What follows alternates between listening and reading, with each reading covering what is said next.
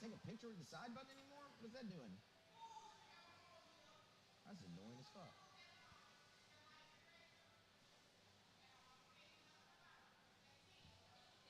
It kept closing my phone out. It's like the first selfie I've taken in years. Kind of felt good.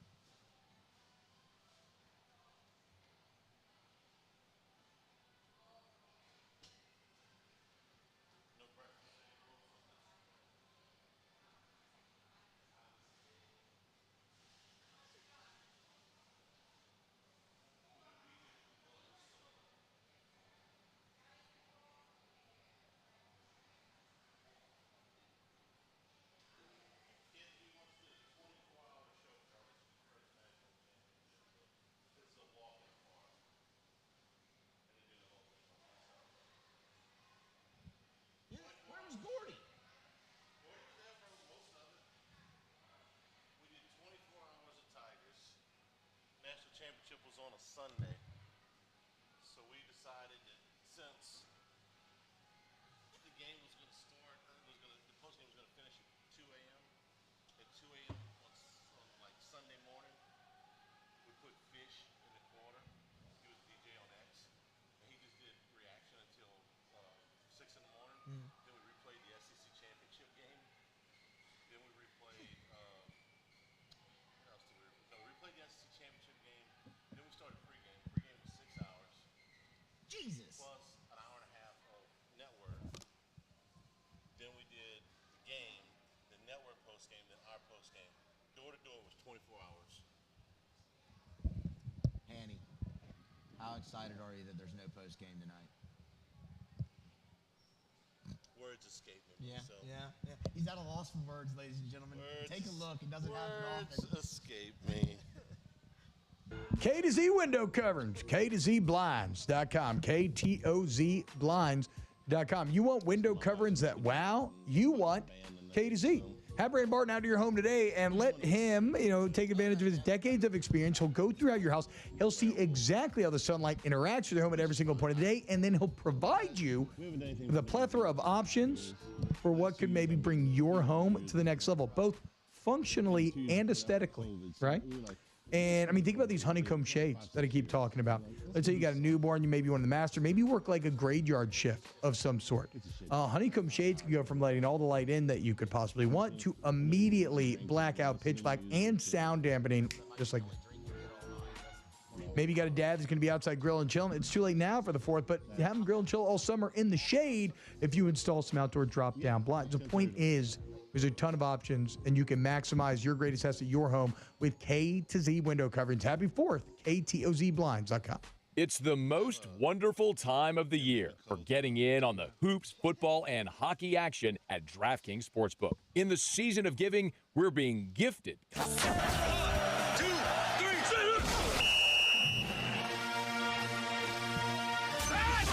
It's time for LSU Fighting Tiger football on Eagle 98.1. Bring the energy! Presented by Low Bears Baton Rouge. Wishing the best of luck to Coach Brian Kelly and the Tigers this season. And LSU football can be heard all season long on the flagship home of the Tigers. Eagle 98.1, the Rock Station. Eagle 98.1 Game Day is on. Presented by Super Chevy. See your Super Chevy dealers of Baton Rouge. This is LSU football. Kick going to be fielded by Anderson right at the goal line, near side. Cuts to the middle of the field. Anderson with room across the 25-30. He's across midfield, far sideline. Couple of blockers leading the way. Anderson, 20, 15, 10, 5. Touchdown, Fighting Tigers. Snap in the hands of Nussmeier, looking to unload. Fires it deep down the field, looking for Hilton. Diving catch in the end zone. He's got it! Touchdown, Fighting Tigers! LSU football on Eagle 98.1, the flagship home of the Tigers. Today, from the 2024 Kinder's Texas Bowl in Houston, it's the LSU Tigers and the Baylor Bears. Now, here's Charles Hannegriff and Matt Musso.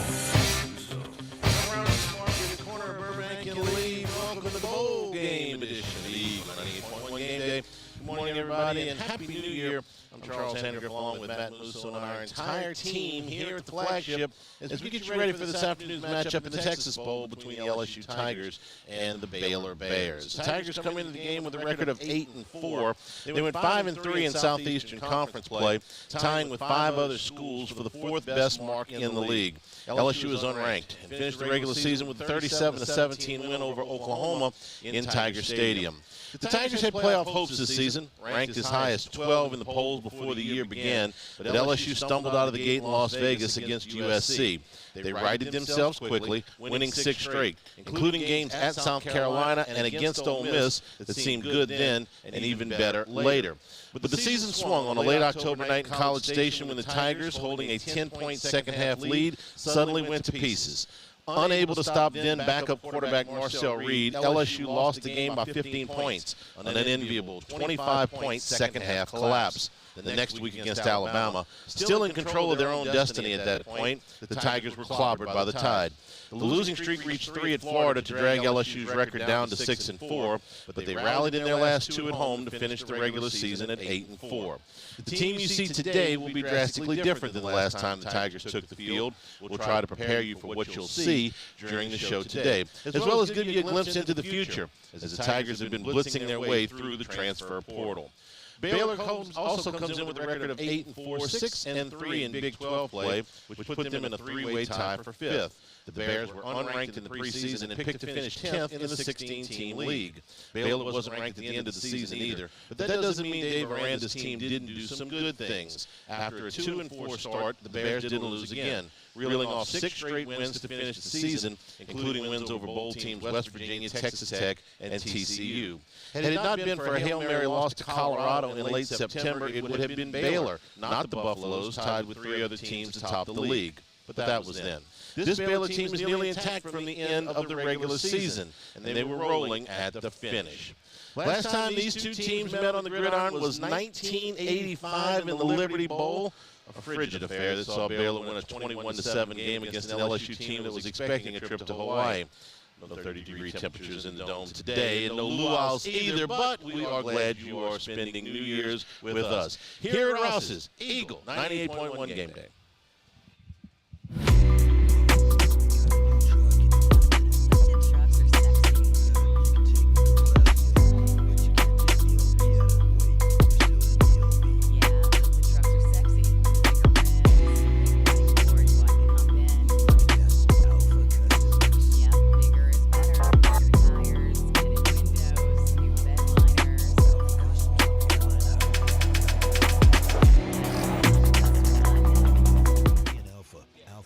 Gulf Coast Office Products is a nationally recognized Savin office equipment dealer based right here in Louisiana. Over 100 employees strong, Gulf Coast has the boots on the ground to support all vertical markets, from education, engineering, legal, and finance. With the latest in office technology, from desktop to production segment units, Gulf Coast and Savin have the perfect fit for you.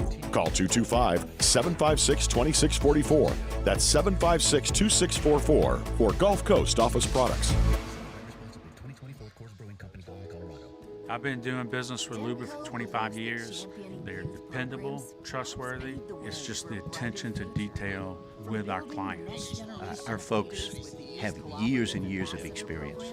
They're highly trained professionals, but many companies have that asset. What I'd like to think makes Luba a bit different is that we use those talents in a way that truly is dedicated to serving the needs of the folks who depend on us.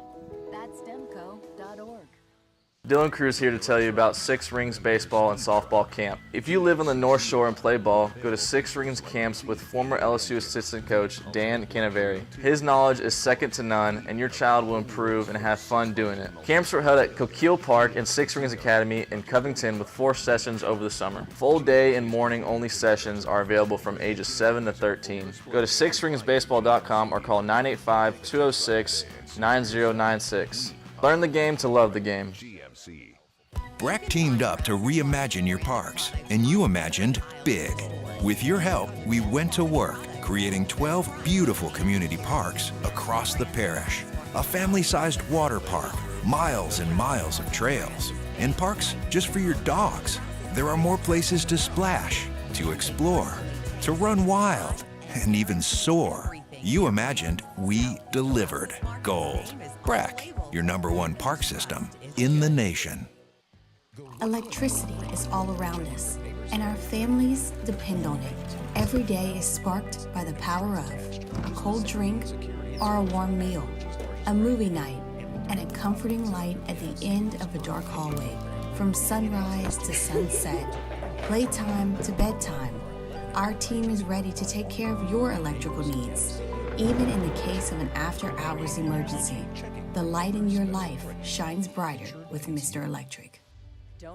Hey, it's Matt Moscona. For years, you've heard me tell you about Insurance Network of Louisiana, helping you find better coverage for less money. But it's not just for your home and auto. They also offer commercial property. So, retail stores, professional offices like doctors, dentists, attorneys, clothing boutiques.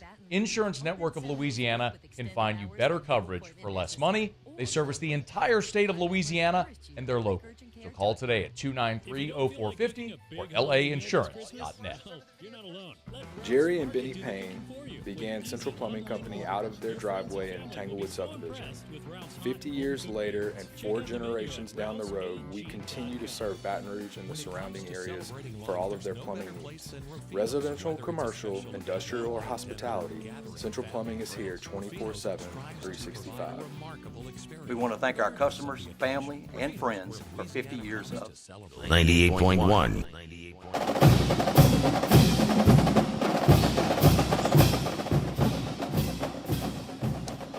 Eagle 98.1 game day from Rouse's here on New Year's Eve morning. Our bearish countdown to kickoff is about 3 days. No, I'm kidding. So just under 6 hours here before LSU and Baylor kick it off in Houston. All right, so Musso, if you have been since the end of the regular season, you're a Joe LSU football fan.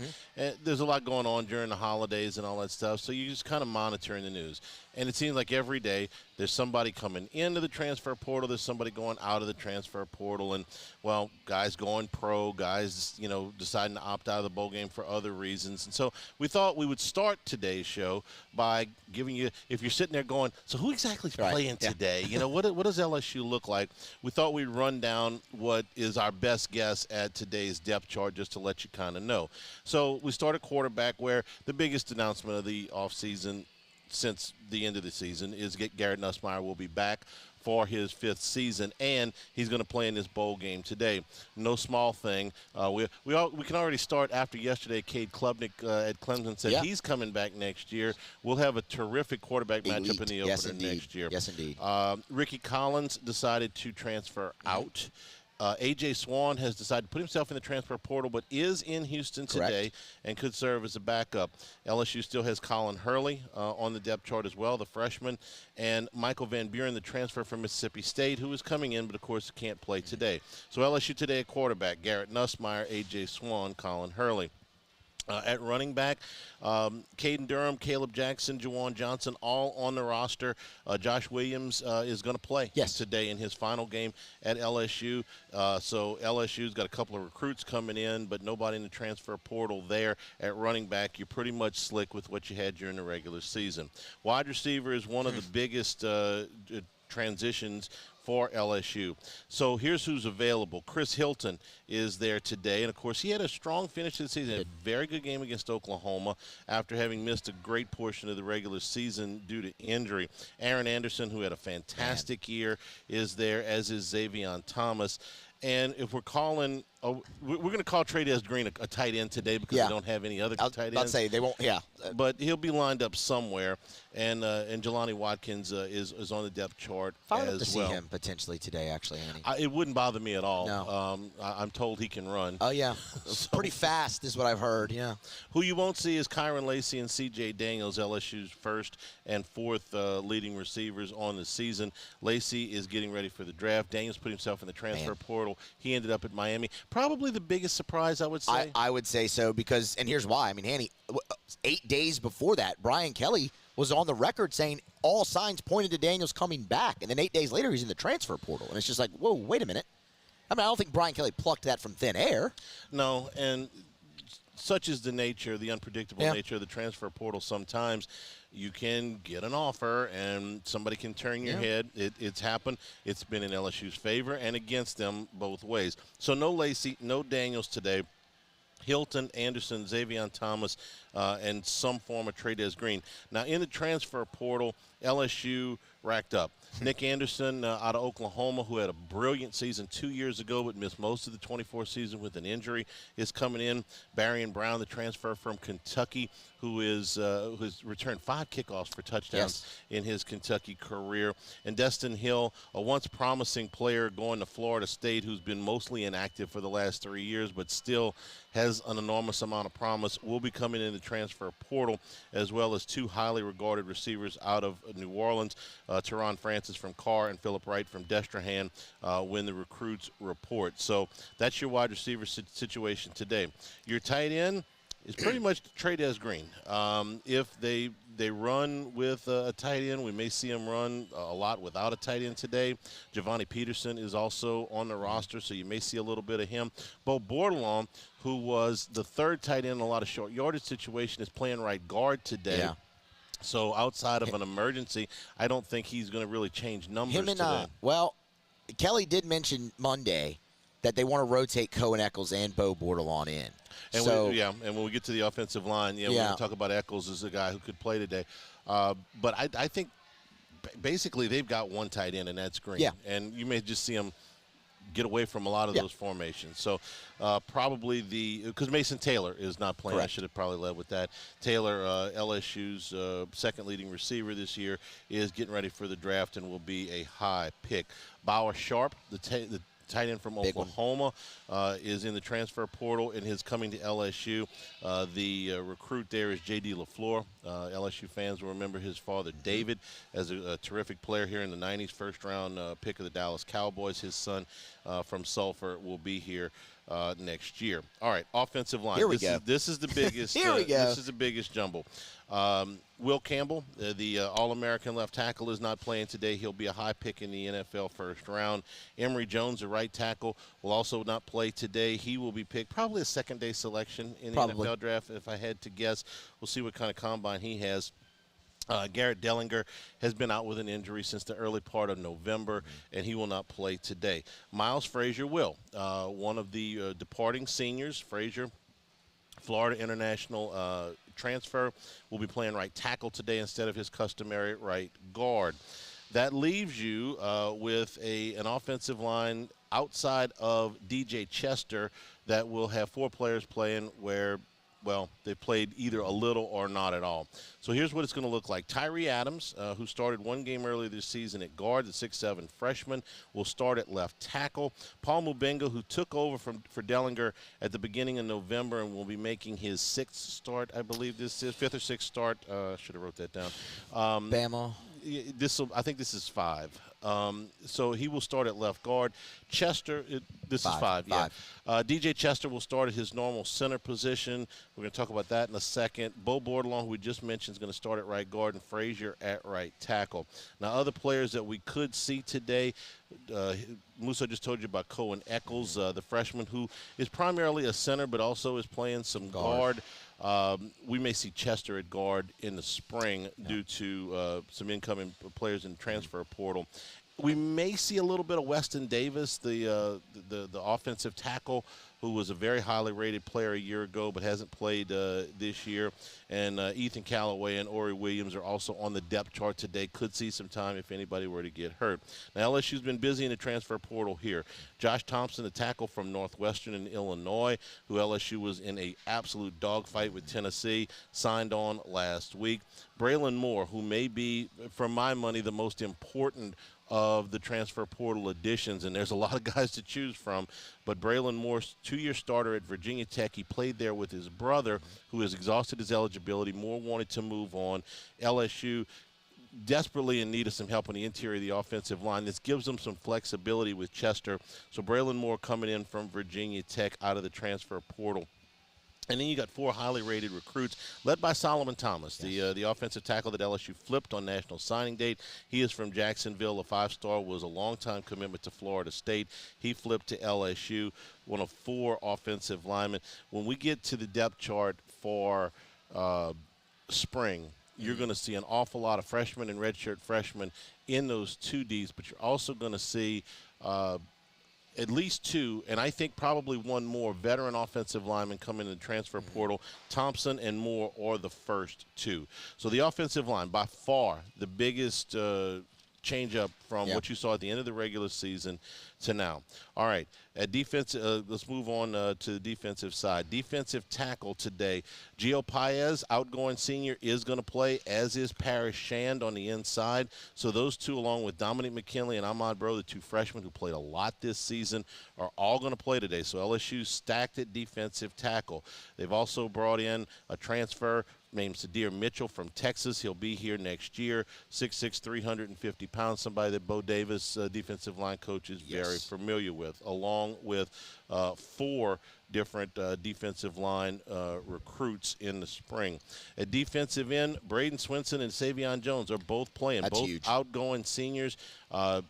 Frankly, a little bit of a surprise I agree. that they are playing. They don't have to. Nobody would have thought any less of them if they had said, hey, you know what, we're out of here. We're going to, prepare, go to Combine. They are playing today. So LSU is in good shape there. Gabe Relaford, who we expect to be with the first unit in the spring, will be there as well. So LSU's pretty much stacked, static at defensive end. Linebackers, Whit Weeks is playing today, and outgoing linebacker Greg Penn, another senior that doesn't have to play today but is, along with Devon Keys, who started the last 3 games of the season, are all there. West Weeks too. West Weeks, yes, very good point. Glad you brought him up. Yeah. West Weeks was protecting a red shirt during the regular season. Wants to play with both of his brothers because his younger brother is coming in the recruiting class. West Weeks is eligible to play in the bowl game. Remember the last time LSU was in the Texas Bowl? Garrett Nussmeier couldn't play. Right. But he had to protect his red shirt. You no longer have to do that. You can play in the bowl game. So West Weeks is available to play today. Shout out John Trey Kirkland, though. John Trey Kirkland. Shout out, man. We will spend anywhere from 12 to 16 or 17 games next year thanking John Trey Kirkland for Garrett Nussmeier being back. All right, at corner, again, another situation where a senior could have opted out. Zy Alexander is playing today along with Ashton Stamps, so LSU has both of their starting corners. P.J. Woodland is also there for the game today.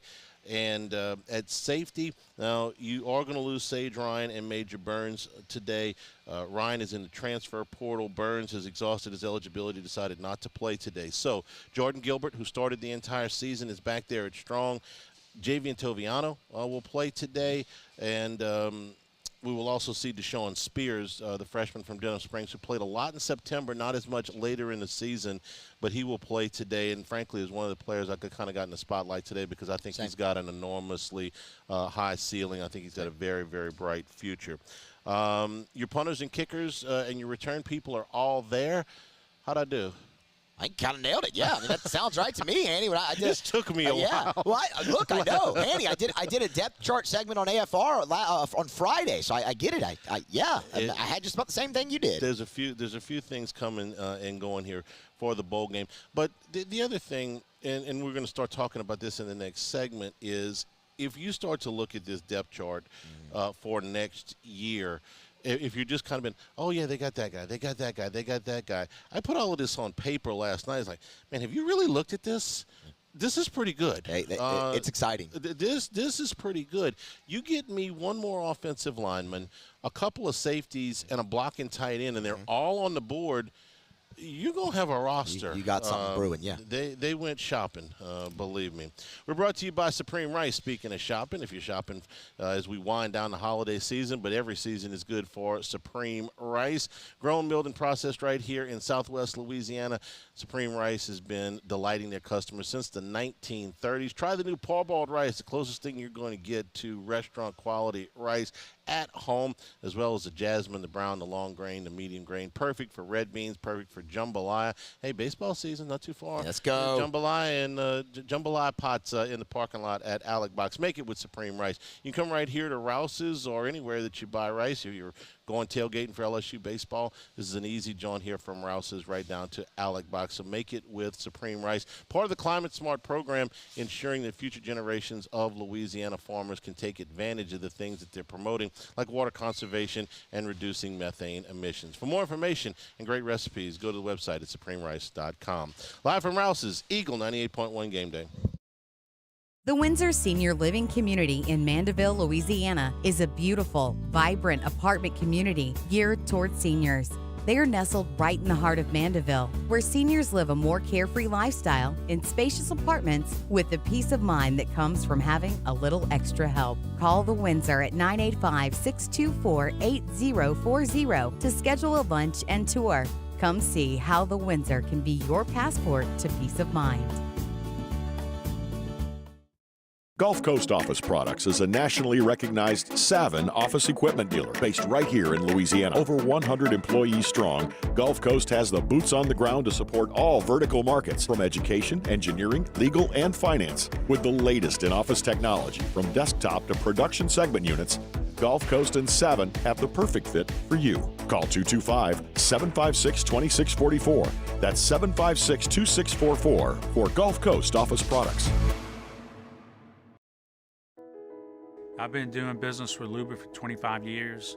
They're dependable, trustworthy. It's just the attention to detail with our clients. Our folks have years and years of experience.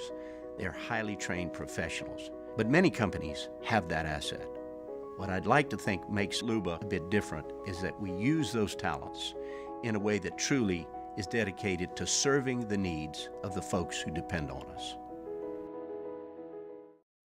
Dylan Cruz here to tell you about Six Rings Baseball and Softball Camp. If you live on the North Shore and play ball, go to Six Rings Camps with former LSU assistant coach Dan Canaveri. His knowledge is second to none, and your child will improve and have fun doing it. Camps were held at Coquille Park and Six Rings Academy in Covington with 4 sessions over the summer. Full day and morning only sessions are available from ages 7 to 13. Go to sixringsbaseball.com or call 985-206-9096. Learn the game to love the game. Breck teamed up to reimagine your parks, and you imagined big. With your help, we went to work, creating 12 beautiful community parks across the parish. A family-sized water park, miles and miles of trails, and parks just for your dogs. There are more places to splash, to explore, to run wild, and even soar. You imagined, we delivered. Gold. Breck, your #1 park system in the nation. Electricity is all around us, and our families depend on it. Every day is sparked by the power of a cold drink or a warm meal, a movie night, and a comforting light at the end of a dark hallway. From sunrise to sunset, playtime to bedtime, our team is ready to take care of your electrical needs. Even in the case of an after-hours emergency, the light in your life shines brighter with Mr. Electric. Hey, it's Matt Moscona. For years, you've heard me tell you about Insurance Network of Louisiana, helping you find better coverage for less money. But it's not just for your home and auto. They also offer commercial property. So, retail stores, professional offices like doctors, dentists, attorneys, clothing boutiques. Insurance Network of Louisiana can find you better coverage for less money. They service the entire state of Louisiana, and they're local. So call today at 293-0450 or lainsurance.net. Jerry and Benny Payne began Central Plumbing Company out of their driveway in Tanglewood Subdivision. 50 years later and 4 generations down the road, we continue to serve Baton Rouge and the surrounding areas for all of their plumbing needs. Residential, commercial, industrial, or hospitality, Central Plumbing is here 24/7, 365. We want to thank our customers, family, and friends for 50 years of 98.1.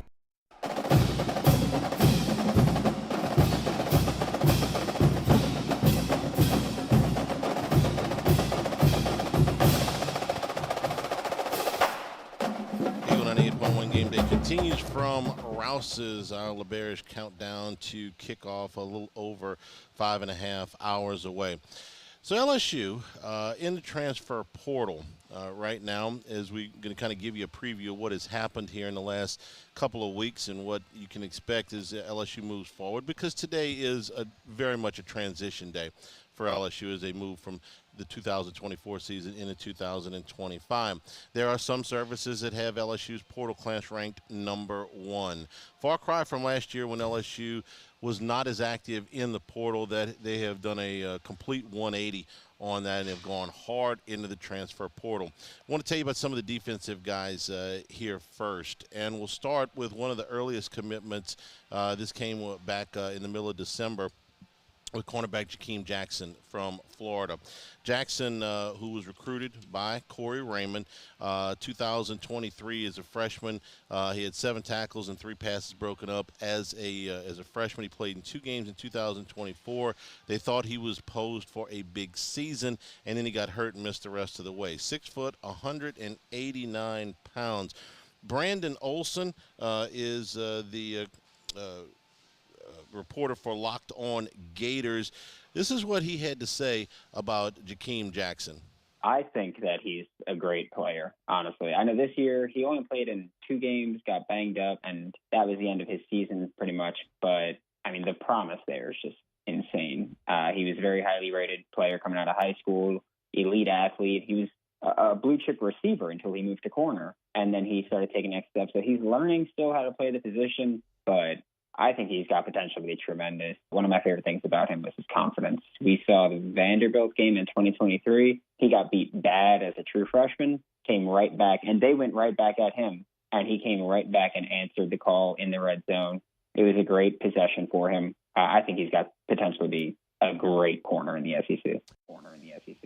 Musso, we've got a limited sample size on actual playing time with him, but we know that Raymond likes him, and I'm just going to tell you right now, they think of him as a starter. Now, it may not work out that way, but they are, and I know we're going to talk about Mansour Delane here in a second, who has a lot more experience, but they think of Jackson as a guy who can come in and start. No, and I like that, Hanny, too, because of what you said. It may not go that way, though, right? I mean, you heard Olsen in that cut say, he's still learning how to play the position a little bit, but it's the relationship with Corey Raymond. If he can come in and start day one, awesome. That's great. If not, I think the relationship with Corey Raymond's obviously enough to spread this out, and you might have a guy for a couple of years that can impact the defense. LSU wasn't done getting players from Florida. Jack Pyburn on edge, 6'3", 265 pounds, who's a junior with 1 year of eligibility remaining, was also a commitment to LSU in December. 60 tackles, 4 tackles for loss, a sack, a forced fumble, and an interception. Olsen also was covering Jack Pyburn. I am a firm believer that every defense needs a psycho. That's him. He's just a menace down there. Great run defender. Absolutely set the edge and really changed the defense. This Florida Gators run defense last year was horrendous. Jack Pyburn, of course, got hurt last season, tore his ACL against Arkansas. But he came back this year and was just a menace on rundown, specifically, not so much the pass rusher, of course, but tremendous run defender. And every defense needs a guy like that. And everybody focused on safety and the offensive line, and for good reason. But LSU, at the end of the regular season, had a real problem at defensive end going into 2025. With Jones and Swinson leaving, having exhausted their eligibility, and Deshaun Womack having left the program, they didn't have a lot of bodies here, so you're getting 3 transfers that have an awful lot of experience. Pyburn is one. We're going to tell you about the other 2 from Nebraska and Florida State here in a second. But he fills a very, very necessary spot on the 2 deeps. Yeah, a psycho run defender who can set the edge. I'm in. Sign me up. They had a little bit of issue setting edges this year as well, did the Tigers. So, yeah, I'm all in on Jack Pyburn. All in. Let's go back to the secondary now. And LSU went to Virginia Tech for a pair of players, one of them on defense, Mansour Delane. The cornerback, 6'1", 187 pounds in 3 seasons, 146 tackles, 6 interceptions, 2 forced fumbles, 16 PBUs, and just an awful lot of a lot of experience here. Andy Bitter covers Virginia Tech. Give us Bitter 1 here on Mansur Delane. Versatile guy, can play safety, can play cornerback, and I think that's sort of his role in 2023 was shifting between the two of those things because they had some injuries at safety, more so at quarterback this past season. I think he had 4 interceptions in the year. Some games that were not his greatest. I think you look at the Vanderbilt opener, they picked on him quite a bit. Did not have his best effort, but he bounced back the next week, played very well, and I think he had a really solid season. So I think it's a high potential guy that has shown flashes throughout his career, but still could put it together in an entire season. Bitter continued talking about whether Delane is more of a cornerback or a safety. I would view him as a cornerback. I think he has the skills to play both, but if you have the coverage skills that he has, I think you want to take advantage of that most by playing him at cornerback. Imagine having a safety that could cover. But anyway, here's where I'm going to open in the spring here. Mm-hmm. You're talking about Ashton Stamps, DJ Pickett, and probably Jakeem Jackson. Mm-hmm. This is just what I'm starting with, okay?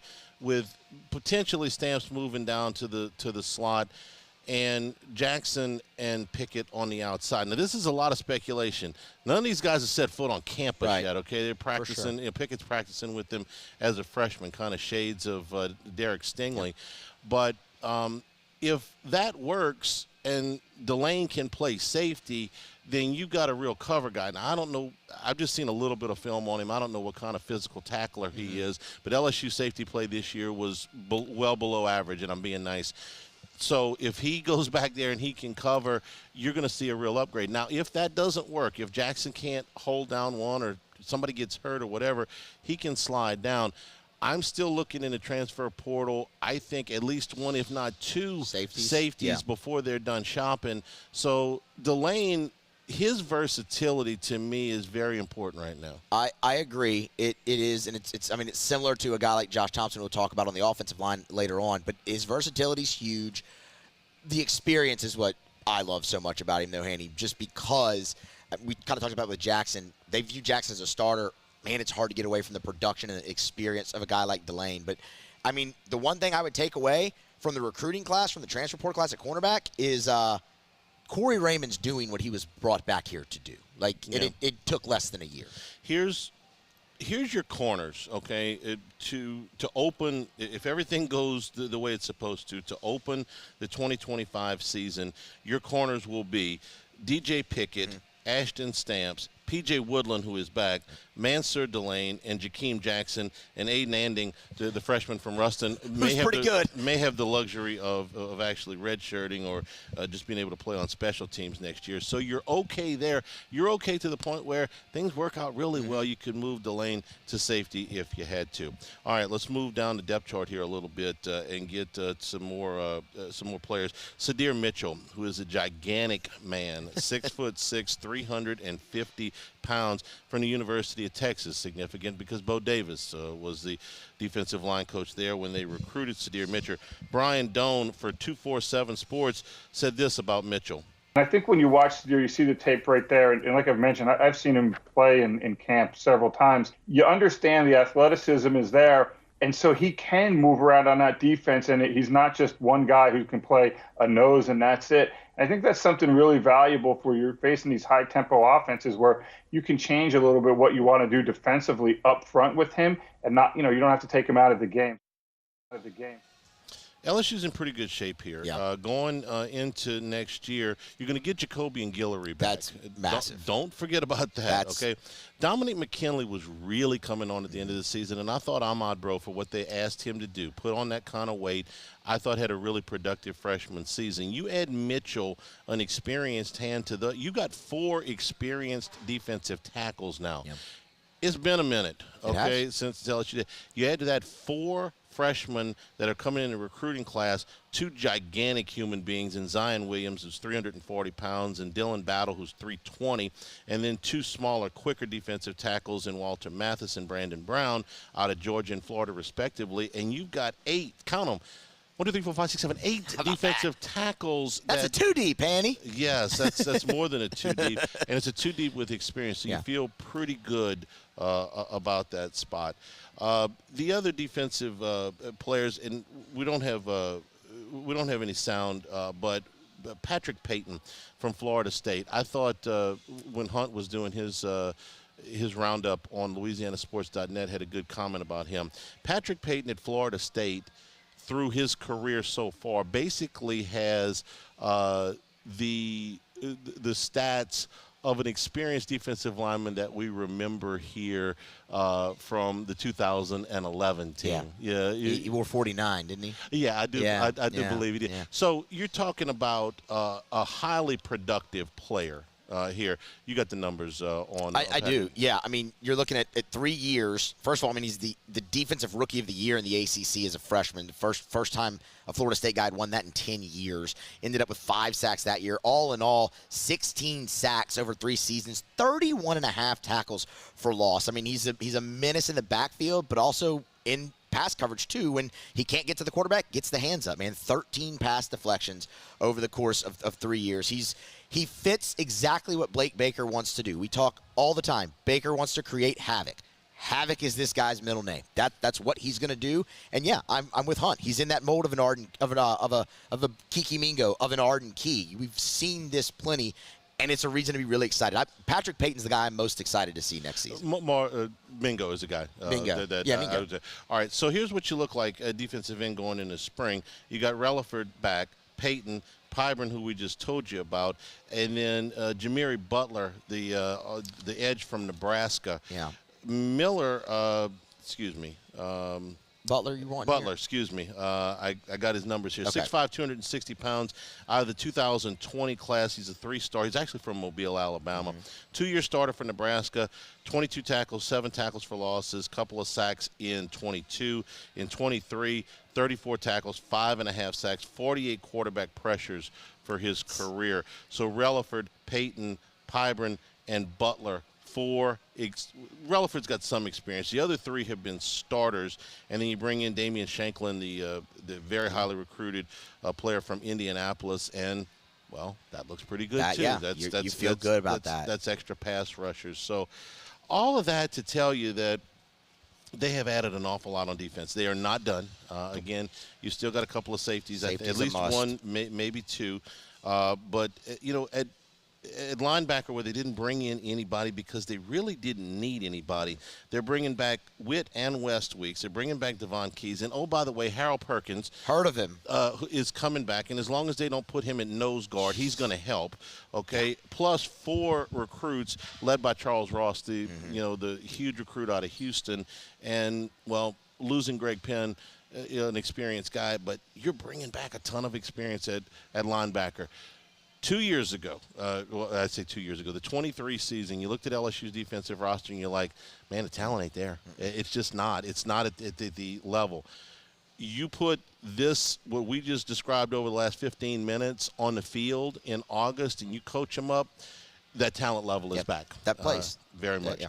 All right, flip sides of the ball. We'll tell you what the portal looks like for offense when we come back here. We are at Rouse's Alaberge. Countdown to kickoff, about 5 hours and 20 minutes. This is Eagle 98.1 Game Day. I've been doing business with Luba for 25 years. They're dependable, trustworthy. It's just the attention to detail with our clients. Our folks have years and years of experience. They're highly trained professionals. But many companies have that asset. What I'd like to think makes Luba a bit different is that we use those talents in a way that truly is dedicated to serving the needs of the folks who depend on us.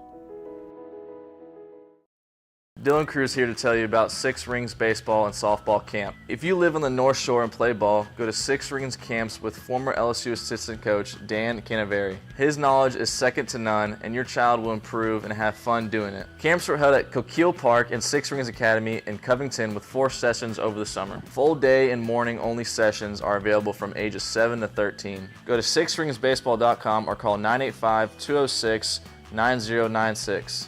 Learn the game to love the game. Breck teamed up to reimagine your parks, and you imagined big.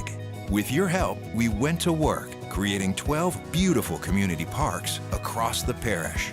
A family-sized water park, miles and miles of trails, and parks just for your dogs. There are more places to splash, to explore, to run wild, and even soar. You imagined, we delivered. Gold. Breck, your #1 park system in the nation. Electricity is all around us, and our families depend on it.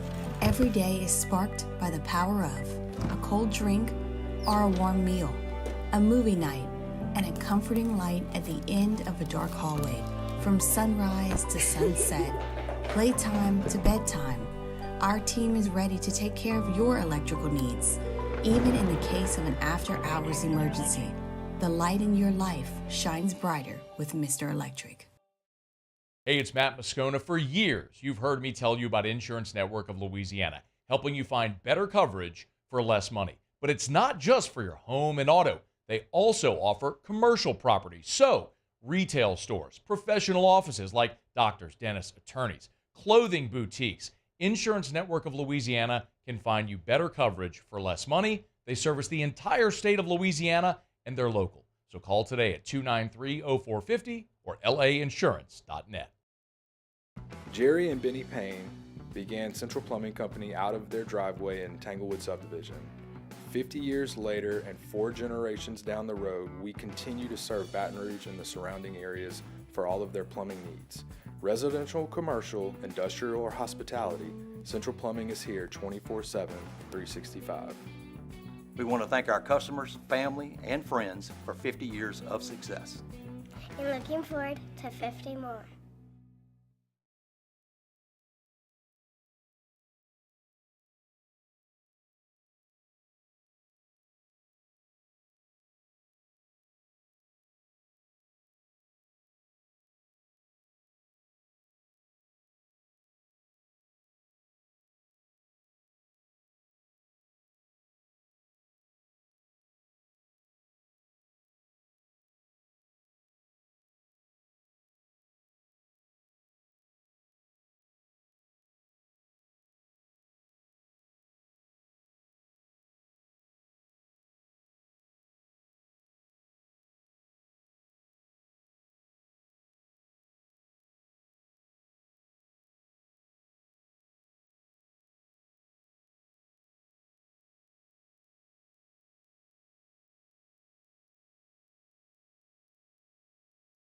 Eagle 98.1.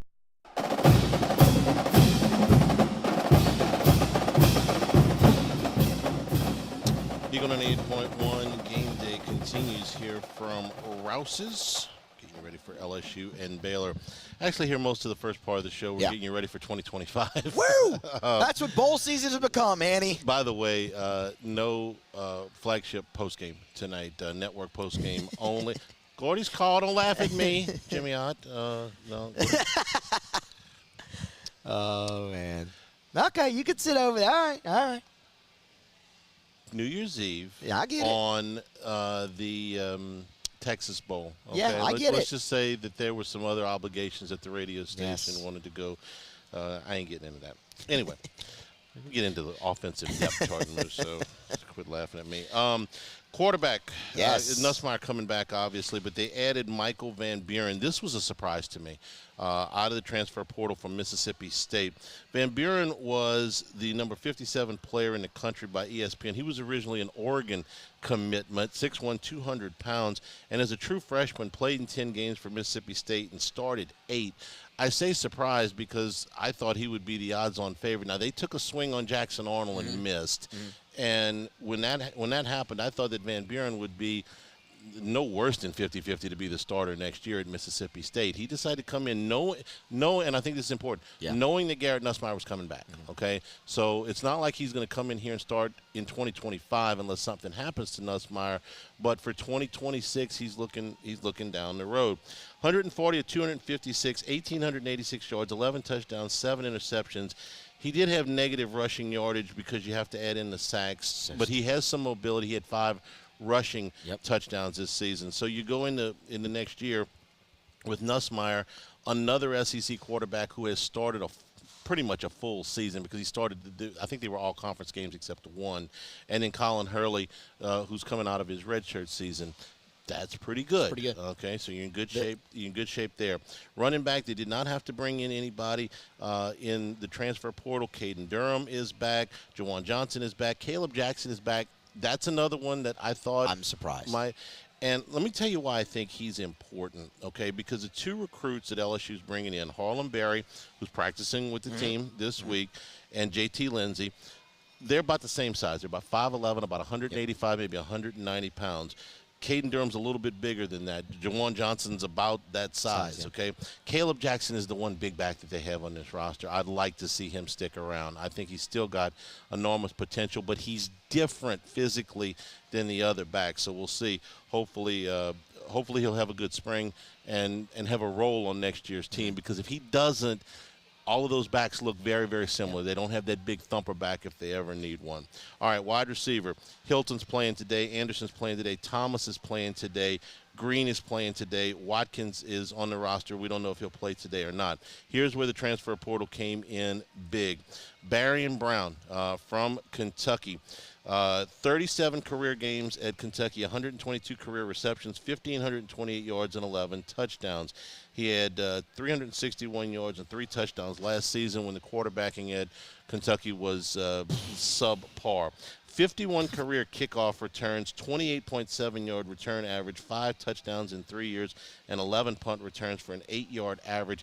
In 2 years, LSU has gone from not being able to return a punt 1 foot to having Xavier Thomas, Aaron Anderson, and now Barian Brown to return kicks. That's a very, very big deal. The name, though, that's getting the most attention is Nick Anderson from Oklahoma. Anderson, 2 seasons ago, was 6'4", 219 pounds, so he looks the part. 38 catches, 798 yards, 10 touchdowns.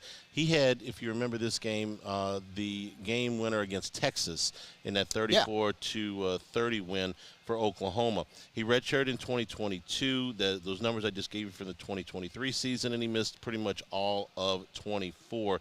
Somehow he's got 3 seasons of eligibility remaining, but that's good. Chris Hummer for 247 Sports covers Oklahoma, and he talked about Nick Anderson.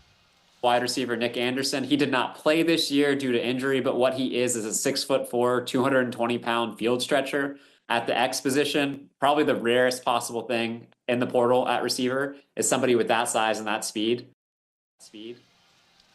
What else do you want? I mean, come on, right? That's the rarest guy. So, with what they've got today, Anderson, Brown, Destin Hill. I honestly don't know if they're going to what his future holds. He's essentially been out of high school for 4 years. He had some off-the-field stuff that kept him away from Florida State for 2 seasons.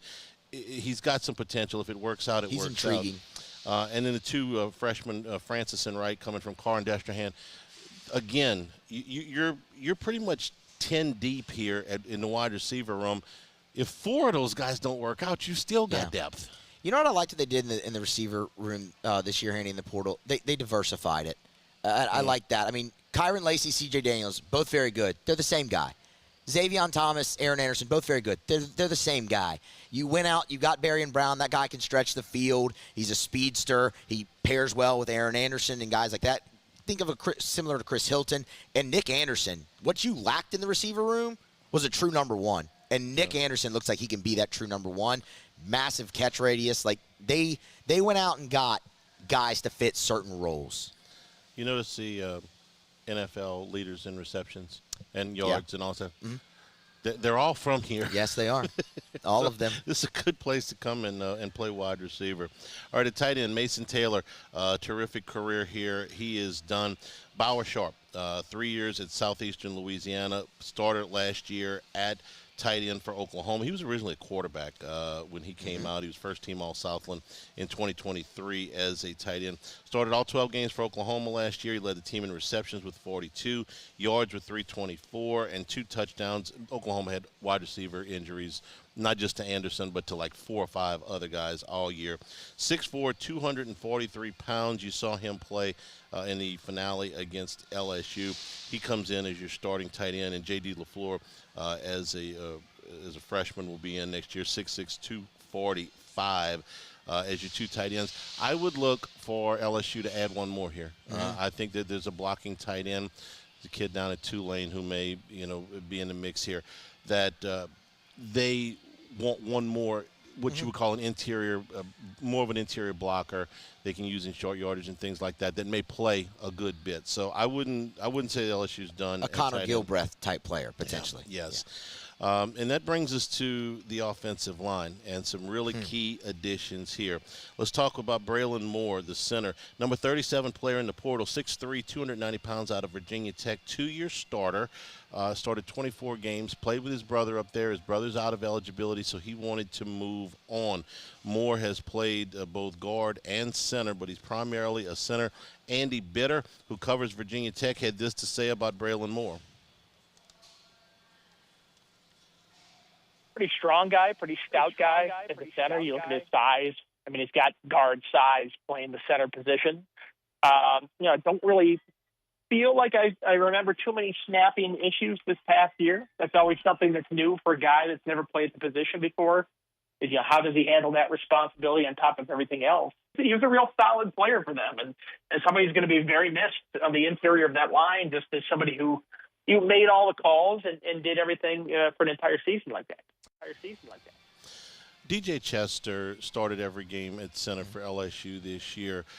He had his ups and downs. I thought he got a little bit better in the last month of the season, but what he most struggled with, we kind of spotlight this on the Handycast when Richard Dixon and I, when you get the all-22 and you can see from the end zone, mostly what he struggled with was getting to the second level after snapping the ball. I think that's something that Moore is probably a little bit better at from what we're being told. And then the other part of it is that Chester can take that experience, and if he's not forced to snap the ball, may end up being a better guard.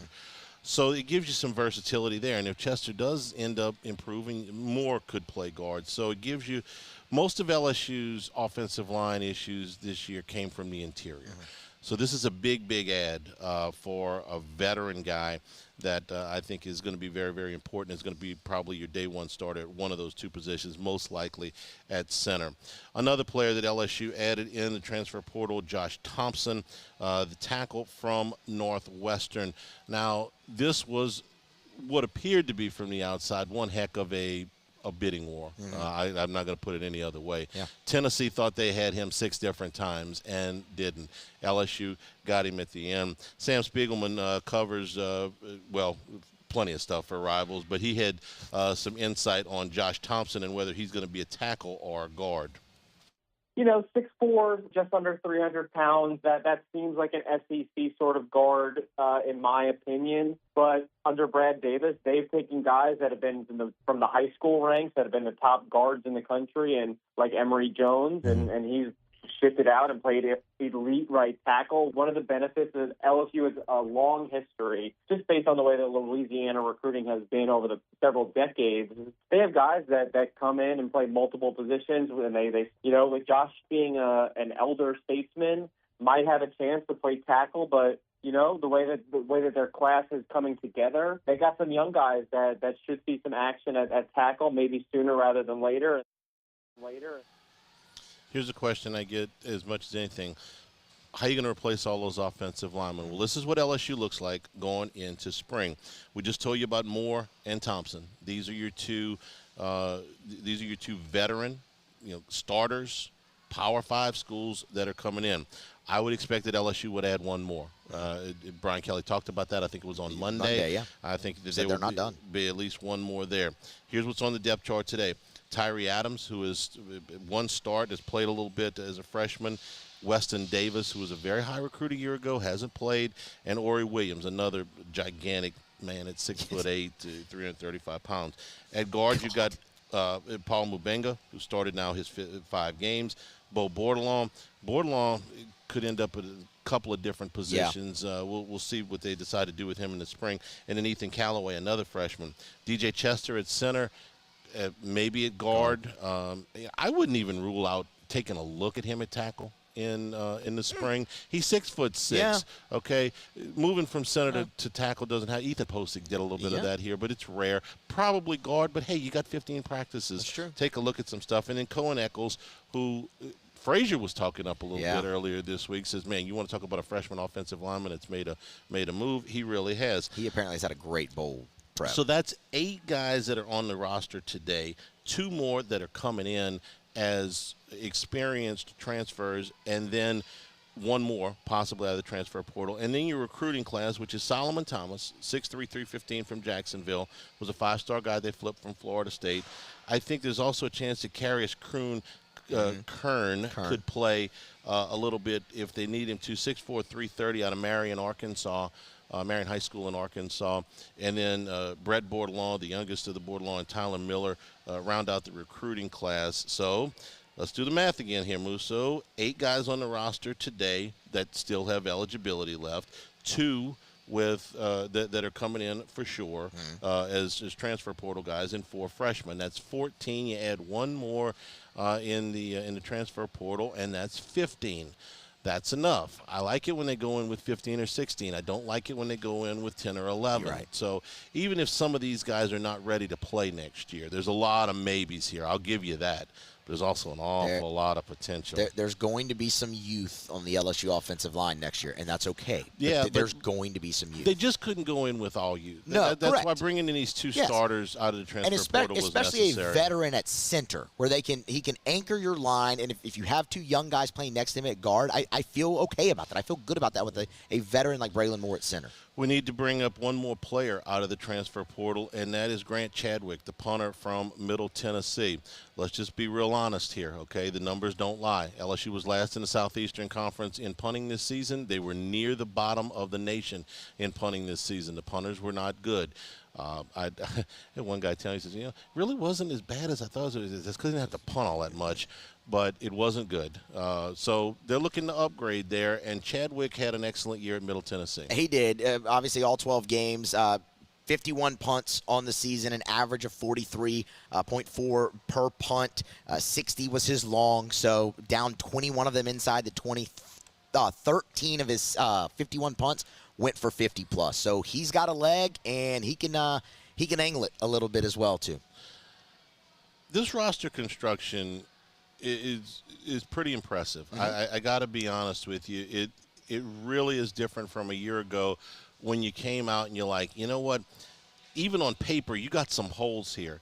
On paper, there's not a lot of holes to look at on this roster. Now, you can, and I'm anticipating 3 or 4 more signees out of the transfer portal.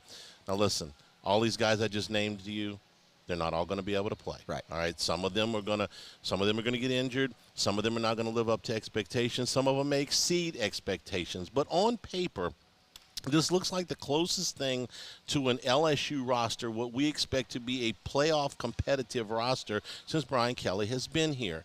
And the Nussmeier thing, I think, was huge. If they would be going into next season, even if Underwood had come here with uncertainty at quarterback, that would cast an awful lot of doubts on how all this fits together. But if Nussmeier makes that jump, and I'll be honest with you, I'm expecting a lot out of him. I am too. I thought, he learned from that spot in the middle where the A&M and Alabama games where things just went to pieces. I thought he rebounded from that well. It would have been very easy for him to play out the string. They were playing for nothing at the end of November. He could have just said, you know what, the heck with this. I'm going to go. I'm going to get drafted. I'll make my money, and I'm out of here. He didn't do that. They played hard the rest of the season. He's playing in the bowl game. He's bought in, and he's ready to lead this group. I think that's something. And I'm looking forward to. I hate spring football. I'll be honest with you. It's ordinarily extremely boring. I think there's enough storylines here that I'm going to be more interested than usual. Well, no, for sure. Let me put it this way. Spring football is very important for the players and coaches. For the fans, it's more like, appetizers it's under a tease. the and too many times you hear you saw this in spring and it doesn't materialize in the fall, so you don't want to get too overboard, but it's invaluable the number of players that they have that out of the transfer portal and out of the recruiting class that are going to be there in spring. Really, really important. So that's a look forward before we really sink our teeth into to Baylor here. We took the first hour today. It's an expanded pregame show. We want to take a look ahead. Ordinarily, we do this in the postgame, but no postgame today. So this is a look at the 2025 Tigers first glance going into spring, this is what they look like. And again, until I've been watching all this, listening to all this, finally sat down and put it all on paper a couple days ago. I was like, wow, this looks pretty good. Yeah. So, I mean, they have to go out. They have to come together. Everybody has to mesh. They have to be coached. They have to be coached. They have to go win games. But on paper, it looks like a playoff roster. On paper, it does. The reason I say they have to be coached, like, well, duh, Hannah Griffin, no kidding. But the last 2 years, three, it's been, well, they didn't have this, and they didn't have this, and this wasn't quite good enough. This was you got enough ingredients to make the gumbo now. You have the coaching staff where you want it, and you're getting the roster where you want it. Like, it's time to go in now. So there'll be expectations. Heavy expectations. We'll take a break. We're going to Houston when we return here at Rouse's. Our LeBear's countdown to kickoff stands at 5 hours. Eagle, 98.1 Game Day.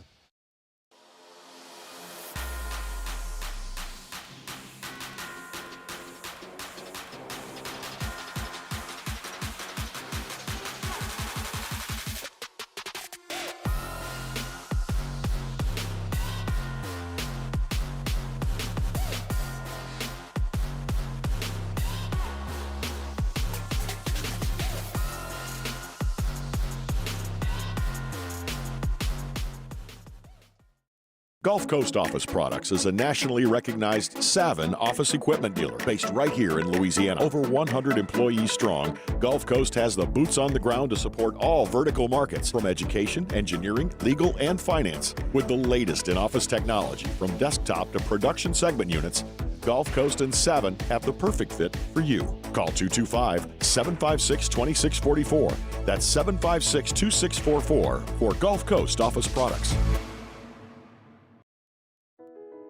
I've been doing business with Luba for 25 years. They're dependable, trustworthy. It's just the attention to detail with our clients. Our folks have years and years of experience. They're highly trained professionals. But many companies have that asset. What I'd like to think makes Luba a bit different is that we use those talents in a way that truly is dedicated to serving the needs of the folks who depend on us. Dylan Cruz here to tell you about Six Rings Baseball and Softball Camp. If you live on the North Shore and play ball, go to Six Rings Camps with former LSU assistant coach Dan Canaveri. His knowledge is second to none, and your child will improve and have fun doing it. Camps were held at Coquille Park and Six Rings Academy in Covington with 4 sessions over the summer. Full day and morning only sessions are available from ages 7 to 13. Go to sixringsbaseball.com or call 985-206-9096. Learn the game to love the game. Breck teamed up to reimagine your parks, and you imagined big. With your help, we went to work, creating 12 beautiful community parks across the parish. A family-sized water park, miles and miles of trails, and parks just for your dogs. There are more places to splash, to explore, to run wild, and even soar. You imagined, we delivered. Gold. Breck, your #1 park system in the nation. Electricity is all around us, and our families depend on it. Every day is sparked by the power of a cold drink or a warm meal, a movie night, and a comforting light at the end of a dark hallway. From sunrise to sunset, playtime to bedtime, our team is ready to take care of your electrical needs. Even in the case of an after-hours emergency, the light in your life shines brighter with Mr. Electric. Hey, it's Matt Moscona. For years, you've heard me tell you about Insurance Network of Louisiana, helping you find better coverage for less money. But it's not just for your home and auto. They also offer commercial property. So, retail stores, professional offices like doctors, dentists, attorneys, clothing boutiques. Insurance Network of Louisiana can find you better coverage for less money. They service the entire state of Louisiana, and they're local. So call today at 293-0450 or lainsurance.net. Jerry and Benny Payne began Central Plumbing Company out of their driveway in Tanglewood Subdivision. 50 years later and 4 generations down the road, we continue to serve Baton Rouge and the surrounding areas for all of their plumbing needs. Residential, commercial, industrial, or hospitality, Central Plumbing is here 24/7, 365. We want to thank our customers, family, and friends for 50 years of success. 98.1. Eagle 98.1 Game Day Skull Session Offense. Presented by Gulf Coast Bank. Gulf Coast Bank, the bank that cares about you. Now from the LSU Sports Radio Network, here's Gordy Rush. All your New Year's celebratory stuff, all your wine, your beer, your spirits here at Rouse's. Just make a left, right, when you come into the grocery store here at Burbank and Lee. Gordy, good morning. How are you? Hey, I'm doing great. How about you guys? Good. Doing well. So let's talk about what the Texas Bowl is here. Just give me a scene setter here, because it's been a little bit quiet. I guess, the playoffs kind of overshadow the other bowls, but there's always a good story or two to come out of bowl preps. What's the scene like? Well, I think a couple things of interest. They moved.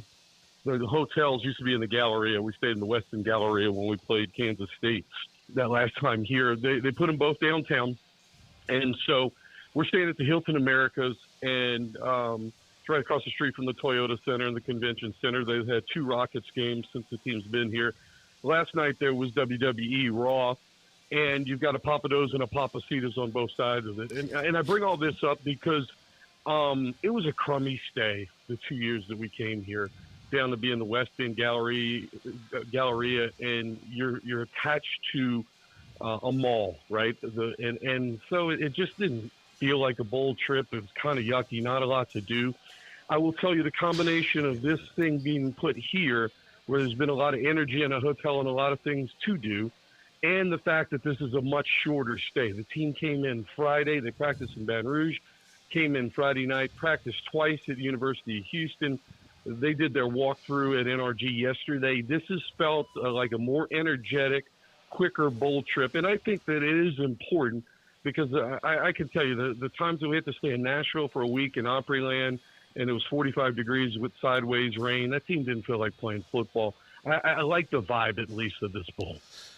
Better than the last time LSU played Baylor in a bowl game, Gordy. The stories of that one are legendary from Memphis, and if you're not familiar with that, LSU had been promised or was expecting to go to the Hawaii Bowl when the athletic director at the time, Bob Broadhead, decided that was a little bit too expensive and that they would instead go to the Liberty Bowl in Memphis and play Baylor in what turned out to be 30-something degree temperatures. And let's just say that LSU was less than enthusiastic to be there, Gordy. I think there's some stories about LSU having Christmas breakfast at 7-Eleven because it was the only thing that was open.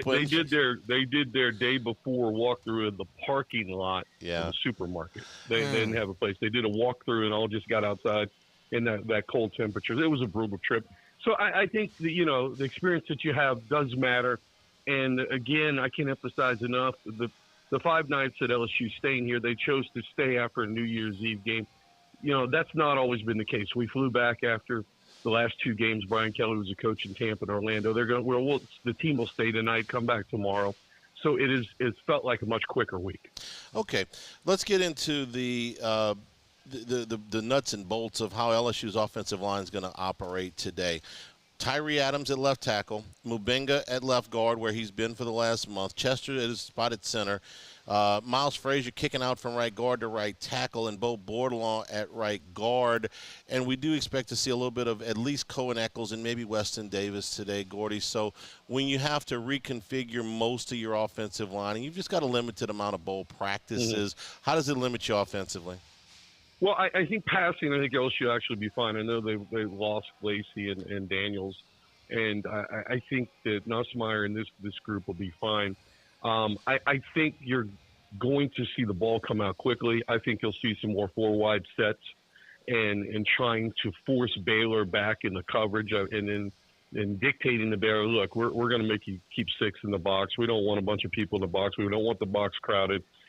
We want to spread things out and get the ball out of Nussmeier's hands quickly, to Anderson, to Thomas in space. You've got Hilton to take a couple of big shots with that. So, I expect LSU to probably open things up a little bit more, spread things out a little bit more. My concern's the running game. Baylor's not a great run defense. They were 10th in the Big 12 defensively. You've got to be able to run the football at some point to keep your defense rested. Durham is healthy, right? The first time he's been healthy since midseason, and he had the toe issues and had to wear those special cleats for that season. You got Josh Williams, who's running well. You got to be able to run the ball, and that's the big question for me. How's LSU going to be able to run the football? And that's been the question mark all year. And with the four wides and getting people out of the box, I get that. There's another reason, Gordy. They don't really have a tight end today. Trey Green's going to play there, I guess, but they had moved him out to wide receivers. So if you've got to get in and put an inline tight end, your options are pretty limited today.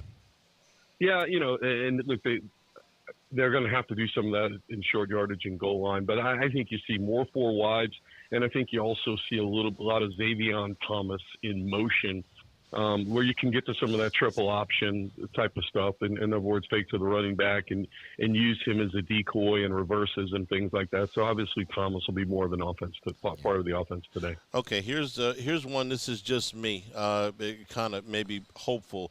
In the bowl game, you always see, one guy's like, wait, where's that guy been? He's not playing. Any chance we see Jelani Watkins today? Please. Yeah, I mean, you're going to have to see some sort of rotation, And again, it's not affecting eligibility things. So, who are the young receivers who are going to be able to step up today? And who are you going to be able to involve in this offense? So I'm interested to see who's able to play today. Chris Hilton, I thought, really came on a little bit. Maybe it was just the last game against Oklahoma, but the season looked like it was going to be lost for him at the beginning of November, and he came in and played and actually made some strong contributions in the month of November. Where do you see him right now, his development? Well, I think today he's got to start. He's got to start at that X position. He's got to start out there wide. Dave Aranda had his coaches show up here and made a couple of interesting comments. Number one, this is as it advanced the quarterback that they've seen in Nussmeier, in which he's able to identify the whole field. He's able to, move the protection if he sees blitz. He's able to check routes if he sees zone defense. So he knows what he's looking like. And I thought that was really telling because knowing enough of Dave, that he's going to adjust to that. I mean, he's going to now have to think about how you want to handle Nussmeier. And then the second part of that is he said, we haven't played a team that had big play strike capabilities like LSU does. Now, some of that's coaches speak, because certainly when you look at LSU, I thought one of the problems, besides running the football, is they didn't have anybody that could take the top off the defense. But I think Hilton is huge if he's able to get 3 touches, stretch the football field, and give Dave something to think about, because this is a Baylor secondary that has struggled, and this is the Baylor secondary that's given up a whole lot of passing yards. I want to say they're 11th in the Big 12 in passing yards. And so Aranda is going to limit, I think, the opportunities to play man. This isn't the 2019 team where he had the great corners, where he could match up and do what he wanted to do. He's going to have to respect that speed. And I think that's where Hilton comes into play. Hilton's got to be able to stretch it 2 or 3 times just to keep this Baylor defense on. What a difference 60 days can make. If you'd asked at the beginning of November what's Chris Hilton's role, it would have been like, well, he's not really healthy and he's probably going to transfer. And now 60 days later, it's like, look, going into spring, he's going to be one of the guys that they count on. Going to the bowl game, he's option 1 or 2 here today. And, well, he posted a bunch of pictures in a new relationship. Not a new relationship. Well, him and Flaugier, none of my business. He and Flaugier. Congratulations. It's a new celebrity couple here at LSU. So we're becoming known for those. Good for him. Gordy, what's some of the things that Dave Aranda very well? What's some of the things that he might do from a blitz standpoint to confuse this offensive line that's in some new positions? Yeah, unorthodox fronts, and when you've got Chester, who still is learning on the go here at center, that's making the calls, and you're going to start a new nucleus there, especially in the middle of the field. Everybody's attacked the guard center gaps. I think you're going to get a lot of unconventional fronts. You can get pressure on LSU. How does he get pressure on LSU without bringing 6? And I think that's by a lot of creative zone blitzes, and that's what he's known for. I think trying to confuse his fronts with a bunch of different looking stuff. Well, flip sides of the ball, talk about the LSU defense, which is more intact than the offense when we come back here in our Texas Bowl preview from Rouse's Eagle 98.1 Game Day.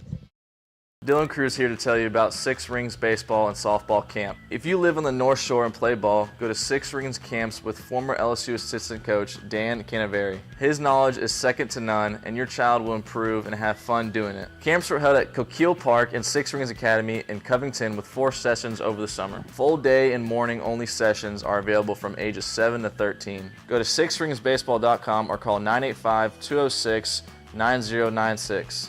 Learn the game to love the game. Gulf Coast Office Products is a nationally recognized Savin office equipment dealer based right here in Louisiana. Over 100 employees strong, Gulf Coast has the boots on the ground to support all vertical markets from education, engineering, legal, and finance. With the latest in office technology from desktop to production segment units, Gulf Coast and Savin have the perfect fit for you. Call 225-756-2644. That's 756-2644 for Gulf Coast Office Products. I've been doing business with Luba for 25 years. They're dependable, trustworthy. It's just the attention to detail with our clients. Our folks have years and years of experience. They're highly trained professionals, but many companies have that asset. What I'd like to think makes Luba a bit different is that we use those talents in a way that truly is dedicated to serving the needs of the folks who depend on us.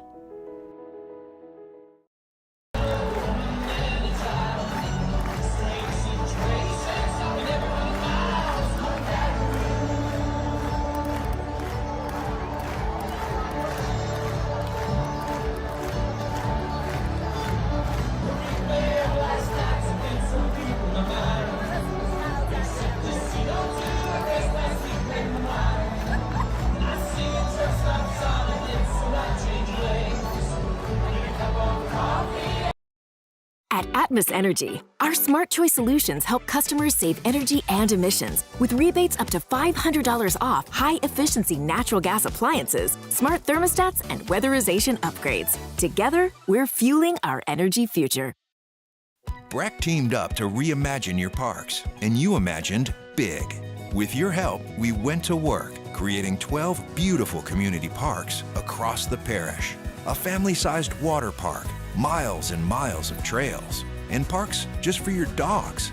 There are more places to splash, to explore, to run wild, and even soar. You imagined, we delivered. Gold. Breck, your #1 park system in the nation. Gulf Coast Bank and Trust is giving our customers the power to bank anywhere, anytime during this challenging event. And we're right there with you. Our mobile banking app is a smart way to manage your money. 98.1. Eagle 98.1 Game Day. Skull Session. Defense. Presented by Edward Jones. Edward Jones, making sense of investing. Now from the LSU Sports Radio Network, here's Gordy Rush. And we return here, our LaBerge countdown to kickoff, about 4 hours and 40 minutes. Gordy, defensively, LSU is almost completely intact. The front is pretty much the same thing that we saw against Oklahoma. The linebackers are there. The corners are there. At safety would be the one position where they will not have Sage Ryan today. They will not have Major Burns today. But the LSU defense should largely be able to run what they've run without a whole lot of interruptions here. No, they should. And, you know, what's going to be interesting is what they do back there at safety. Gilbert is obviously playing the strong safety. Is going to be Spears, and I'm expecting that. Or do we see some of Toviano if Baylor, who traditionally runs an 11 set, if they go to 4 wides, do you bring in a safety that can give you the opportunity to play a little bit more man? So I think it's significant that Kelly mentioned that Toviano would move to safety for bowl preparation. I'm interested to see what role he plays. Baylor offensively, that's been the highlight, I think, for them. Jake Spavital came in as the offensive coordinator. We've heard that name for a number of years. He was with Kevin Sumlin and Kingsbury over at Texas A&M back in those days. He runs an up-tempo, 11 personnel, really quick offense, and they've had a lot of success running the football. Washington, a freshman, had 1,000 yards. Pendergrass is a big thumping back. He ran for 600. I think one of 3 teams that had a rusher that went over 1,600, and so they've been balanced on offense. So I'm going to be interested to see the way that Baker sets up. It's going to be a lot like Ole Miss, and what sort of package is he going to put on the field? Because once that possession starts, he's not going to be able to sub much with them going tempo. Have to ask about Sawyer Robertson, the quarterback. Now, he's not Marcel Reed as far as running the football, but he's not a statue either. He's run for over 225 yards, but that's with the sacks taken into consideration. So he's got 4 rushing touchdowns. When you watch Robertson on film, what stands out? No, he's a gamer. I mean, he's gritty. He's made a lot of throws, and he got hot in the back half of the season. One note about Robertson, he had a boot on that he wore from the TCU game, which I think was the second game of their 6-game winning streak. Through the rest of the season, they feel like he's finally 100% and more of a threat to run. So he may have run for more yards had it not been for the foot problem that he had. Look, I think he's a very capable quarterback. They have some nice receivers. Nobody that finished in the top 20 in the Big 12 in receptions. Nothing size-wise that scares you. I mean, they're steady, good receivers. Look, I think what jumps out at me, Charlie, at this game is you look at that 6-game streak, right? And who did they really beat? And that's what I'm trying to figure out, the level of competition here. Kansas was not good. Oklahoma State did not win a game in the Big 12. Houston was a 4-win team this year. West Virginia, they beat in Morgantown. They fired their coach after going 500 on the season. And then they beat 2 teams, I think, that had 7 and 8 wins in Texas Tech and TCU in shootouts. There's no question, I think LSU's a more talented team here. I actually like this matchup a little bit better for LSU defensively because LSU's returning people. And I don't know that Baylor has seen this type of defense. And Dave Aranda said they haven't seen anybody that's going to attack as much as LSU is going to do today. When I look at Baylor's season and that 6-game win streak, honestly, I think the most impressive win might have been against Kansas. Kansas had won 4 out of 5 coming in. That the first half of the season, Kansas lost 5 games in which they led in the fourth quarter. So their record was terrible, but they weren't that bad of a team, and they were playing really well, and Baylor thumped them in the last game of the season. You're right, the games against Texas Tech was a bowl team, TCU was a bowl team, West Virginia was a bowl team, but none of those teams were great.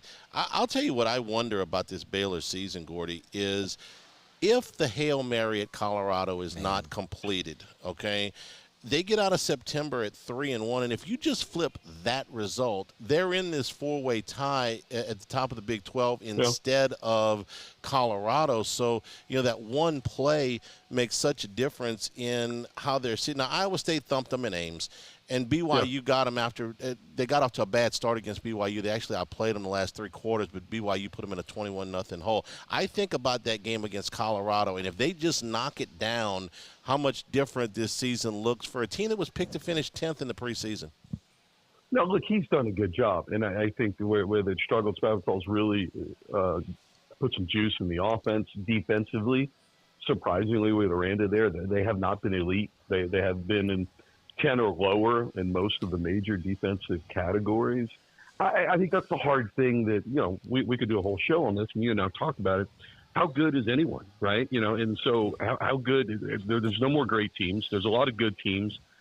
To me, my impression, nobody jumps off the page at me in the Big 12 at all, even the elite teams when you look at that.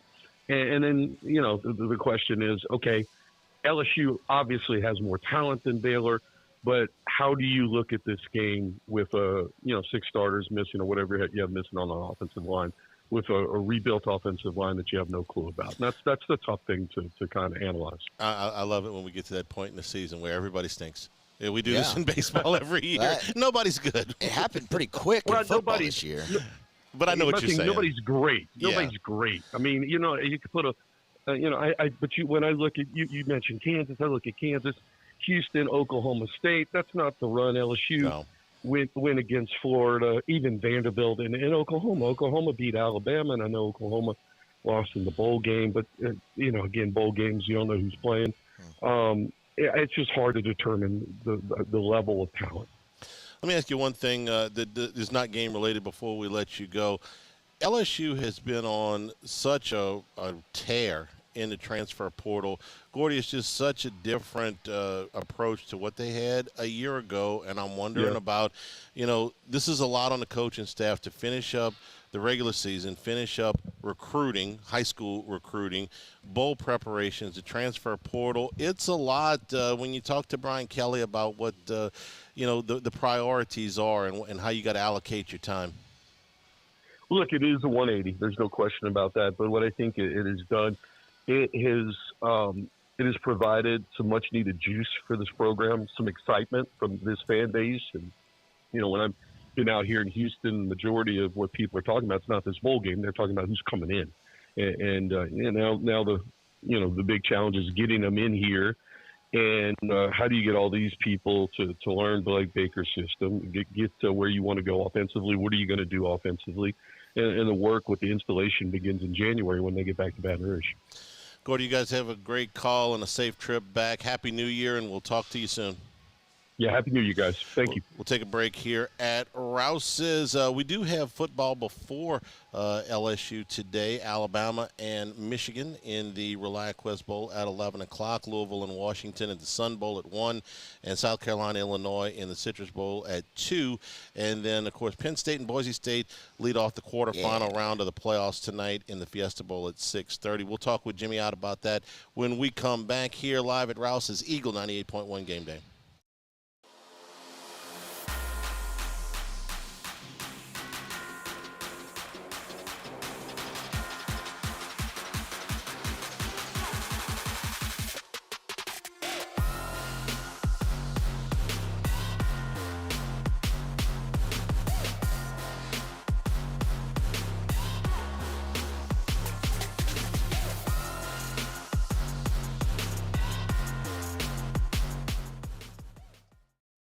Electricity is all around us, and our families depend on it. Every day is sparked by the power of a cold drink or a warm meal, a movie night, and a comforting light at the end of a dark hallway. From sunrise to sunset, playtime to bedtime, our team is ready to take care of your electrical needs. Even in the case of an after-hours emergency, the light in your life shines brighter with Mr. Electric.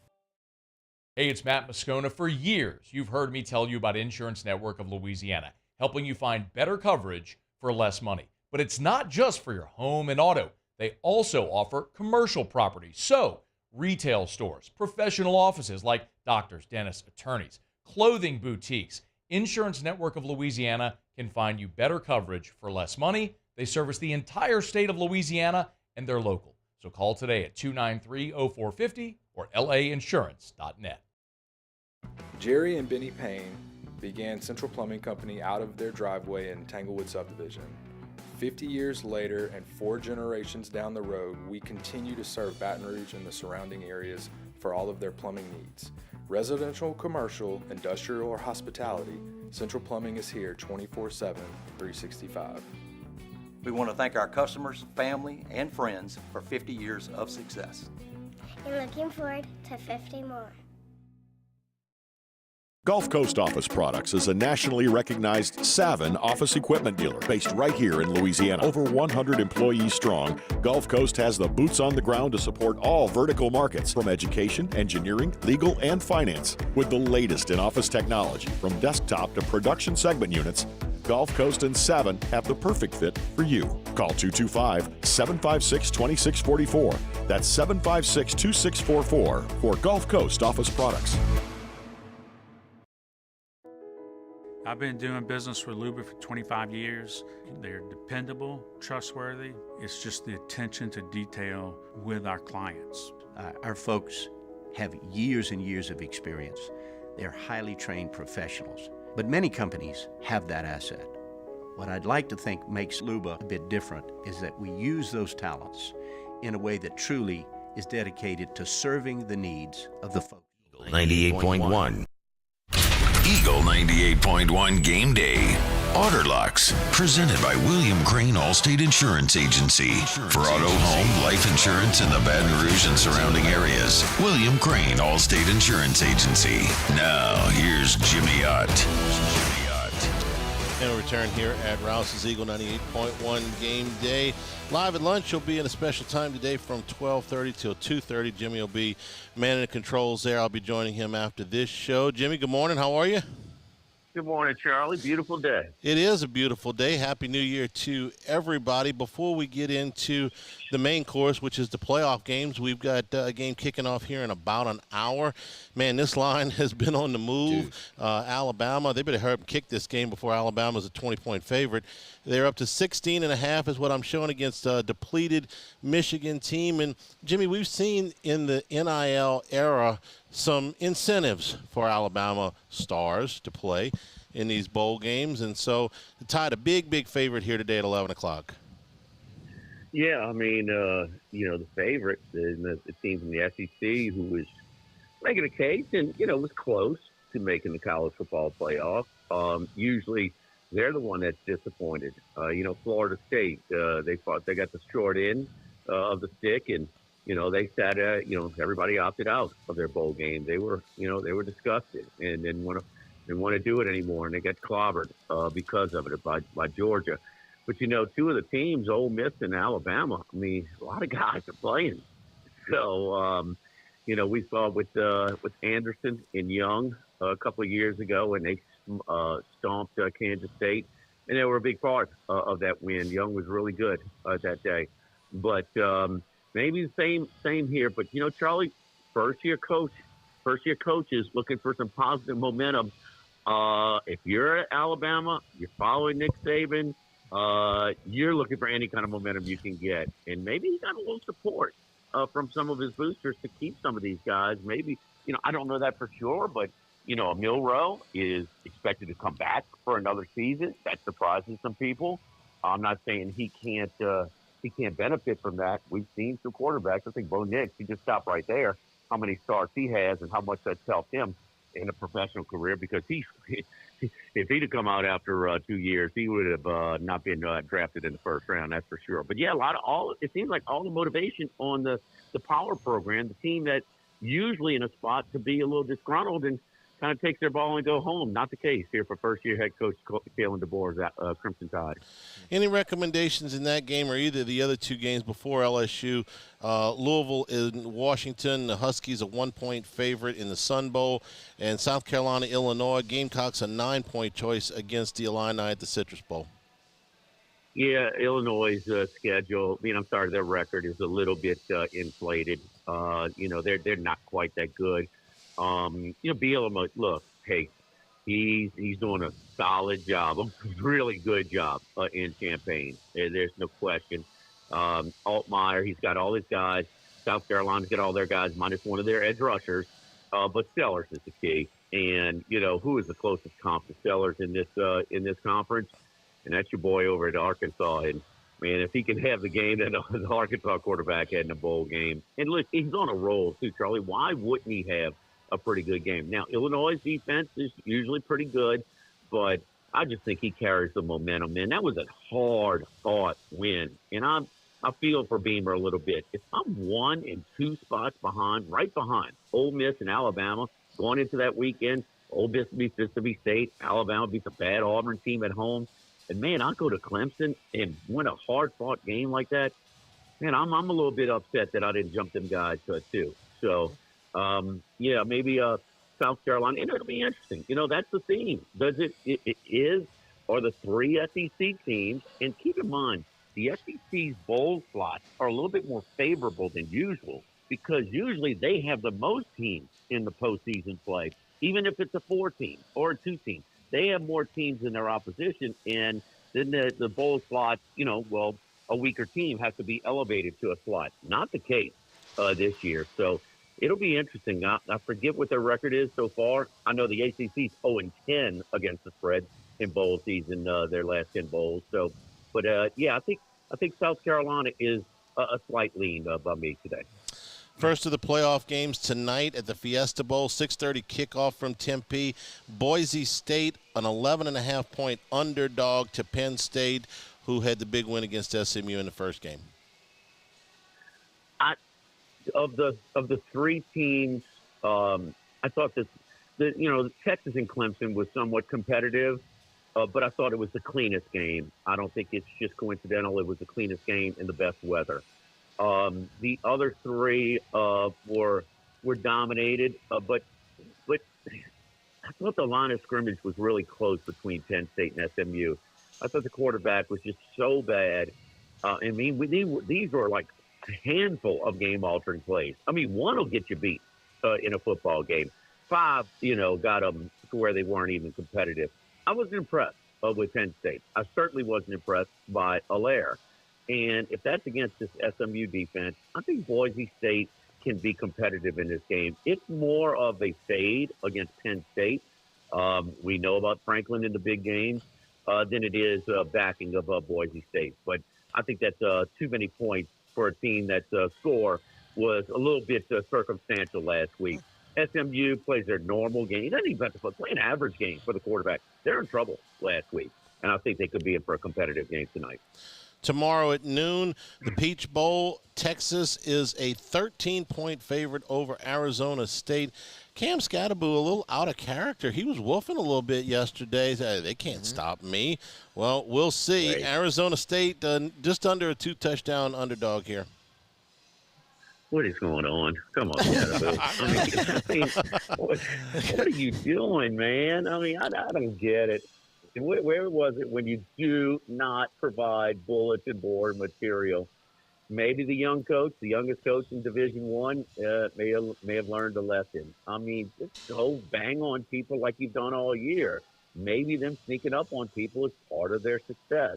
I know they've got to play with confidence. They got to have their swag, and he's got to get his social media clicks. But damn it, man, that's not what the doctor ordered. This line finally got up to 2 touchdowns, and it was bought back by the smart action, Charlie, and went down to 12.5. It's creeping back up with Texas public money. I kind of like Texas in this game, but I'm gonna buy it down to 7.5 on this one. I think Texas Texas defense is pretty doggone good. Now, Klubnik had a good day against them. I mean, he can't take that away, but man, does it finally catch up with a team in an underdog role where they lose such a big piece? Hey, the fallen soldier theory, you can do it short term, and they did it short term in the Big 12 championship game against Iowa State.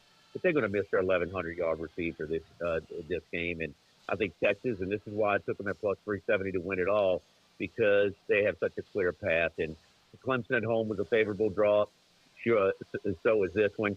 Now, the winner of Oregon-Iowa State will be the favorite after this round. There's no question about that. But Texas right now is the betting favorite, and I think Texas rolls. Speaking of Oregon and Ohio State, that rematch at the Rose Bowl, 4 o'clock tomorrow. Ohio State, a 2.5-point favorite right now. This was one of the best games of the regular season when Oregon won by a single point up in Eugene. That game was a long time ago. And, Jimmy, we talk about rest versus rust here. Yeah, and it's kind of what Ohio State, not so much Ohio State, I don't know, because, man, when they were coming off that embarrassing loss, they responded. they didn't play like that all year. And Will Howard, who everybody's saying how he was, he's had a rough year and this and that. He's been inconsistent like most of the quarterbacks in college football this year. This game in Eugene, he was pretty damn good. Everybody wants to talk about the last couple of seconds, okay? And, that wasn't good. But, man, look at his numbers. I mean, 80% of his passes, 300 yards on the road. I think, look, quarterbacks in their new environment can sort of, at which point do they create chemistry? A lot of times it takes till the second year. Sometimes it can happen late in that first year of starting. Maybe that's the case here. So I think Ohio State, and I think that the biggest thing is Howard. He's got his confidence. They can run their offense. There's a little bit of reports that he got dinged up. His helmet was taken away in that Michigan game just a little bit. Maybe that influenced Chip Kelly's play calling. But there was no lack of confidence in his play calling against Tennessee. Tennessee's a good defense. I know the back end isn't great. Still, man, that was pretty damn good. I think he's going to have a big day. I think the most talented team coming into this year is now probably the most talented team now. I like Ohio State in a rematch. Quarterfinals round out tomorrow night in the Sugar Bowl. Notre Dame and Georgia. Bulldogs a 1.5 to 2 point favorite. Gunnar Stockton will get the start for Georgia, the backup quarterback to Carson Beck, who was injured in the SEC championship game and has declared for the NFL draft. Jimmy, you and I talked about it on the Daily Show. Stockton's no bum. This guy was recruited by every significant program that he even gave any attention to. He was a record-setting high school quarterback and broke the records of some pretty impressive guys like Trevor Lawrence and Deshaun Watson. So they're not throwing a stiff out there. He's just inexperienced. Georgia, a short favorite in the Dome. And he can move a little bit better. And so Kirby will use that. And he showed his toughness and his willingness to run behind his pads in the SEC championship game. They had to kind of show him the sideline when he got his helmet knocked off. That was one of the most vicious hits I've seen all college football season this year. Maybe it was, or at least the scariest one when he got popped. Man, that was a hell of a hit that he took. But, hey, man, I know that the backup quarterback sometimes can be the most popular guy on the roster until he gets out there and they prove usually, why the staff had the depth chart the way they did. But man, something about the level of toughness and lack of entitlement, everything from the guy where drives an old beat up pickup truck. He's an in-state phenom, highly recruited, but I think it's going to be a little bit more design run. I don't know who to give the credit to, but that damn offensive line, Charlie, I sat there with you. They played a different game in the second half when he was under center instead of Beck. And, Paul and Soldier, again, rallying for short term. Is that short term? Do they become mediocre again with that running game? Or they say, Kirby's like, come on, we need that out of you. I know that 2003. LSU team, when they lost their top two running backs, that offensive line all of a sudden elevated their game. And we saw that. It was like 6 yards a carry in the second half. It was less than one the first half with Beck under center. Notre Dame gets no credit for beating, an untested but good Cinderella, nice little story in Indiana. Because Indiana didn't come to play. And Indiana certainly can't overcome first down red zone interception, followed up on the next play by a 98-yard touchdown run. And then the coach has a defeatist attitude, and punting the ball down 17 late. You get no credit for playing at home against Indiana. That's not the case. Georgia's more used to this stage. I'm going to go with the Bulldogs. And, look, I respect Notre Dame. Hey, they're losing their linemen. That's their best defensive linemen. They're still good. But that's a key piece that they lost, having to play that extra game. Give me the Dogs in this one in familiar territory down in the Superdome. Notre Dame, I didn't realize this. Ross Dellinger had a piece on this today. Notre Dame has not won a major bowl game in 31 years. And just kind of gets away from you since 1993, since the Irish have won one of the big games. All right, LSU and Baylor today at 2:30. Baylor, the more intact of the two teams, Jimmy, and this line has moved. LSU was a favorite. Now Baylor is a favorite. I'm showing 3.5. You can kind of update me on that if that has changed. But the Bears, a 3.5-point favorite, the 2:30 kickoff at Texas Bowl. It's teetering between 3.5 and 4. Came down a little bit this line. LSU opened up a favorite. I mean, these bowl lines move like the Syracuse line. That went from 7 to 20. And we're seeing like the Alabama line, moving as well. That's moved about 9 points, since it opened. And a lot of these moves have cashed in. So it's really a little bit scary. I hate this matchup for LSU. I'm sorry, but in August, who the hell in this town is saying, I sure hope we go to the Texas Bowl. At one point in the season, in the middle of the season, Baylor, they're like, man, can we get to a bowl? So I think the level of excitement to be in this bowl is way more on the Baylor side. LSU's got 6, 7 or whatever key starters out, some of their better players, both tackles, the tight end, the leading wide receiver. We go on and on. They do have Nussmeier. And, Nussmeier is a talent. And I think, that's a big, big deal to get him next year. But this is a classic case in one of these minor bowl games. I don't want to look at who you beat. I don't want to look at the statistics and matchups and things like that over the course of the season, like a regular game. I'm just looking at who's more excited. And usually the team that's more of accomplishment for, and that's the Baylor Bears here, is more excited. I hate this matchup for LSU today. Who's bringing us Outer Locks? I should say. Yeah. Clark Crane, William Crane, Allstate Insurance. Come with the good hands, people at William Crane, Allstate Insurance. You know, if your rates are going up, or if you're with so many homeowners insurance companies pulling out of Louisiana, Allstate and William Crane Allstate Insurance is, man, making it more competitive than ever for you to switch over your homeowners to Allstate. Also, bundle your home in auto for even better numbers. Call them up at 421-3133, 421-3133. Come to the agency that is one of the top sellers in Louisiana and shows how your agency is like a concierge service for all of your insurance needs. William Crane, Allstate Insurance, 421-3133. Be joining you for Live at Lunch starting at 12:30 from Walk-Ons, the original near campus. Jimmy, we'll talk to you then. That's great. I got Musso's number of program now. Finally, Otter. I mean, we've only done 12 of these this year. 13th playing date. Exactly. That's great. We finally got. We'll take a break. Jim Nagy from the Senior Bowl with our scouting report on Baylor. That's when we return here at Rouse's Eagle 98.1 Game Day.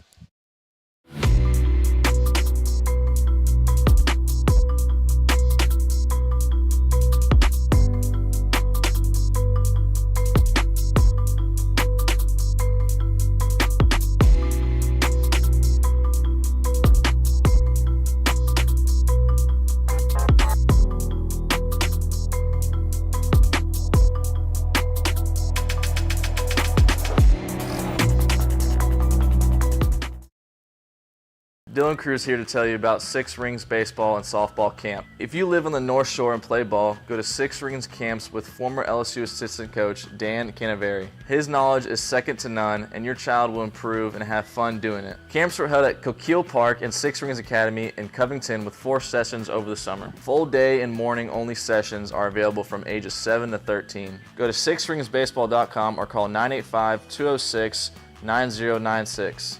Learn the game to love the game. Breck teamed up to reimagine your parks, and you imagined big. With your help, we went to work, creating 12 beautiful community parks across the parish. A family-sized water park, miles and miles of trails, and parks just for your dogs. There are more places to splash, to explore, to run wild, and even soar. You imagined, we delivered. Gold. Breck, your #1 park system in the nation.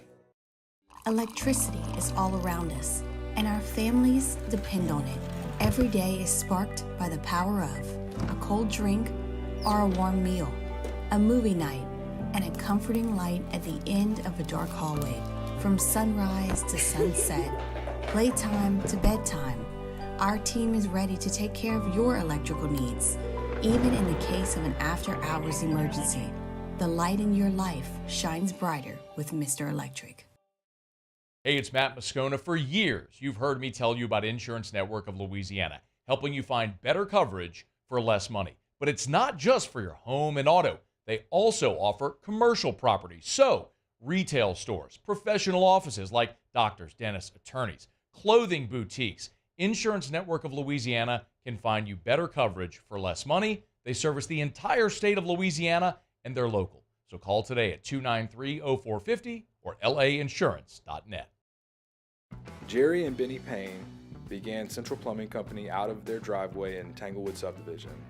50 years later and 4 generations down the road, we continue to serve Baton Rouge and the surrounding areas for all of their plumbing needs.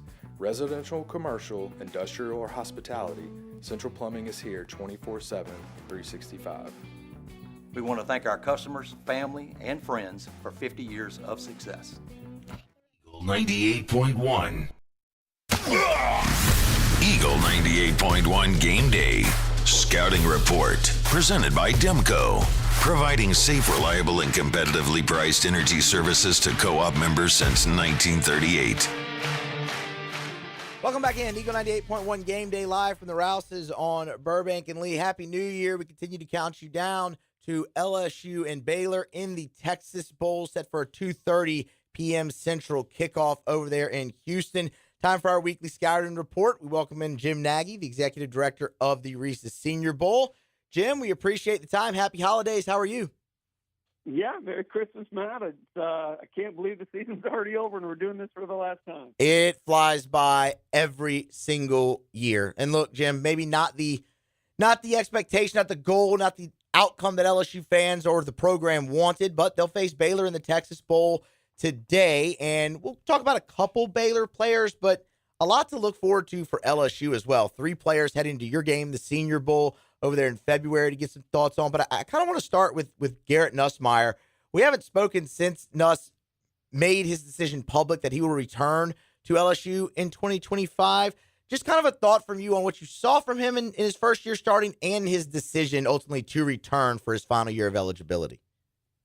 Yeah, I guess I'll hit on that last point first. I did think it was a good decision that Garrett's going back to school. Love his talent. I haven't been shy about that.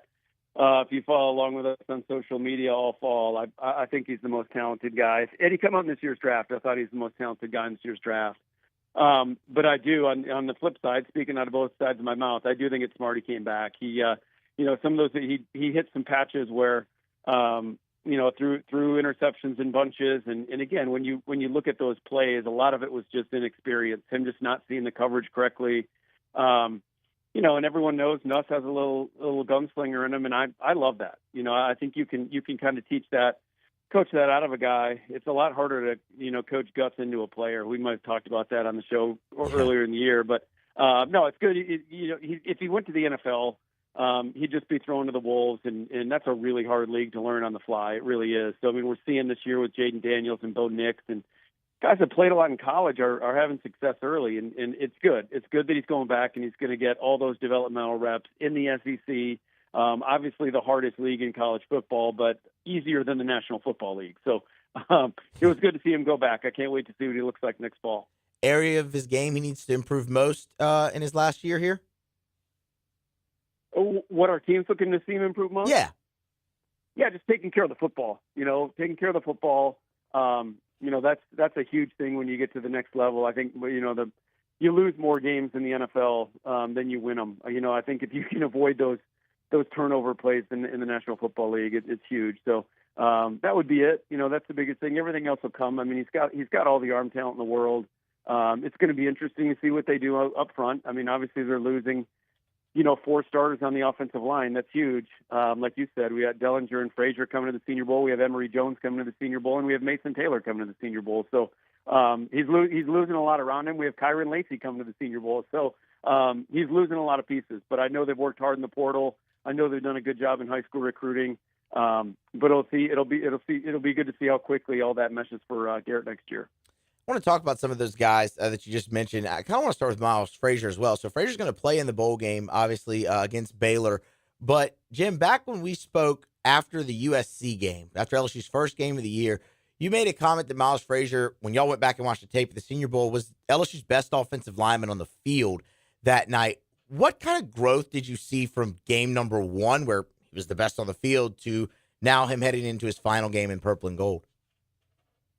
Yeah, Miles was one of the most improved offensive linemen in this year's draft class. We went into the year really apprehensive on how this class was going to come together, and it ended up being better than we thought it was going to be. And one of those guys was Miles Frazier that made it a better class. Just in terms of, he's played on his feet better. He was more reactive. He was certainly more aggressive and more physical in the run game. That stood out immediately from week 1, and he continued that on through the season. So. He put a really nice season together. He really did. He looked like a guy that going into the year, he looked like he was going to be a late draftable guy that, would be on the fringes of NFL rosters. And now here we are at the end of the year. He looks like a guy that could eventually start in the NFL. So he came a long way. You mentioned Emory Jones there as well. And look, that was obviously a hot topic here. Would he stay? Would he go? Things of that nature. He is going to go. You mentioned a Senior Bowl appearance for him as well. Everyone's kind of always talked about him kicking down to guard. Is that a spot he'd probably rep both at the Senior Bowl, guard and tacklers, to get a look for teams? Did you say Dellinger or did you say Emory Jones? Emory Jones. Okay, I gotcha. Yeah, no, we'll probably rep Emory inside. I think it's pretty split right now when you talk to people in the league where they see him at, whether it's right tackle or if it's a guard. So yeah, I haven't talked to Emory about that yet, but it only behooves these offensive linemen to move around. And I tell them all when we have the conversation is, if the NFL is going to look, they're going to look positively on it if you just have, the willingness to go do it and try it. They don't expect you to look like an all-pro moving to a new position you haven't played, but just your willingness to do that shows them something. You can't, when you're only carrying, 9 or 10 offensive linemen on an NFL roster, you got to have some position flexibility. So, I think the plan would be to play him at both spots when he gets over here. And obviously, I guess we'll wrap it up with the offensive lineman and a thought on Garrett Dellinger. He's been injured, obviously, throughout the latter part of the season. Suffered that injury late in the second quarter against Texas A&M. Brian Kelly said he'd be cleared to play in the bowl game, but he's going to forego and head to the Senior Bowl. What do y'all like about Dellinger coming out from LSU?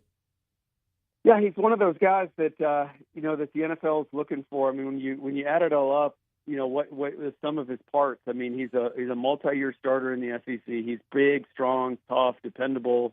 You kind of know what you're getting from him. And when you look in the NFL, like that's what those rosters are made up of.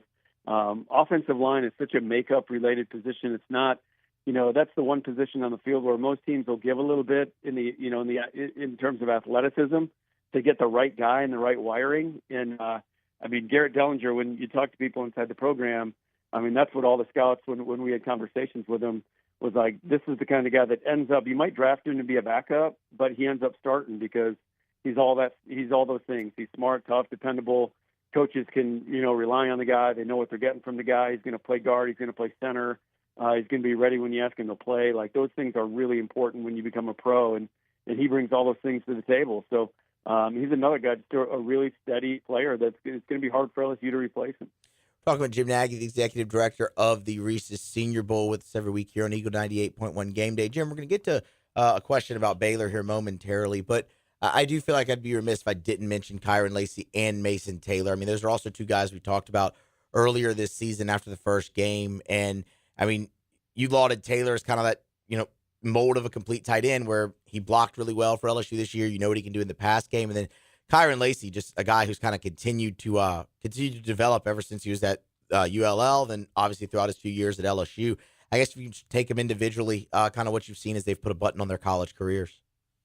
Yeah, I think Mason's going to be, to me, there's 4 tight ends that are all kind of have separated themselves over the course of the year, and that's Colson Loveland at Michigan, Arroyo at Miami, Tyler Warren at Penn State, and then Mason. I think it's going to be interesting to see how all that shakes out in the pre-draft process. Right now we've got Arroyo from Miami and Mason Taylor coming to the Senior Bowl. The thing about Mason for me was just surprising how good he was in the run game, how effective he was. I knew he was a good athlete. I've been seeing him make plays since his true freshman year in the passing game. But to watch him develop as a run blocker over the last 2 years, credit to staff. They've done a great job with him.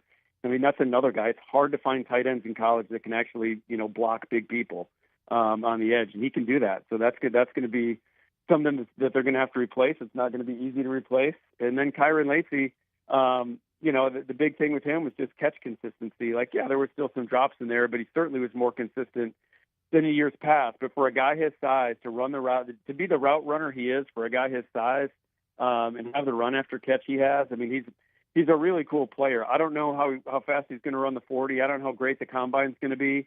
Maybe he'll surprise people, but he's a really good football player, especially when he catches it. When he catches it as consistently as he did at times this year.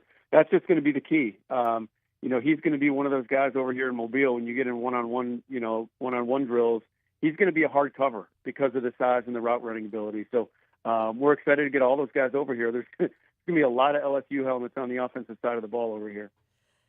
One more kind of to wrap you up, Jim. We will ask about Baylor. The bowl games from a fan and viewing perspective. They've lost a lot of their luster with the opt-outs and the transfer portal and all of those things. But it actually can create for some pretty interesting matchups with Will Campbell and Emory Jones, both off to the draft. LSU have 2 new tackles out there against Baylor, and there is a bit of a pass rush. While Dave Aranda's defense has struggled at times this season, there is a bit of a pass rush.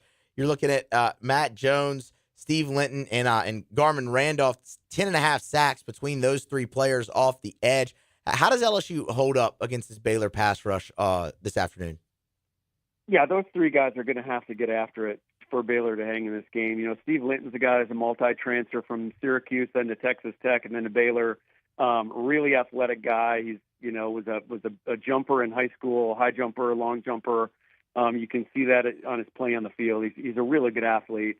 You know, Kendall Garmin's the same way, long-bodied guy, really looks the part. If you get down on the field pregame, you'll see him. He looks like a guy that could be suiting up for LSU. He can bring some heat off the edge as well. And then Matt Jones is a really kind of versatile off-the-ball linebacker who had a really productive year. I mean, he had a lot of tackles. They like to blitz him. So yeah, for Baylor to have a chance in the game, they're going to have to heat Nussmeier up, and it's going to be with those three guys. Jim Nagy, the executive director of the Reese's Senior Bowl. You can get him on Twitter at JimNagy_SB. Senior Bowl, February 1st, 2025, 1:30 p.m. Central kickoff in Mobile. Tickets still available, Jim, or are we sold out yet? They are. We're not sold out yet. We sold out last year, so we would love for the listeners to make that, you know, couple-hour drive over to Mobile to support these guys one last time in their Tiger helmets. But, yeah, tickets are still available on SeniorBowl.com. SeniorBowl.com. Click the game tab, our game, and all the ticket information is right there for you. Jim, we appreciate the time, as always, for another season. Happy holidays, Merry Christmas, Happy New Year as well, and thanks as always. All right, Matt. Happy New Year. Yes, sir. Appreciate Jim all season long. We're going to grab a break, come back on the other side. We'll continue to count you down to the Texas Bowl, LSU and Baylor. This is Eagle 98.1 Game Day. At Atmos Energy, our smart choice solutions help customers save energy and emissions with rebates up to $500 off high-efficiency natural gas appliances, smart thermostats, and weatherization upgrades. Together, we're fueling our energy future. The Windsor Senior Living Community in Mandeville, Louisiana is a beautiful, vibrant apartment community geared towards seniors. They are nestled right in the heart of Mandeville, where seniors live a more carefree lifestyle in spacious apartments with the peace of mind that comes from having a little extra help. Call the Windsor at 985-624-8040 to schedule a lunch and tour. Come see how the Windsor can be your passport to peace of mind. Gulf Coast Office Products is a nationally recognized Savin office equipment dealer based right here in Louisiana. Over 100 employees strong, Gulf Coast has the boots on the ground to support all vertical markets from education, engineering, legal, and finance. With the latest in office technology from desktop to production segment units, Gulf Coast and Savin have the perfect fit for you. Call 225-756-2644. That's 756-2644 for Gulf Coast Office Products. I've been doing business with Luba for 25 years. They're dependable, trustworthy. It's just the attention to detail with our clients. Our folks have years and years of experience. They're highly trained professionals, but many companies have that asset. What I'd like to think makes Luba a bit different is that we use those talents in a way that truly is dedicated to serving the needs of the folks who depend on us. Dylan Cruz here to tell you about Six Rings Baseball and Softball Camp. If you live on the North Shore and play ball, go to Six Rings Camps with former LSU assistant coach Dan Canaveri. His knowledge is second to none, and your child will improve and have fun doing it. Camps were held at Coquille Park and Six Rings Academy in Covington with 4 sessions over the summer. Full day and morning only sessions are available from ages 7 to 13. Go to sixringsbaseball.com or call 985-206-9096. Learn the game to love the game. Breck teamed up to reimagine your parks, and you imagined big. With your help, we went to work, creating 12 beautiful community parks across the parish. A family-sized water park, miles and miles of trails, and parks just for your dogs. There are more places to splash, to explore, to run wild, and even soar. You imagined, we delivered. Gold. Breck, your #1 park system in the nation. Bayou Ford has the new inventory to get you in a new Ford truck or SUV today, or customize your next vehicle just the way you want it. All new Bayou Ford vehicles come with a 1 million mile powertrain warranty. 98.1.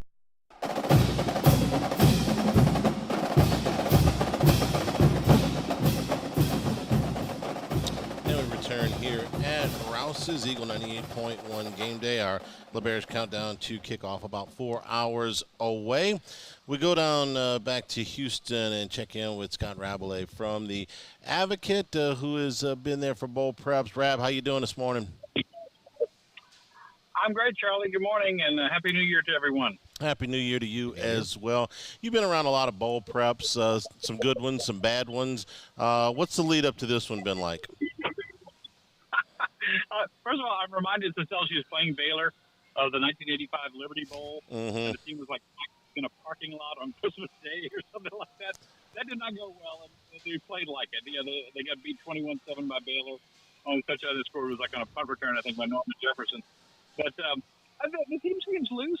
I think, you know, obviously a lot of players have opted out. The guys have decided to try. And there's some holes in the lineup, certainly. But I think the players who are still on the team who really want to play and give one more good effort for LSU this season or for their career. I think players like, in that regard, I think of players like Josh Williams at running back and Penn at linebacker. And of course, it's a great opportunity to shine and to show which going into next season. This, for some guys, the first game, 20. I think it's pretty good. Let's see if we can get him. Let's see if we can get him back. We got a bad connection there with Scott Rabelais. We'll see if we can reconnect there. We are at Rouse's, corner of Burbank and Lee. You're getting ready for New Year's Eve. Come in and get all your supplies here. You got your beer, you got your wine, you got your spirits. A huge selection. You come into the left side of the grocery store, and you walk in, you got a huge walk-in beer cooler, an entire wall of wine and spirits. You can get ready for New Year's Eve. The Mongolian Grill, the Chop House, the Fresh Bakery, and, of course, all of your seafood here at Rouse's. And on the right side of the grocery store, it's all of your normal fares. You get ready for New Year's Eve. Come on into Rouse's, and as we move towards baseball tailgating. Here we go. Trying to fire me up, Hanny? Yeah, I know. Let's see if we got a little bit better connection with Scott there. Scott, we were talking about the bowl preps and what this means for a lot of these players as they move towards 2025. Yeah, Charlie, it's the first game of 2025 in a lot of respects for these guys. Does this sound a little better? You're better. Don't move around too much. No, I won't make a move. Yeah, I mean, this is a chance to shine. So guys who were down the depth chart and maybe someone has moved on or opted out, it gives some guys a chance to play and show what they've got. Thinking of a guy like Javian Toviano at safety, or Jordan Gilbert, obviously Trudez Green at tight end, certainly with Mason Taylor decided to turn pro. So yeah, it's a lot of that. And I think we can do that. I think the guys who wanted to give one more game for LSU, one more game together, and then show what they got for next year. I think they're going to give a good accounting of themselves in this game. Do they have enough talent remaining to beat a Baylor team that's on a roll? I don't know. We're going to see, but I think they're going to play hard. What's your read on Brian Kelly? It's been a long month. It's been the end of high school recruiting. It's been the transfer portal. He does not have very much turnover on his coaching staff, just one, so that's been a little bit of a relief. But he's still got some transfer portal targets that they're chasing and trying to set up the beginning of next year. What's your read on him now as opposed to, say, maybe a year ago? Yeah, I mean, I think it's clearly from a year ago when you said we're not buying players. You can say if that philosophy's changed or not, but they obviously have been very aggressive in the transfer portal, as he said on National Signing Day that they would be, and that is shown with the 14 guys they've gotten and the variety of players they've gotten to try to fill gaps in the roster for next year. So I think he's. I understand if people have questioned his desire or his drive or his fire, to compete here at LSU. They think he's collecting a paycheck, but obviously it's a dollar match, and the things he has and the actions that they've shown in the transfer portal. Maybe it's a new. I don't think Kelly likes a lot of coaches, but it's a new ball game, and I think they're trying to play it as best they can. All right, Rab, listen, we just got a bad connection here, but we appreciate your time. Look, have a good call at the bowl game, a safe trip back, and we'll talk to you when you get back to Baton Rouge. All right, guys. Thank you. Sometimes the gremlins just doesn't work out. To you. You know, it's like, why did we not have the right personnel on the punt team in the bowl game? But because it's different from the punt personnel that we had in the last game of the regular season. Thought you were going to say because of the cell connection. Okay. Well, sometimes that stuff happens too. We'll take a break. We come back. The group from OTB on game day here at Rouse's Eagle 98.1 Game Day.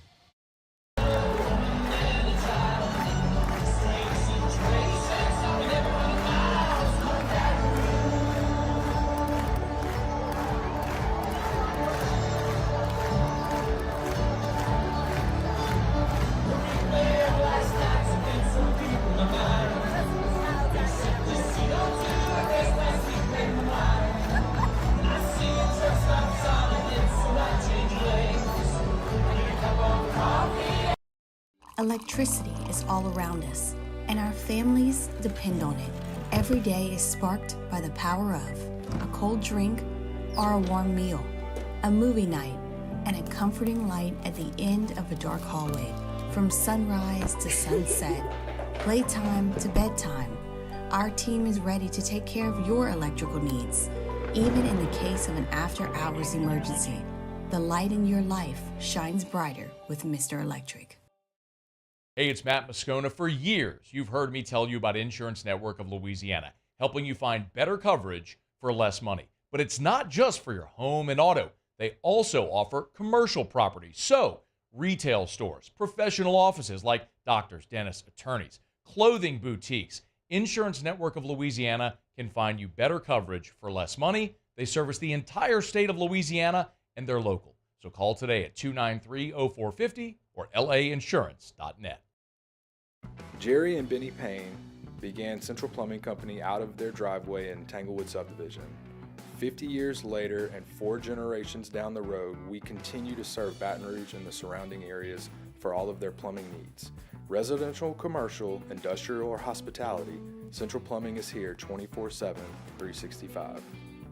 We want to thank our customers, family, and friends for 50 years of success. And looking forward to 50 more. Gulf Coast Office Products is a nationally recognized Savin office equipment dealer based right here in Louisiana. Over 100 employees strong, Gulf Coast has the boots on the ground to support all vertical markets, from education, engineering, legal, and finance. With the latest in office technology, from desktop to production segment units, Gulf Coast and Savin have the perfect fit for you. Call 225-756-2644. That's 756-2644 for Gulf Coast Office Products.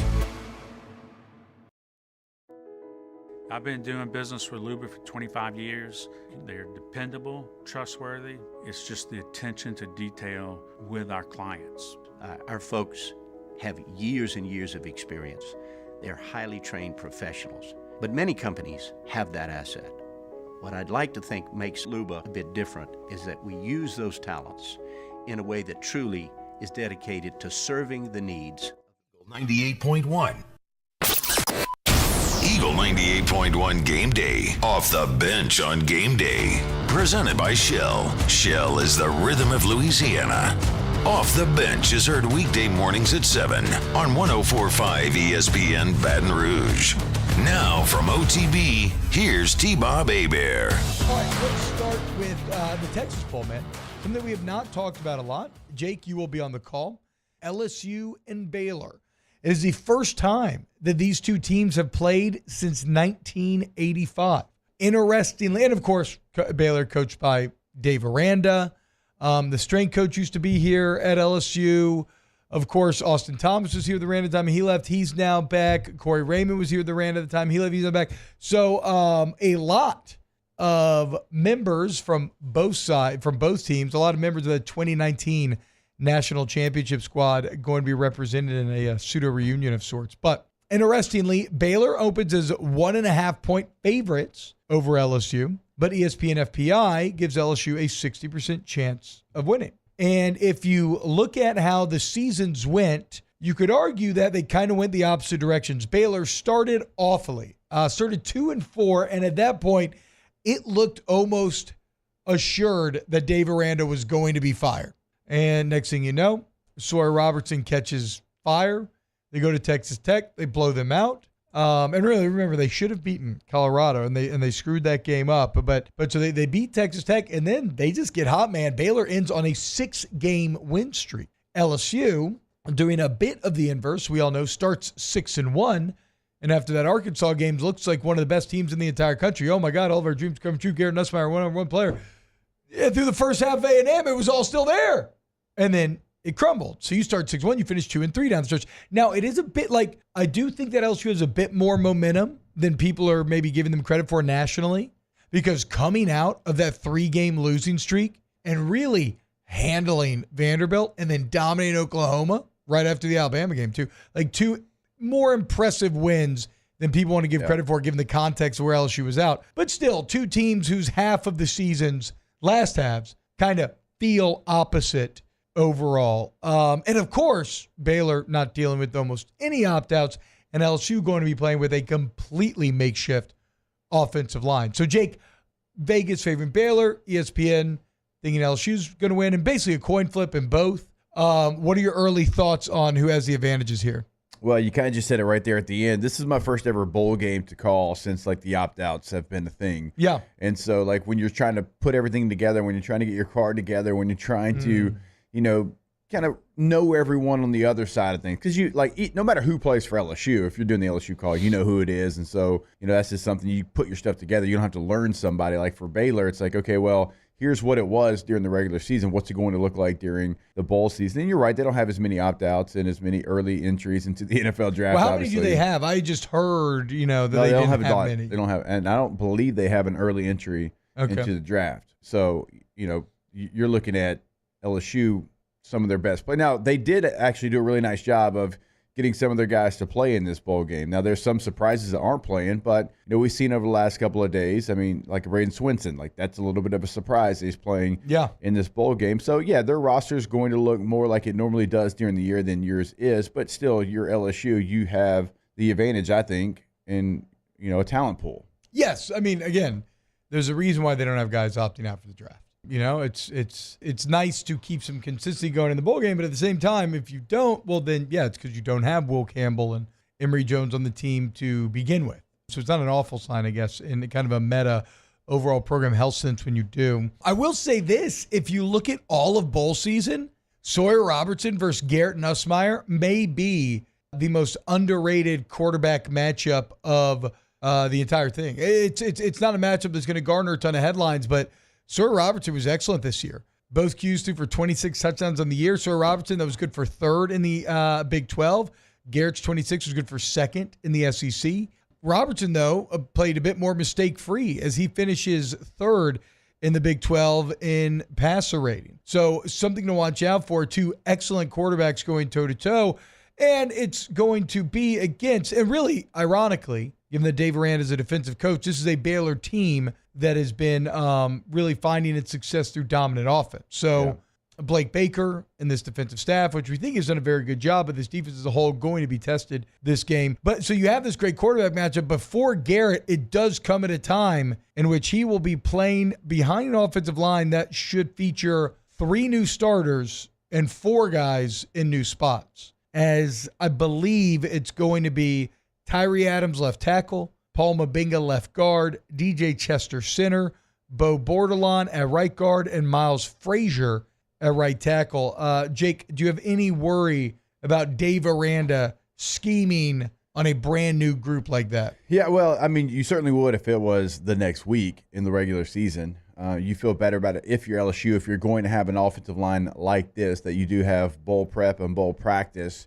For the most part, you know, all those players certainly have time, even, you know, within this year. Now, Bordelons is at tight end. It's not at guard. And so that, you know, that's a player that hasn't got as many reps. You know, for Frazier, it's a great opportunity for him to go show that he can be a tackle, because he came to LSU from playing tackle, moved down to guard. Now he gets one more chance to play tackle. And for him, and I believe he's committed to the Senior Bowl, for him, like, that's going to be something where if he shows well, teams are going to ask him to probably do it at Senior Bowl week as well. And you know this. Look, you become a, let's say, 5th-round draft choice, but they know that you've got swing capabilities. You can play guard and tackle, then that's going to benefit you greatly. Yep. Certainly the tackle portion of that. So it's a big week for him, and I would expect him to be fully locked in. I guess, having Borderline play right guards, the one guy that's kind of playing a brand new position. Even though, look, I know he's an offensive lineman. I know the tight end's kind of the extra stuff, but that's just what he's played mostly this year. Yeah, I mean, Mabinga, is someone who we saw really struggle, but of course, because he was thrust in against an A&M front seven as a true freshman or redshirt freshman? Redshirt freshman. As a redshirt freshman, still thrust in there. That's incredibly tough. And he struggled, but you saw him get better and better down the stretch. I'm very fascinated to see DJ Chester's level of play, given that, Chester was the weak link. I still maintain he was a bit better than maybe people give him credit for this year, but was he a bit better because he had 2 excellent veteran guards on either side of him? And what happens now when, what a weird experience from DJ Chester. He's now the leader, on the interior at least. Miles Frazier, the overall most experienced guy, but DJ Chester goes from being the young guy with the least amount of experience. All of a sudden, everybody's going to be looking to him to make all the calls. And these young guys are going to be relying on him to kind of lead the way and tell them what's going on out there. So a full year of maturation from Chester going to be put to the test. Also a great chance for him to maybe give us some insight as to whether he'll be playing center or guard next season, given the Virginia Tech. Is it Braylon Moore? I'm still trying to remember, Christmas fog. Given the Virginia Tech transfer center, Braylon Moore coming over. So a lot of exciting stuff to look for on Tuesday. I just hope that this O-line can get it done, because there is a world out there where they really struggle and this becomes a hard watch. But who knows? Maybe the LSU defense can step up and stop that good Baylor offense and keep you in it if that does come to pass. Yeah, you're also going to be kind of starting over at tight end, as we talked about. It's true. Mason Taylor going to the draft, not playing in this game. Pimpton's now at TCU. Trades Green, who kind of moved to receiver during the year, is probably going to have to move back to tight end.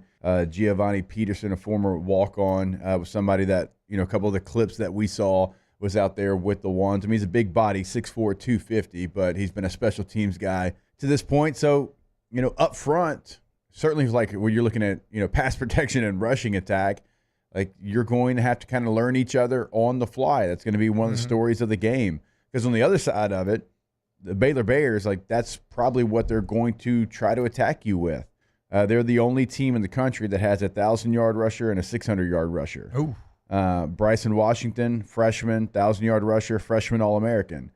How about this name? Dawson Pendergrass. He ran for 6.08. So, I mean, you got Washington at 5.9 per carry, Pendergrass at 6.1 per carry. That's who they are. They want to run the football. They're going to do it out of 11 personnel. They're going to do it in a spread way, but they want to run the football.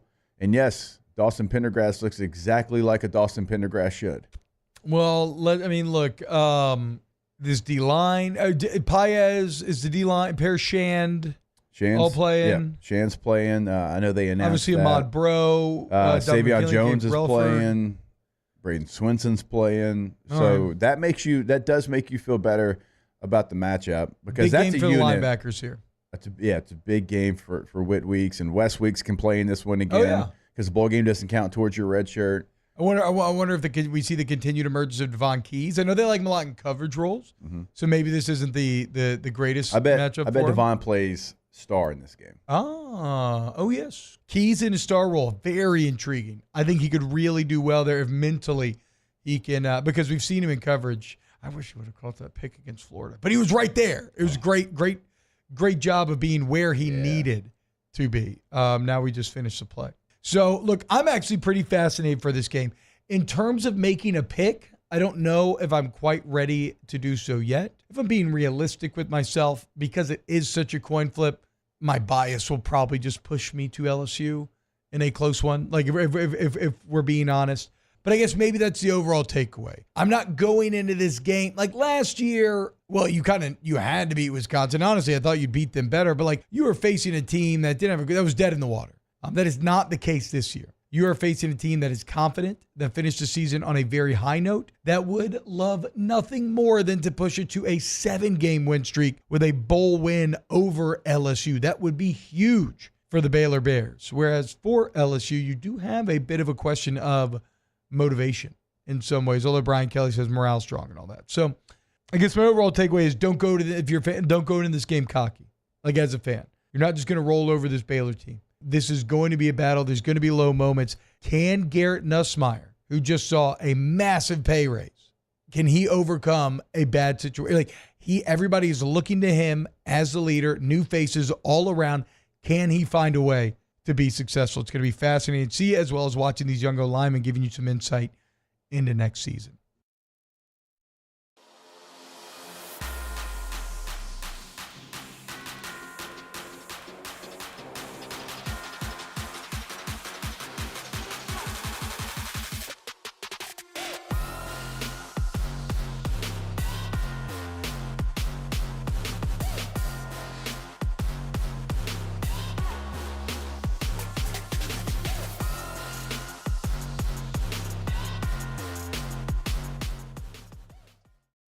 Dylan Cruz here to tell you about Six Rings Baseball and Softball Camp. If you live on the North Shore and play ball, go to Six Rings Camps with former LSU assistant coach Dan Canaveri. His knowledge is second to none, and your child will improve and have fun doing it. Camps were held at Coquille Park and Six Rings Academy in Covington with 4 sessions over the summer. Full day and morning only sessions are available from ages 7 to 13. Go to sixringsbaseball.com or call 985-206-9096.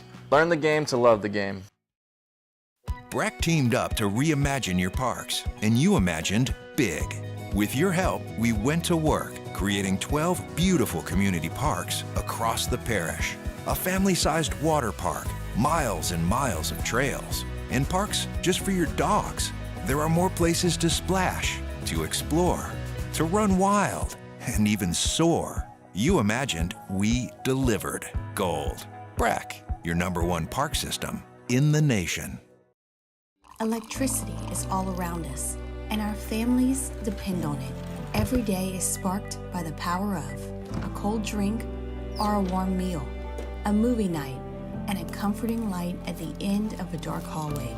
From sunrise to sunset, playtime to bedtime, our team is ready to take care of your electrical needs.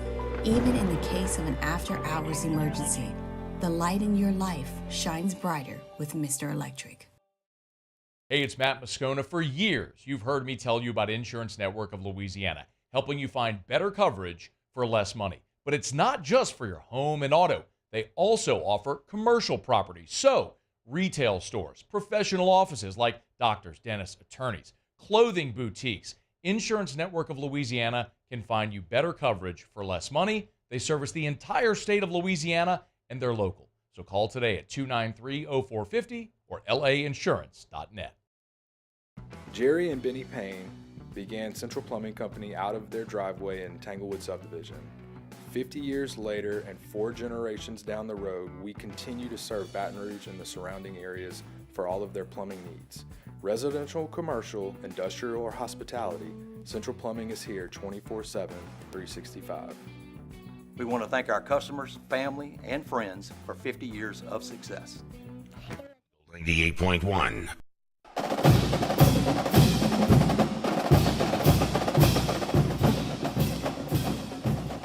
Eagle 98.1 Game Day continues here from Rouse's. All your New Year's Eve and New Year's Day supplies, come on over here to Rouse's, corner Burbank and Lee. Full beer cooler, full walk-in cooler, full selection of wine and spirits here as you get ready for New Year's Eve. Well, the face on the other sideline, pretty familiar to LSU fans, Dave Aranda, the defensive coordinator for LSU's national championship team, spent 4 years here in Baton Rouge, now the head coach at Baylor. Got off to a good start, but last year with a 3-9 record, there was some questions coming into this season. And when Baylor got off to a 2-4 start, so a lot of questions about was Dave Aranda on the hot seat. That included that heartbreaking loss at Colorado on the Hail Mary. But they turned it around midseason, and they got on a 6-game win streak. So his job security is sound right now. Moving forward, what do you think is realistic with Dave Aranda and the Baylor program in the Big 12? Well, that's interesting because, I mean, the Big 12, it's a very competitive league, but it's not a highly talented league. I mean, Colorado's going to have some really good players. Oklahoma State, if Mike Gundy can get that thing back on track, they have the ability to attract. I think Baylor has a chance in this version of the Big 12 to be in the top 4, top 5 pretty regularly, provided Dave Aranda. I mean, look, it was his second year. He played for the Big 12 championship. I think he can get it back to that level for sure. The thing about the Big 12, it's a very deep league. Yeah. There's no Texas or Oklahoma. Well, there's no Vanderbilt either. That's fair. There's not that team. Somebody's going to finish last, but there's no team that you look out there and go, man, when's the last time they had a winning season? No, there's not that juggernaut at the top. There's not Ohio State or Alabama or Texas and Oklahoma that gives them a chance. I always wondered, Aranda's always been a very solid coach. I always wondered about his ability to recruit. Mm-hmm. That was a question mark when he was here.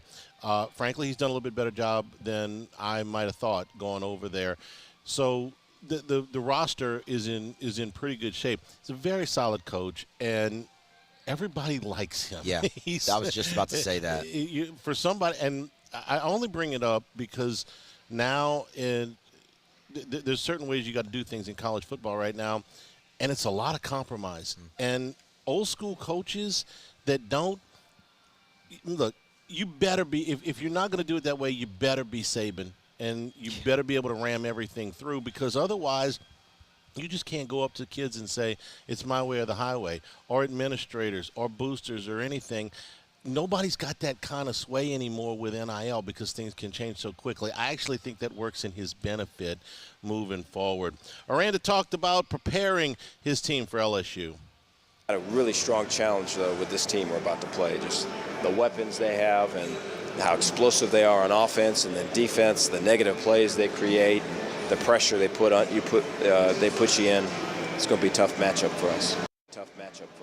Surprisingly enough, Baylor's defense is not among the tops in the Big 12, but their offense really did get moving, especially in the second part of the season. A big part of that was Sawyer Robertson, the quarterback, who was dealing with a foot injury that maybe curtailed a little bit of his ability to run. Aranda talked about his recovery. He's in a boot the majority of the time, that he's not just walking around, but he's running. There's QB runs, there's scrambles, there's all those things where he's kind of coming alive and playing fast. So excited for him. I know he's fired up about this challenge. I think he sees the talent and the scheme that's going to be presented to him and to us, and so he's fired up to meet it. Sometimes you see guys leave a spot and they've got not too fond memories of the place that they left. And think about it. Almost always it's because of a firing, okay? Well, Dave Aranda obviously wasn't fired here. He took a big promotion to go as a defensive coordinator to a head coach at Baylor, and he talked about his time and why he was thankful for his time at LSU. I remember being at LSU, and we were having a great season. You wanted to win, but it was kind of like we had to have it type of season. And it's crazy how just the profession we're in, there's a bunch of seasons like that. And so I think to handle it better and to not kind of close in like that, but to open up is really the challenge, because I think those are the moments with your family and your friends that matter. And so there's kind of some growing up to do. And so I'm thankful I went through all that. Finally, everybody's got a different, I think, idea in mind when they get ready for the bowl game.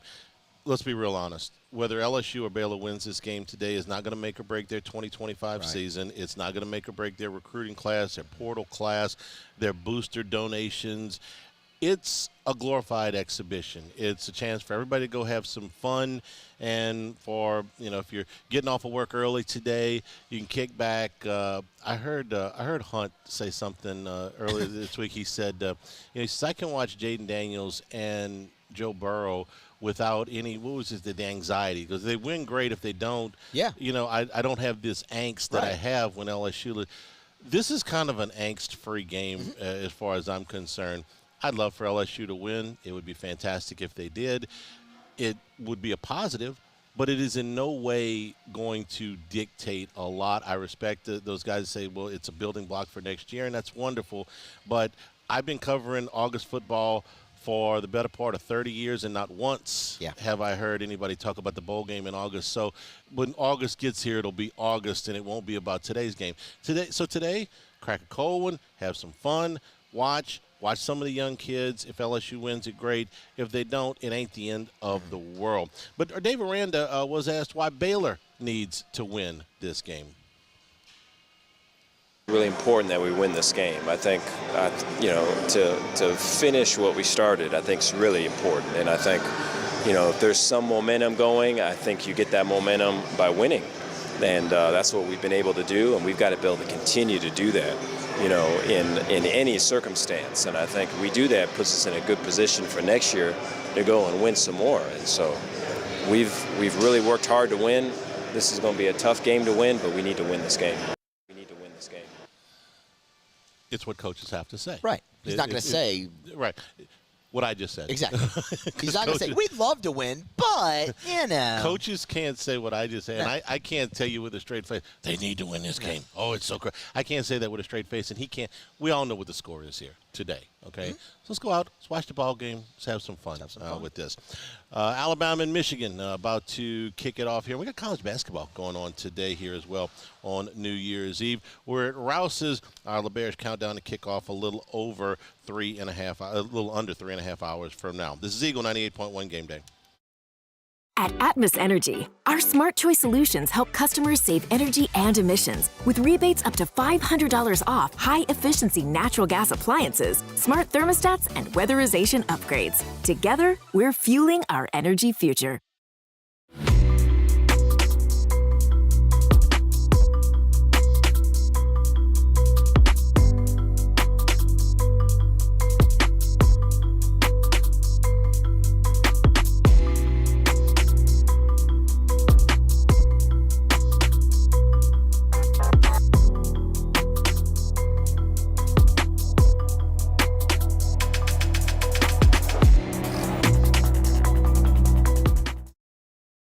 Gulf Coast Office Products is a nationally recognized Savin office equipment dealer based right here in Louisiana. Over 100 employees strong, Gulf Coast has the boots on the ground to support all vertical markets, from education, engineering, legal, and finance. With the latest in office technology, from desktop to production segment units, Gulf Coast and Savin have the perfect fit for you. Call 225-756-2644. That's 756-2644 for Gulf Coast Office Products. I've been doing business with Luba for 25 years. They're dependable, trustworthy. It's just the attention to detail with our clients. Our folks have years and years of experience. They're highly trained professionals, but many companies have that asset. What I'd like to think makes Luba a bit different is that we use those talents in a way that truly is dedicated to serving the needs of the folks who depend on us. Dylan Cruz here to tell you about Six Rings Baseball and Softball Camp. If you live on the North Shore and play ball, go to Six Rings Camps with former LSU assistant coach Dan Canaveri. His knowledge is second to none, and your child will improve and have fun doing it. Camps were held at Coquille Park and Six Rings Academy in Covington with 4 sessions over the summer. Full day and morning only sessions are available from ages 7 to 13. Go to sixringsbaseball.com or call 985-206-9096. Learn the game to love the game. Breck teamed up to reimagine your parks, and you imagined big. With your help, we went to work, creating 12 beautiful community parks across the parish.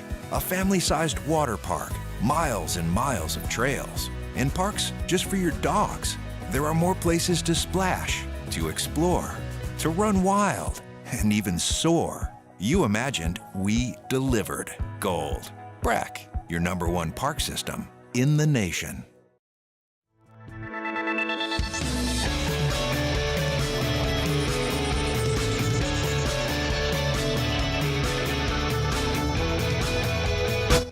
Eagle 98.1.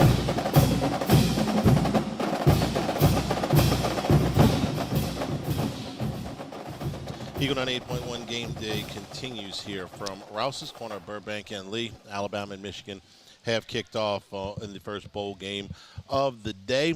Let's bring in Shea Dixon from On3, who has been on vacation since the end of the season because nothing's been going on. Shea, Happy New Year. How are you?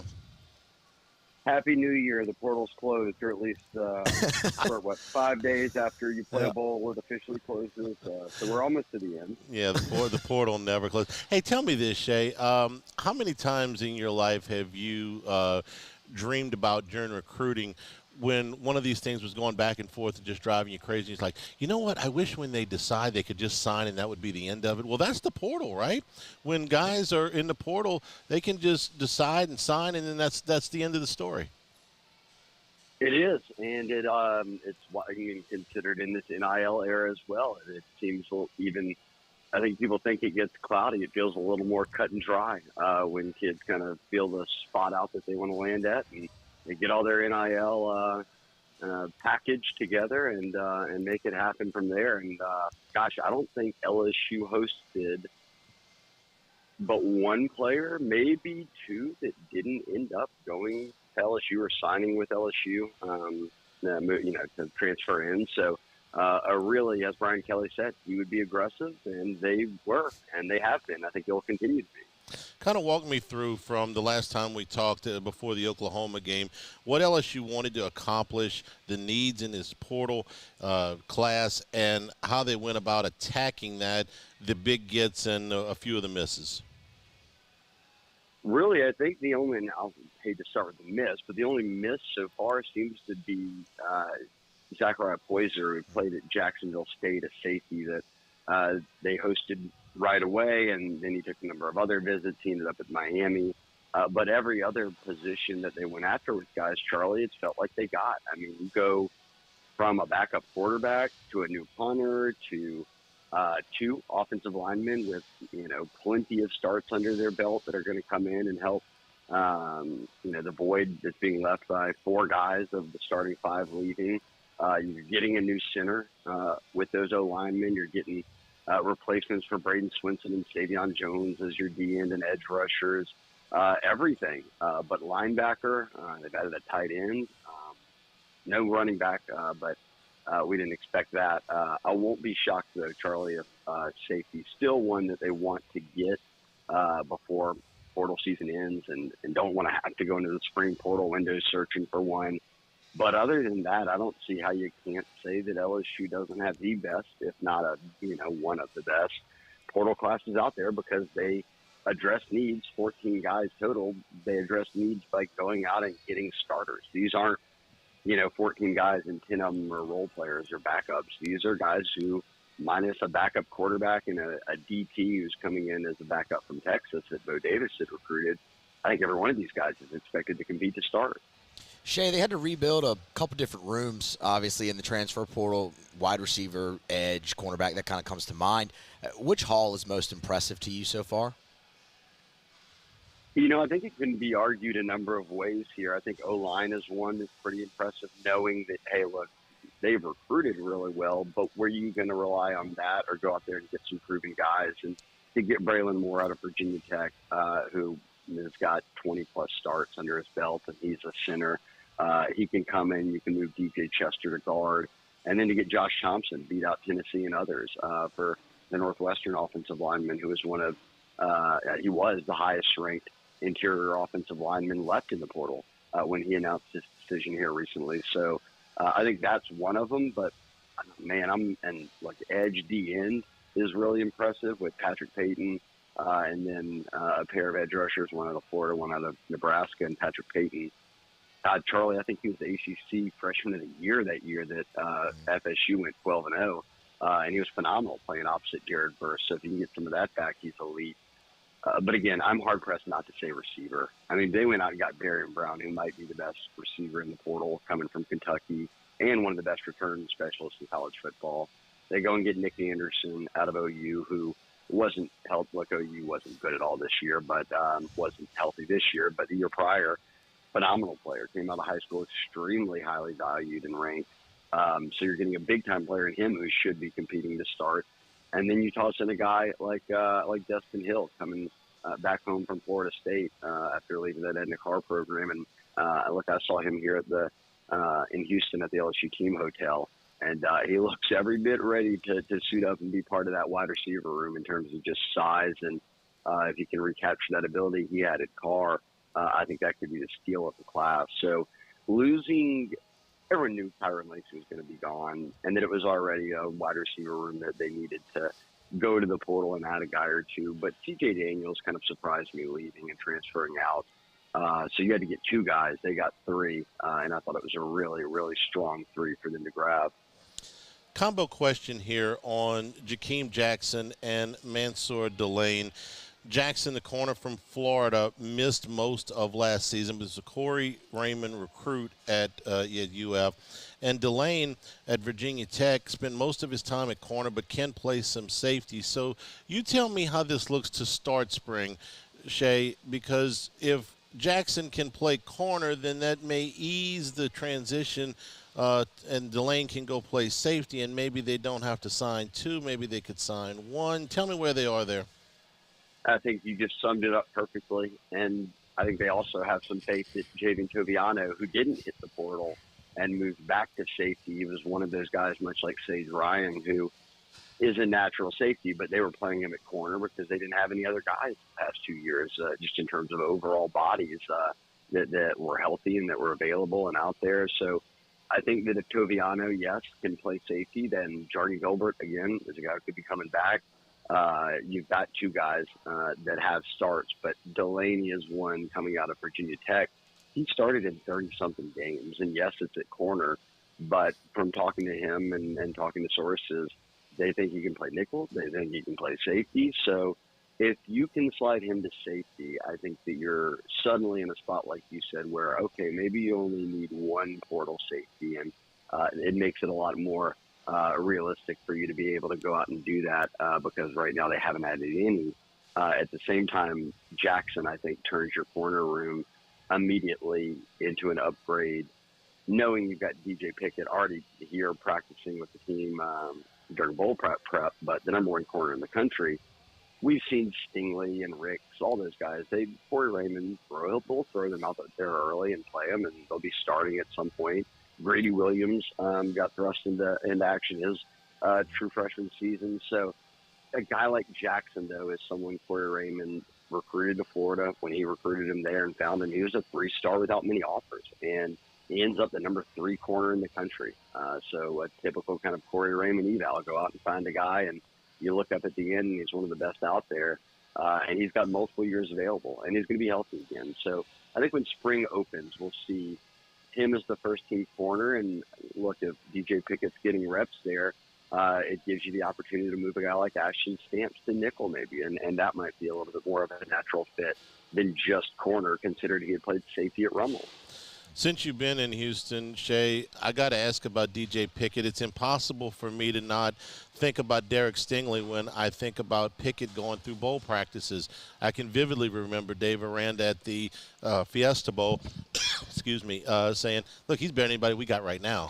And he was, still halfway through his high school year. What are you hearing about how Pickett has practiced? I think they're just happy to have him out here.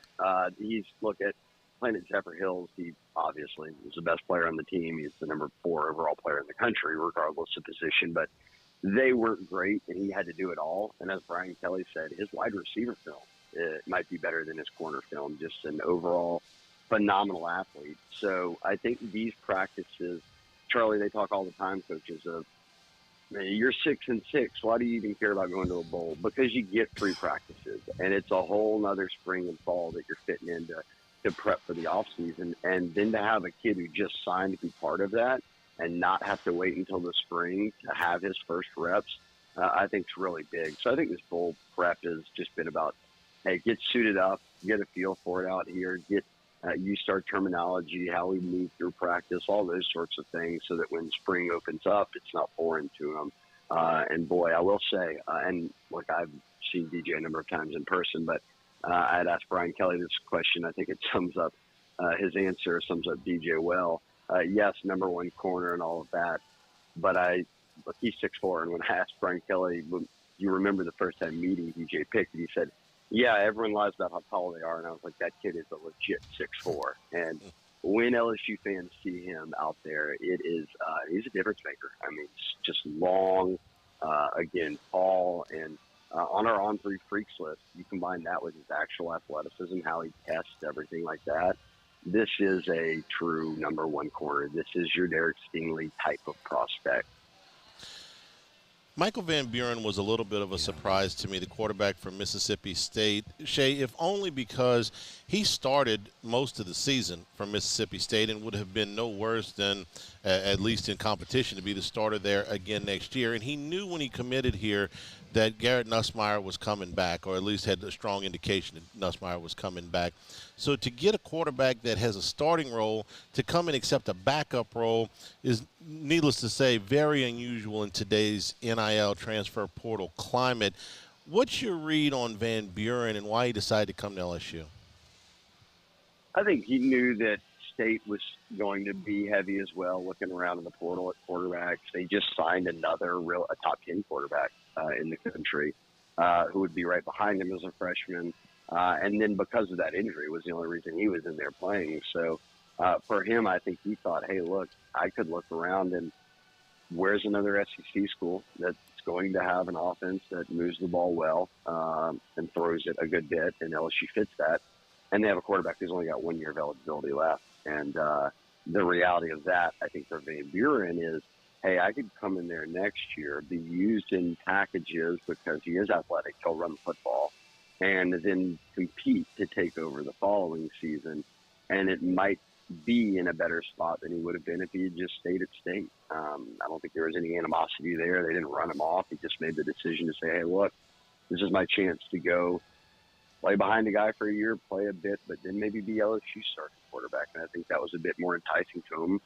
Look, he was looking at LSU coming out of high school. So 1 year later, here we are with a transfer at quarterback. And I did not think that they would be able to pull off someone like that. I thought we were, with Nuss coming back, talking more of the A.J. Swan variety, right? Like someone who had started some games somewhere, but was not someone who had started double-digit games as a true freshman and was thought to have a pretty high ceiling. So he's one. It's so funny. The quarterback is the one I think people kind of skip over in this class because it's not immediate, right? It's Nuss next year. But there's a good chance that in 2 years he's LSU's quarterback.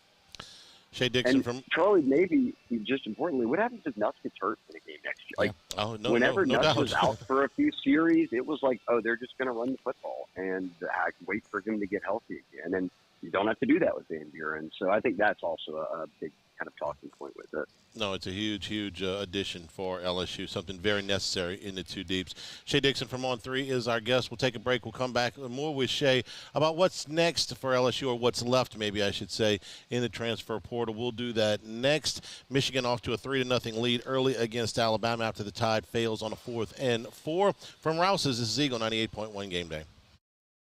The Windsor Senior Living Community in Mandeville, Louisiana is a beautiful, vibrant apartment community geared toward seniors. They are nestled right in the heart of Mandeville, where seniors live a more carefree lifestyle in spacious apartments with the peace of mind that comes from having a little extra help. Call the Windsor at 985-624-8040 to schedule a lunch and tour. Come see how the Windsor can be your passport to peace of mind. Electricity is all around us, and our families depend on it. Every day is sparked by the power of a cold drink or a warm meal, a movie night, and a comforting light at the end of a dark hallway.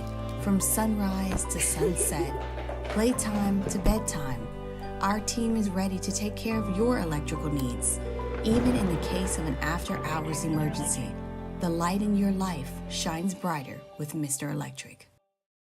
Hey, it's Matt Moscona. For years, you've heard me tell you about Insurance Network of Louisiana, helping you find better coverage for less money. But it's not just for your home and auto. They also offer commercial property. So, retail stores, professional offices like doctors, dentists, attorneys, clothing boutiques.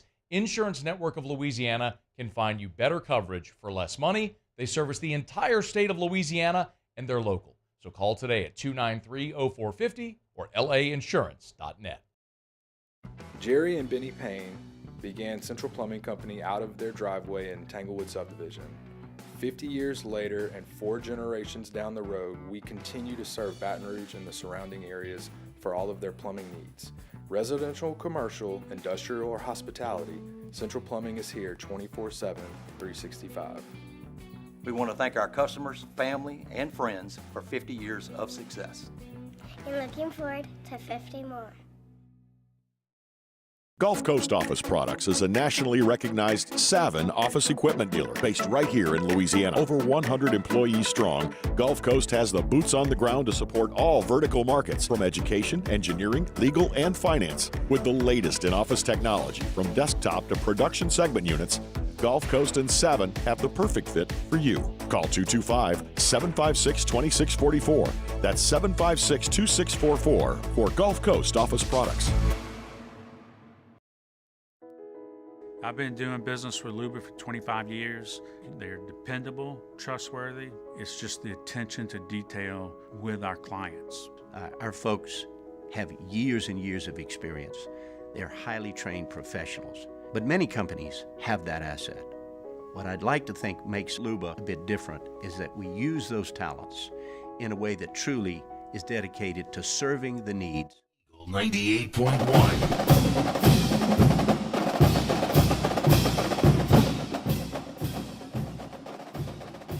Game day continues from Rouse's our LeBears countdown to kickoff about a little over 3 hours from right now.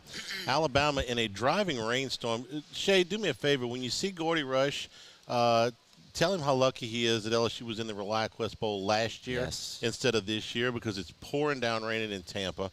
Alabama just fumbled deep in their own territory, so Michigan with a chance to take a 2-score lead here early in the game. But mostly, I'm just looking at that poor sideline reporter. They're sliding out there, man. It's a mess. So you tell Gordy Rush how lucky he is that he's in a dome today when you see him, please.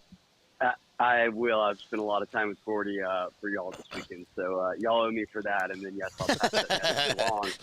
Charlie, I was going to say, if you need me to just be on hold in commercial breaks, I mean, we went right to break there, and Michigan scores, Bama fumbles it. I could just sit around here and just be on hold for you, Charlie. If I thought that would work, Shay, we'd stay here all day. We'd stay here for 4 quarters, believe me. What's left of the transfer portal? And I'm gonna ask you for some names and maybe throw a couple at you. I'm thinking, and you tell me if I'm wrong here, one more offensive lineman, maybe 2 more safeties, and a tight end with a little bulk to him. Add, subtract, amend that list for me. Yeah, I think that's perfect. I think that you would start with safety. And right now, look, Boo Carter kind of flirted at Tennessee with hitting the portal and ended up saying he was coming back. He was one that they would have been all over given the connections there. And then the same with Poyser. They're missing out on him.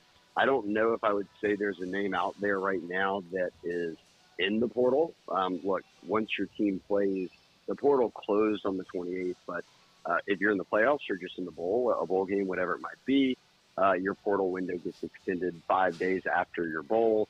And then if you have a head, like look, Bama, when Saban last year, if your head coach moves on or gets fired, whatever it is, I think you have like infinity, basically, it felt like. It was the lifetime of the portals open for your team. So I don't know if it will go to the spring, but they would love that. Number one, get to 15 guys. That was kind of the magic number for them, I felt like, from talking to sources, and safety is the one that's missing. And then it's exactly what you said. Would you turn away another lineman? Definitely not. Do you want another tight end who can be an inline guy for you and run more 12 personnel? Absolutely you do. So I think those are the positions you're kind of still keeping an eye on, but you don't rule out best available, certainly, if someone pops up. But I think by a wide margin, then they may add 2, maybe 2 more guys, 3, but the heavy lifting has been done. And I think that what they went out and proved was, hey, we can compete with the best of the best in the NIL front in the portal, and with the pitch of what a role on a competitive team that can be in the mix for the playoffs each year in the SEC is, with Nuss coming back. Lots of players, when they talk about it in interviews, we said that guys like him and Nuss were, some of the guys who really helped host a lot of the transfers and pitch them onto, hey, look, here's some featured players for next year's team that you'll be around. So those are the positions. It was so much easier to name the names when everybody was hitting the portal, at the start. Now that it's closed up, it's kind of one of those things where you're waiting on teams to win or lose and just be done with their season and see if somebody doesn't go in. But again, safety remains the number one focus moving forward.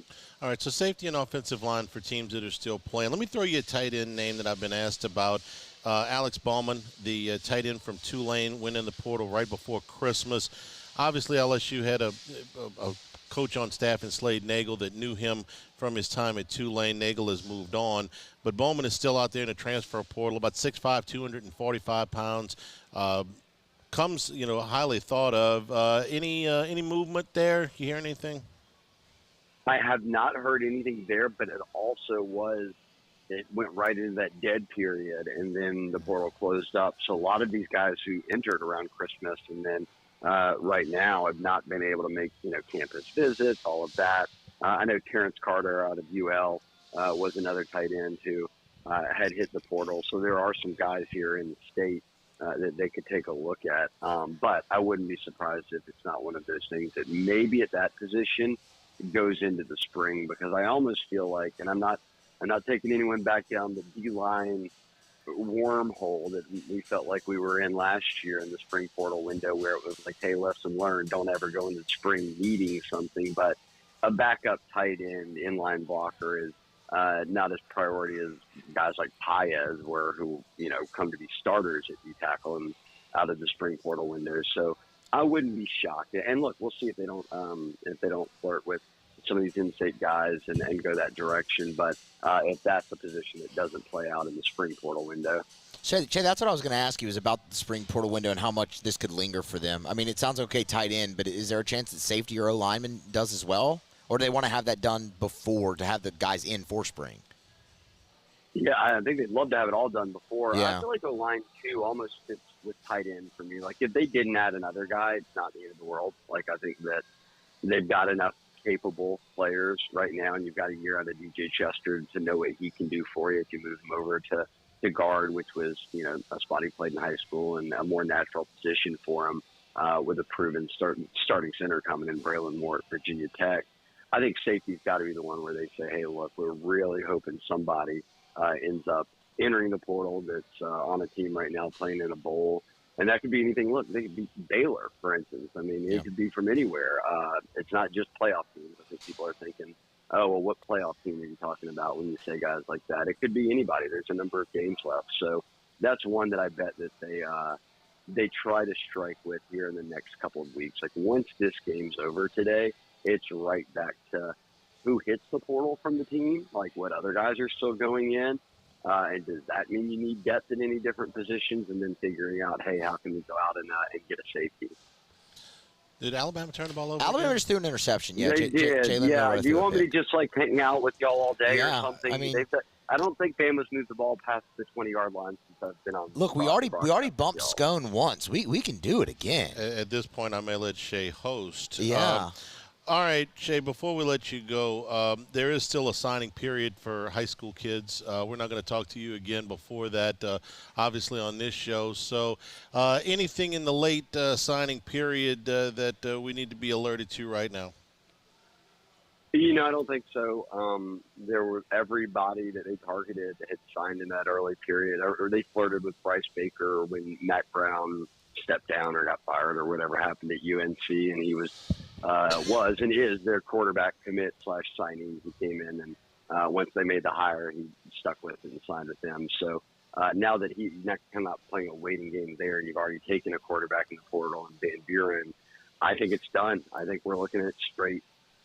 It's sad. I miss the old days, Charlie, if you announcing the signees, but February may bring nothing for LSU, and that's the plan, right? I think you almost view February now like you do the spring portal window of, if we have to still be battling for a position or two, then sure, but the goal is to get it all done in December so that you've got your team moving into, the months of January and February, and spring ball gets here kind of in the blink of an eye in March. Tell you what, Shay, just for you, we'll get a fax machine. We'll set it up.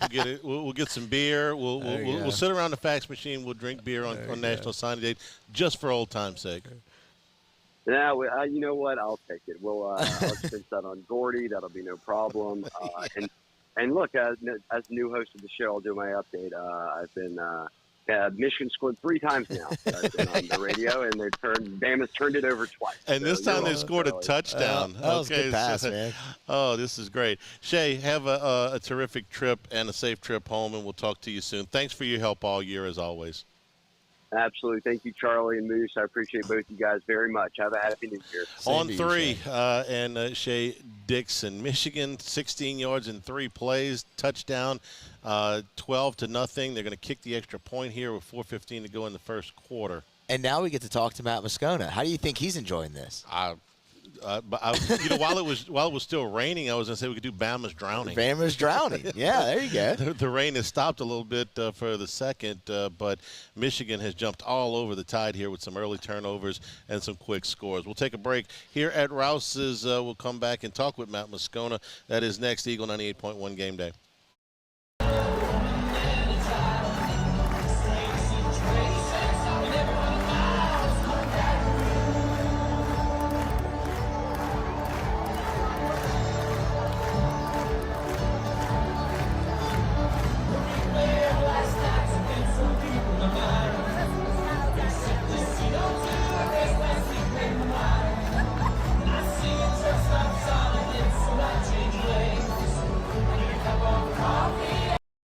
Dylan Cruz here to tell you about Six Rings Baseball and Softball Camp. If you live on the North Shore and play ball, go to Six Rings Camps with former LSU assistant coach Dan Canaveri. His knowledge is second to none, and your child will improve and have fun doing it. Camps were held at Coquille Park and Six Rings Academy in Covington with 4 sessions over the summer. Full day and morning only sessions are available from ages 7 to 13. Go to sixringsbaseball.com or call 985-206-9096. Learn the game to love the game. Breck teamed up to reimagine your parks, and you imagined big. With your help, we went to work, creating 12 beautiful community parks across the parish.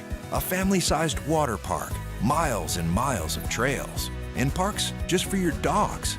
There are more places to splash, to explore, to run wild, and even soar. You imagined, we delivered. Gold. Breck, your #1 park system in the nation. Electricity is all around us, and our families depend on it. Every day is sparked by the power of a cold drink or a warm meal, a movie night, and a comforting light at the end of a dark hallway. From sunrise to sunset, playtime to bedtime, our team is ready to take care of your electrical needs. Even in the case of an after-hours emergency, the light in your life shines brighter with Mr. Electric. Hey, it's Matt Moscona. For years, you've heard me tell you about Insurance Network of Louisiana, helping you find better coverage for less money. But it's not just for your home and auto. They also offer commercial property. So, retail stores, professional offices like doctors, dentists, attorneys, clothing boutiques. Insurance Network of Louisiana can find you better coverage for less money. They service the entire state of Louisiana, and they're local. So call today at 293-0450 or lainsurance.net.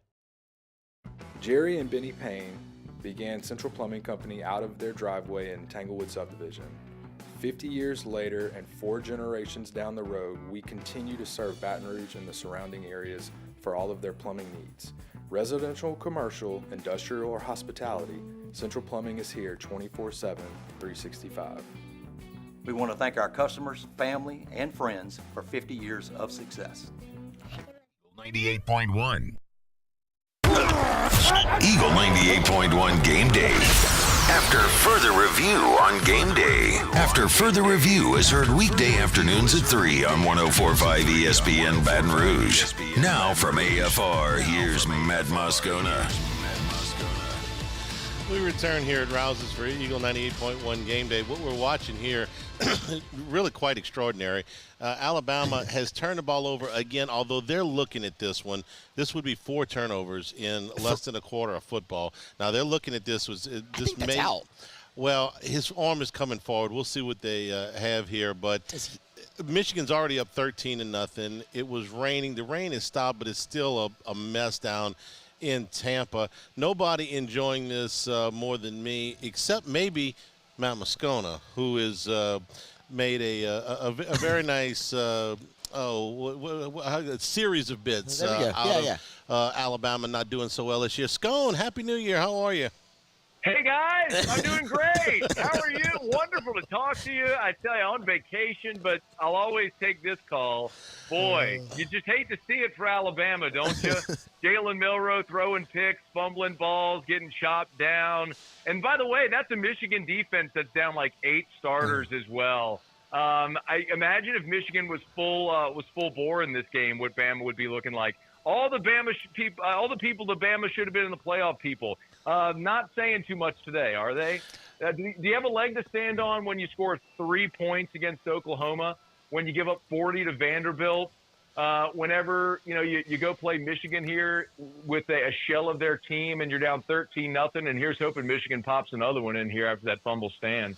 You love to see that, don't you guys? Don't you love to see it? I did. The fumble. What a great way to end 2024. Michigan playing first and goal from the Alabama 6, up 13-0 with a little over 4 minutes to go in the first quarter. Boy, Nick Saban would never, would he, guys? I tell you. No. He wouldn't. No. He wouldn't do this. No. This line finally quit climbing at 16.5 this morning. But it's very, very early here.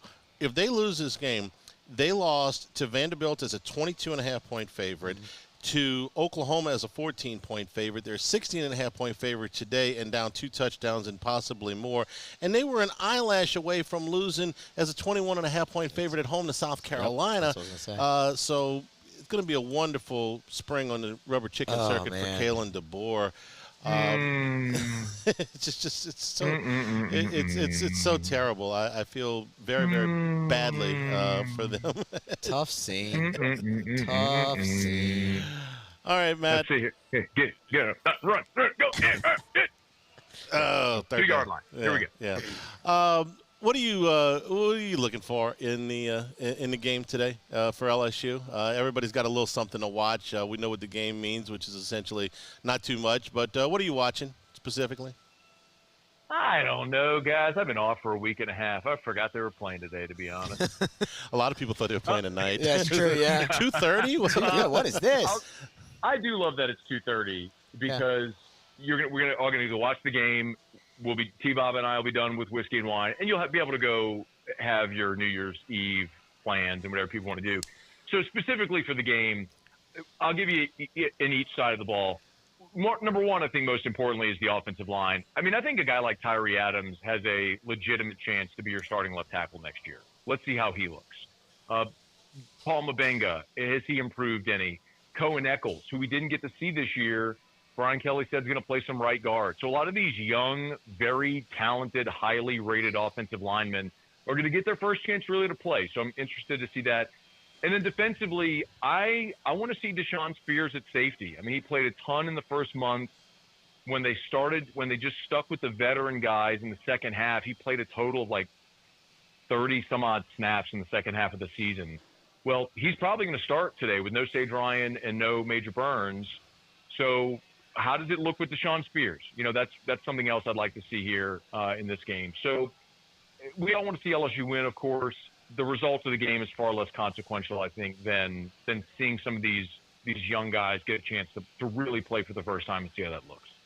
Since you've been on vacation for a couple of weeks, with all the portal movement, and I know you've done a great job of tracking this, what LSU's, I'm going to use the word budget, is what they had available to go shopping, what needs they needed to fill. Like I said, since you've been off for a couple of weeks here, just your thoughts on where the roster stands now as opposed to what it stood when you left. Yeah, I mean, they've added 14 players in the portal. By my estimation, at least 7 will be day one starters that they've already added. And they're still going to add 1 or 2 more. They're going to add a safety, and they may very well add an offensive tackle. I've been told that they have silent commitments from an offensive tackle and a safety on teams currently playing in the playoffs. And I know that sounds weird, but just understand, like, No, it doesn't actually. I know, but for those because you may think that's tampering.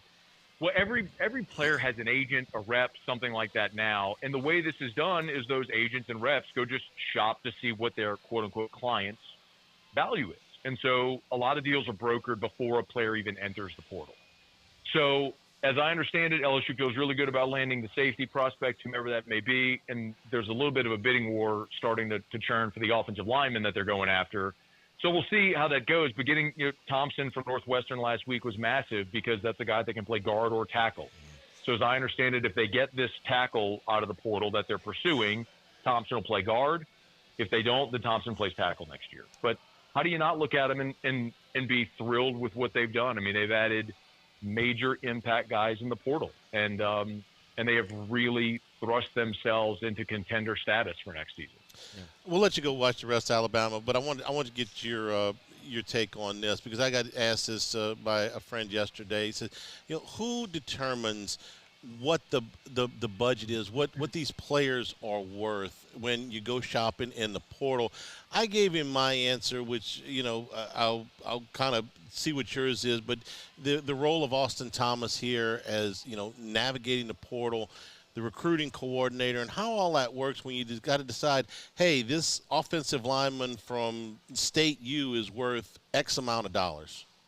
Yeah, well, it is Austin Thomas in conjunction with Brian Kelly and Frank Wilson. I mean, really, that's the three-headed monster that's sort of making all these determinations. But Austin's the one who is acting, guys, almost like a legitimate, like an NFL general manager, where you have to look at roster needs, managing your quote-unquote budget, salary cap, however you want to phrase it. But understand, revenue share is going to go into place this summer. And so they have a budget with revenue share they knew they were going to spend. And so the way that they organized this whole thing was to say, okay, here's the whole pie, right? We'll spend this % of the pie on quarterbacks, this % of the pie on offensive linemen, this % of the pie on cornerbacks, right? And so then position by position, you look at the budget you have for that position, you break it down by the player. So it's weighting the value of the position group and then the players within the position group. And they've done a very thoughtful job. But the point that I made very loudly when on signing day they missed on Underwood and Jakeem Stewart and Cade Phillips that nobody wanted to hear because those were awful optically. Having the fiscal responsibility to say we're not going to overspend on these young players opened up even more money, the money they had allocated for those players, to be able to go spend in the portal. And you've seen the fruits of that in the last month, which has been super exciting to watch. Whiskey and wine afterwards with you and T-Bob. Matt, Happy New Year, and go enjoy the game. I hope you enjoy the last three quarters as much as the first quarter. Well, did you say Bama or the LSU game? Because I'm enjoying the heck out of this now. The Bama game is what I'm talking about right now. You can enjoy the LSU game later. Thanks, Scone. We appreciate it. All right, see you guys. Our Bears countdown to kickoff, 2 hours and 45 minutes. We'll take a break. When we return here, Zach Smith, the Waco Tribune-Herald, tells you a little bit more about Baylor. That's next here from Rouse's Eagle 98.1 Game Day. At Atmos Energy, our smart choice solutions help customers save energy and emissions with rebates up to $500 off high-efficiency natural gas appliances, smart thermostats, and weatherization upgrades. Together, we're fueling our energy future.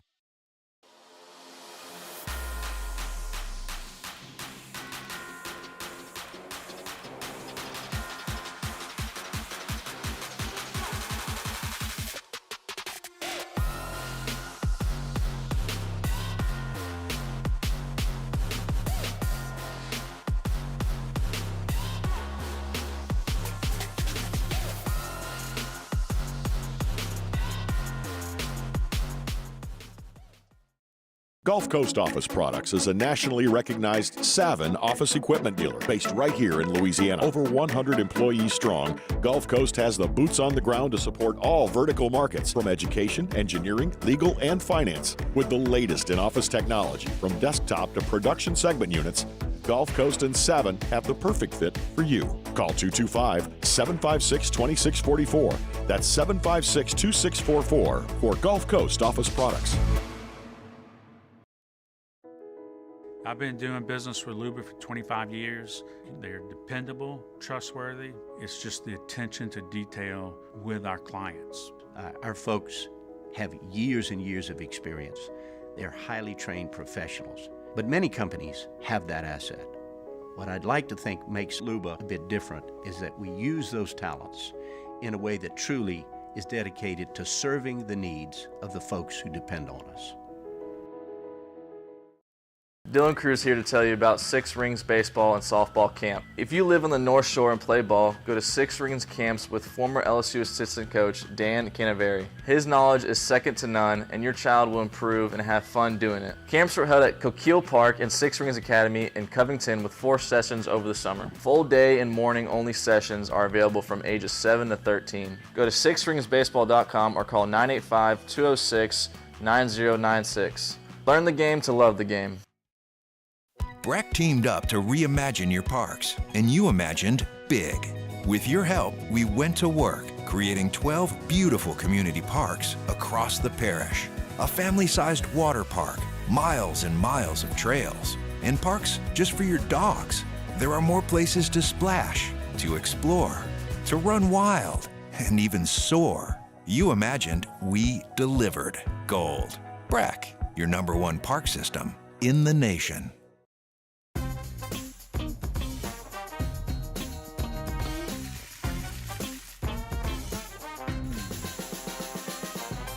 The best kept secret in town is 98.1.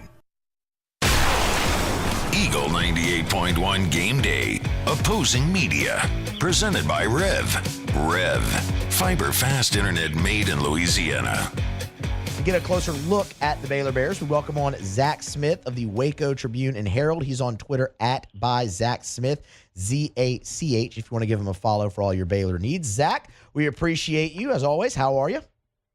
I'm doing great. I actually just pulled up to Houston. I'm looking at my hotel room at NRG Stadium, so getting pumped for game day. Here we go, man. It's practically here. Let's start kind of there. The vibe around Baylor. You kind of have to ask that, I feel like, with bowl season in general this year, because, you know, each team kind of feels differently about the bowl game that they're in. What has the vibe been around Dave Aranda and the Bears as they've prepared for this game?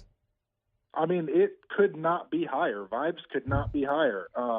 You know, ending the season like they did on a 6-game winning streak. You've got an offense led by Sawyer Robertson and Bryson Washington that is just kind of hitting on all cylinders. And so after the season that they had last year, Dave Aranda was kind of rightfully on the hot seat, if you ask me.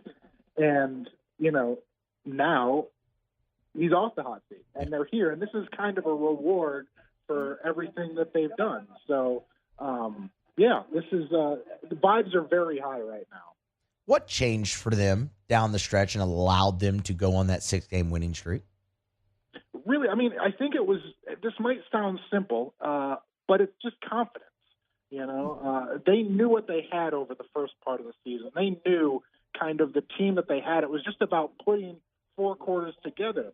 And, you know, even in the start of Big 12 play, you have that really devastating loss to Colorado. You have a loss to BYU where they almost came back and beat BYU. And those are 2 teams that could have been in the Big 12 title game very easily. And so finally, once they got to that bye week, once they beat Texas Tech kind of handily in such an emotional rivalry game, it was a homecoming for Sawyer Robertson, all of these things, it was just a confidence thing. And once they got that confidence, they were unshakable. Yeah, man, that Colorado game was brutal. I mean, that was an absolutely brutal. Oh my gosh, brutal win. It was. Might have had a little bit of a vested interest in that one late on a Saturday night, and that was brutal. Zach Smith is our guest. All right, we've mentioned Sawyer Robertson here a couple of times. I can look at the stat sheet. I can see the season that he's had, but what are his strengths? Like when Sawyer Robertson is in the zone, what does that look like for the Baylor offense? He is one of the most accurate passers I have ever seen, and he can sling it like to a tee, like dropping dimes like you wouldn't see. And, you know, he is, like I said, he is one of the most accurate passers I've ever seen. And in this offense specifically, Jake Spavital, he's a former Texas State head coach. He coached Johnny Manziel a little bit over at Texas A&M.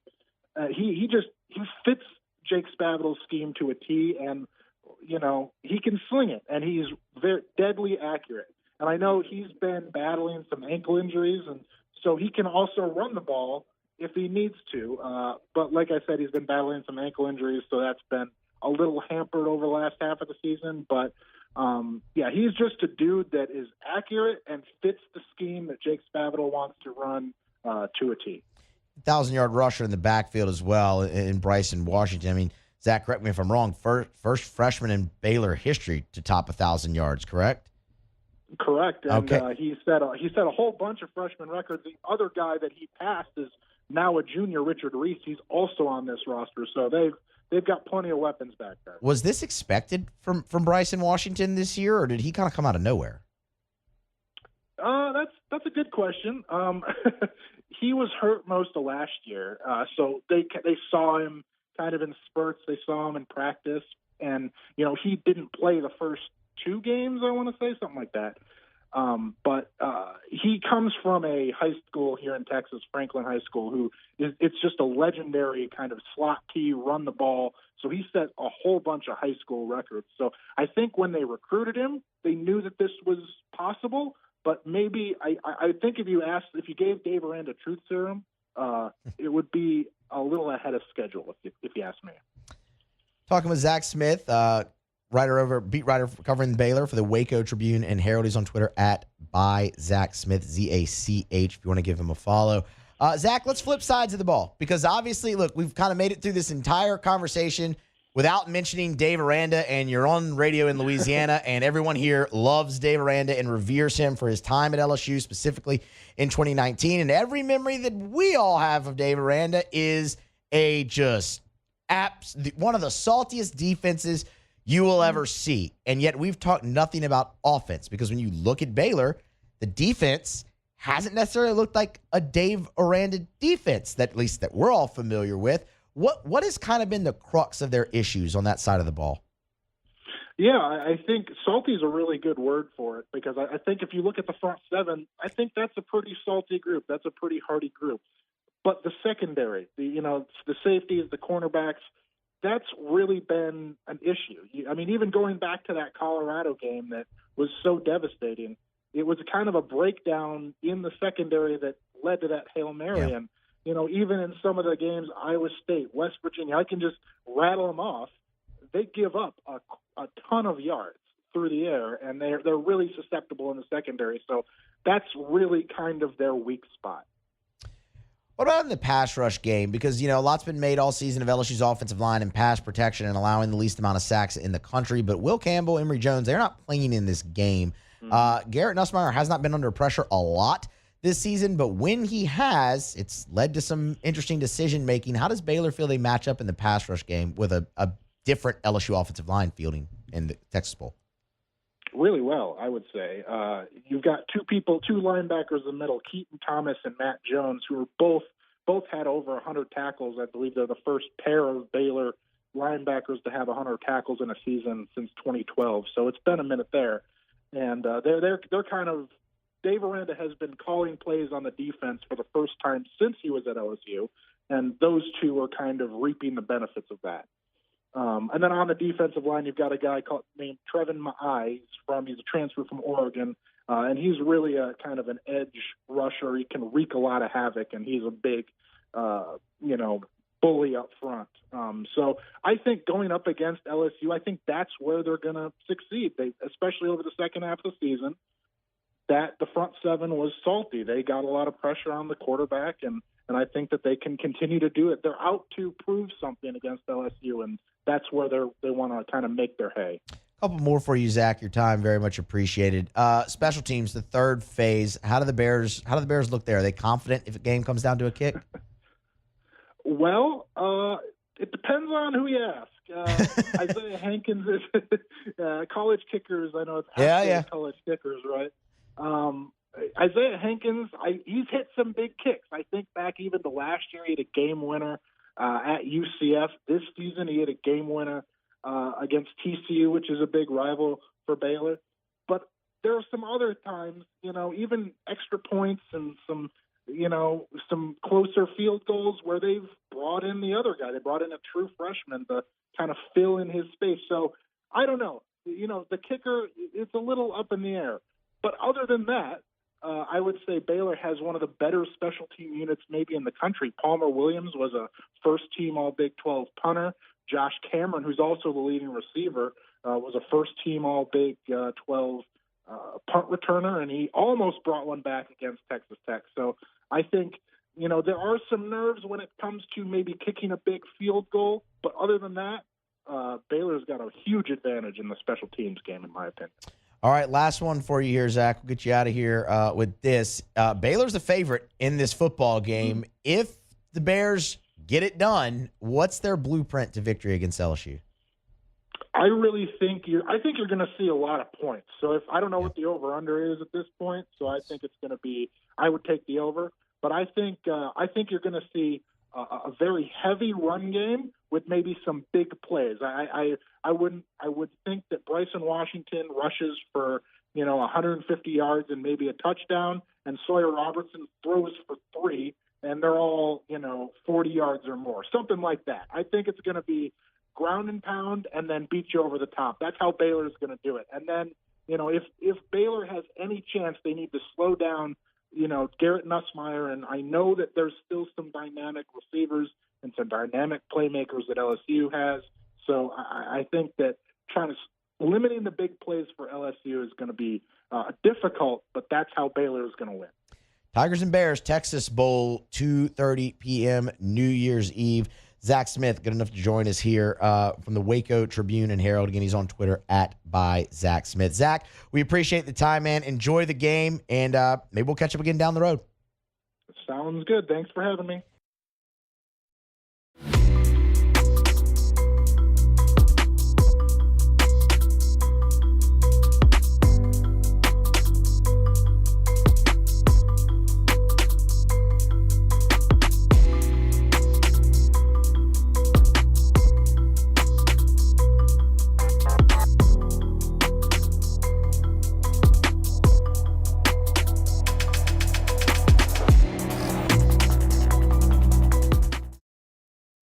Electricity is all around us, and our families depend on it. Every day is sparked by the power of a cold drink or a warm meal, a movie night, and a comforting light at the end of a dark hallway. From sunrise to sunset, playtime to bedtime, our team is ready to take care of your electrical needs. Even in the case of an after-hours emergency, the light in your life shines brighter with Mr. Electric. Hey, it's Matt Moscona. For years, you've heard me tell you about Insurance Network of Louisiana, helping you find better coverage for less money. But it's not just for your home and auto. They also offer commercial property. So, retail stores, professional offices like doctors, dentists, attorneys, clothing boutiques. Insurance Network of Louisiana can find you better coverage for less money. They service the entire state of Louisiana, and they're local. So call today at 293-0450 or lainsurance.net. Jerry and Benny Payne began Central Plumbing Company out of their driveway in Tanglewood subdivision. 50 years later and 4 generations down the road, we continue to serve Baton Rouge and the surrounding areas for all of their plumbing needs. Residential, commercial, industrial, or hospitality, Central Plumbing is here 24/7, 365. We want to thank our customers, family, and friends for 50 years of success. And looking forward to 50 more. Gulf Coast Office Products is a nationally recognized Savin office equipment dealer based right here in Louisiana. Over 100 employees strong, Gulf Coast has the boots on the ground to support all vertical markets, from education, engineering, legal, and finance. With the latest in office technology, from desktop to production segment units, Gulf Coast and Savin have the perfect fit for you. Call 225-756-2644. That's 756-2644 for Gulf Coast Office Products. I've been doing business with Luba for 25 years. They're dependable, trustworthy. It's just the attention to detail with our clients. Our folks have years and years of experience. They're highly trained professionals. But many companies have that asset. What I'd like to think makes Luba a bit different is that we use those talents in a way that truly is dedicated to serving the needs. 98.1. Eagle 98.1 Game Day. Presented by Super Chevy. Talkin' Tigers. Talkin' Tigers. Quarterback Garrett Nussmeier. It's been good. Obviously there's different moving pieces, and certain guys aren't playing and guys are stepping into new roles, and I think that's what bowl practice is all about, is giving guys opportunities, and letting guys compete for spots, and we're going to play the best players. I think this time of year is great for the younger guys to get these reps, to get prepared, and it really develops the back half of our program, and also the guys who will make an impact next year who didn't have the opportunity to do that this year as well. Linebacker Whit Weeks. It says that we truly have a brotherhood here. Guys like Swinton Savion on defense, who I can think of off the top of my head, Greg Penn, guys like that who are coming back one last time to play with your brothers. That really just is a testimony to the brotherhood that we've built here. Running back Josh Williams. It's actually looking really great. We have the mentality of next man up, and that we all can go and we all can complete the task at hand. So we're very confident going into this game. Quarterback Garrett Nussmeier. I think it was an interesting decision, and definitely I had to do my due diligence on the situation. I felt like the product that I put out there for my teammates and everybody involved with this organization, it wasn't what I wanted it to be. It wasn't as consistent as I wanted it to be, and I felt like I owed that, to the coaches and who have spent so much time on me, helping me reach, my best, and the players who have busted their tails every day with me to try and help me, be better as well. So I just feel like it almost like the job wasn't finished. Business wasn't handled yet, and so there's a lot more for me to come back and do. Linebacker Whit Weeks. They do have talent. They got a lot of talent. They got a really good receiver, and their running back. He's a gritty dude. So we got to play good ball if we want to win this game. We know that. Coach Baker knows that, and everybody on the defense knows that. Running back Josh Williams. I know one of our trainers, Dallas. He was at Baylor, so he knows Coach Aranda as well. But I have all positive things to say about Coach Aranda. Great coach. Maybe whenever he was here, whenever he was at Baylor. So we're excited to see him again. At least I am. Quarterback Garrett Nussmeier. I wouldn't say there's an exact moment. I think throughout the end of the season, we kind of went through that rough patch there for those 2 weeks. I think that, for our program, it kind of showed us a lot. It showed true colors of people that are no longer here, no longer with us. And, for guys that we are going to build this locker room around and create the culture that we know that we need. And so I think that leads into the type of team we are on the field. And so I think that it was a growth moment for us. I've described it as that before, and I think that it'll definitely help propel us into where we want to go. Linebacker Whit Weeks. This December with bowl practice, you get a chance to really try out new stuff. Learn new stuff. So really I'm taking on a role, like a bigger leadership role now that we've had some guys who are gone that were leaders. Running back Josh Williams. It means a lot. So many years, so many games, so many practices and lifts and whatnot. It's all coming to an end. So it's a bittersweet situation, but I'm just grateful and thankful that I get to play this last game in Houston, which is my hometown. It just makes it all full circle, so I'm grateful. Quarterback Garrett Nussmeier. I'm very excited. I think there's a graphic going around of the guys with the speed. I saw that. It's pretty unbelievable. We got a lot of guys that can make plays. And some of them are even already still here, guys that were already here. And we're going to bring some guys in that'll also make, some very good plays. And, it's going to be a very competitive room, very talented room. And so, I'm very excited. We've got so many good players in that room. Talkin' Tigers. Eagle 98.1 Game Day. The Windsor Senior Living Community in Mandeville, Louisiana is a beautiful, vibrant apartment community geared toward seniors. They are nestled right in the heart of Mandeville, where seniors live a more carefree lifestyle in spacious apartments with the peace of mind that comes from having a little extra help. Call the Windsor at 985-624-8040 to schedule a lunch and tour. Come see how the Windsor can be your passport to peace of mind. Dylan Cruz here to tell you about Six Rings Baseball and Softball Camp. If you live on the North Shore and play ball, go to Six Rings Camps with former LSU assistant coach Dan Canaveri. His knowledge is second to none, and your child will improve and have fun doing it. Camps are held at Coquille Park and Six Rings Academy in Covington with 4 sessions over the summer. Full day and morning only sessions are available from ages 7 to 13. Go to sixringsbaseball.com or call 985-206-9096. Learn the game to love the game. Breck teamed up to reimagine your parks, and you imagined big. With your help, we went to work, creating 12 beautiful community parks across across the parish, a family-sized water park, miles and miles of trails, and parks just for your dogs. There are more places to splash, to explore, to run wild, and even soar. You imagined, we delivered. Gold. Breck, your #1 park system in the nation. Electricity is all around us, and our families depend on it. Every day is sparked by the power of a cold drink or a warm meal, a movie night, and a comforting light at the end of a dark hallway. From sunrise to sunset, playtime to bedtime, our team is ready to take care of your electrical needs. Even in the case of an after-hours emergency, the light in your life shines brighter with Mr. Electric. Hey, it's Matt Moscona. For years, you've heard me tell you about Insurance Network of Louisiana, helping you find better coverage for less money. But it's not just for your home and auto. They also offer commercial property. So, retail stores, professional offices like doctors, dentists, attorneys, clothing boutiques. Insurance Network of Louisiana can find you better coverage for less money. They service the entire state of Louisiana, and they're local. So call today at 293-0450 or lainsurance.net.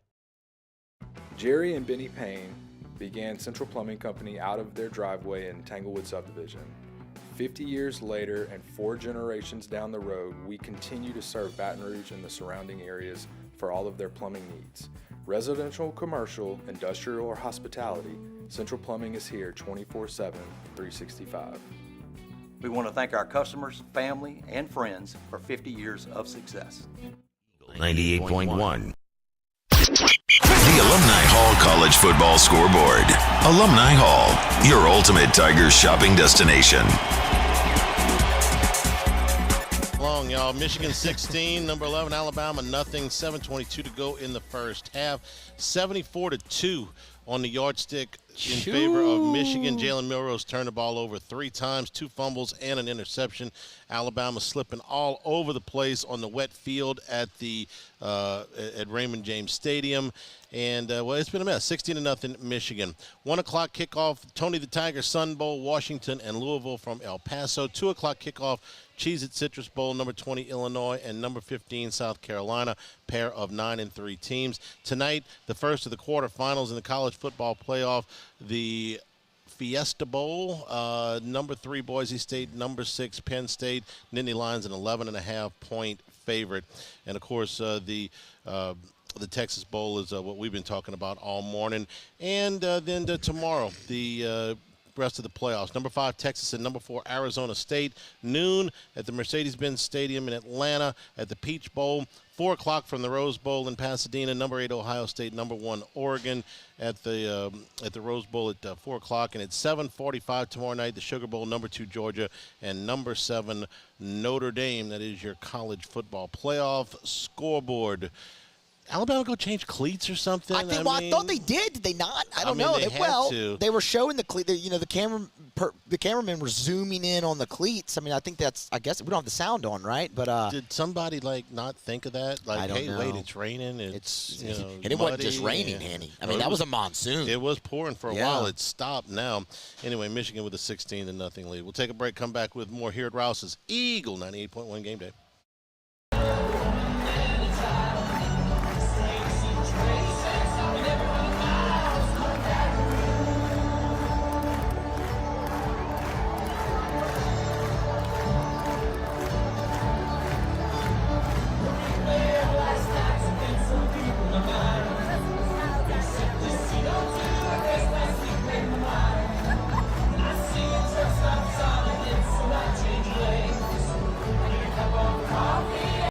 Gulf Coast Office Products is a nationally recognized Savin office equipment dealer based right here in Louisiana. Over 100 employees strong, Gulf Coast has the boots on the ground to support all vertical markets from education, engineering, legal, and finance. With the latest in office technology from desktop to production segment units, Gulf Coast and Savin have the perfect fit for you. Call 225-756-2644. That's 756-2644 for Gulf Coast Office Products. I've been doing business with Luba for 25 years. They're dependable, trustworthy. It's just the attention to detail with our clients. Our folks have years and years of experience. They're highly trained professionals. But many companies have that asset.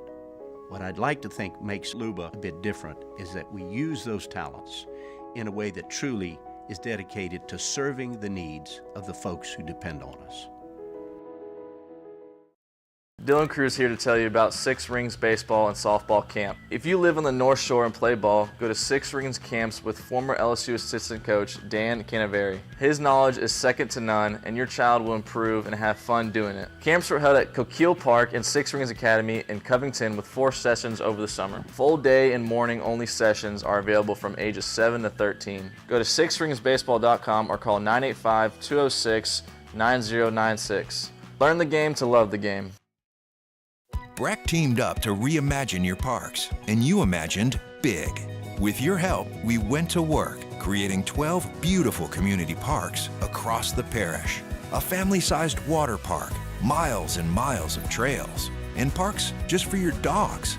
There are more places to splash, to explore, to run wild, and even soar. You imagined, we delivered. Gold. Breck, your #1 park system in the nation. Electricity is all around us, and our families depend on it. Every day is sparked by the power of a cold drink or a warm meal, a movie night, and a comforting light at the end of a dark hallway.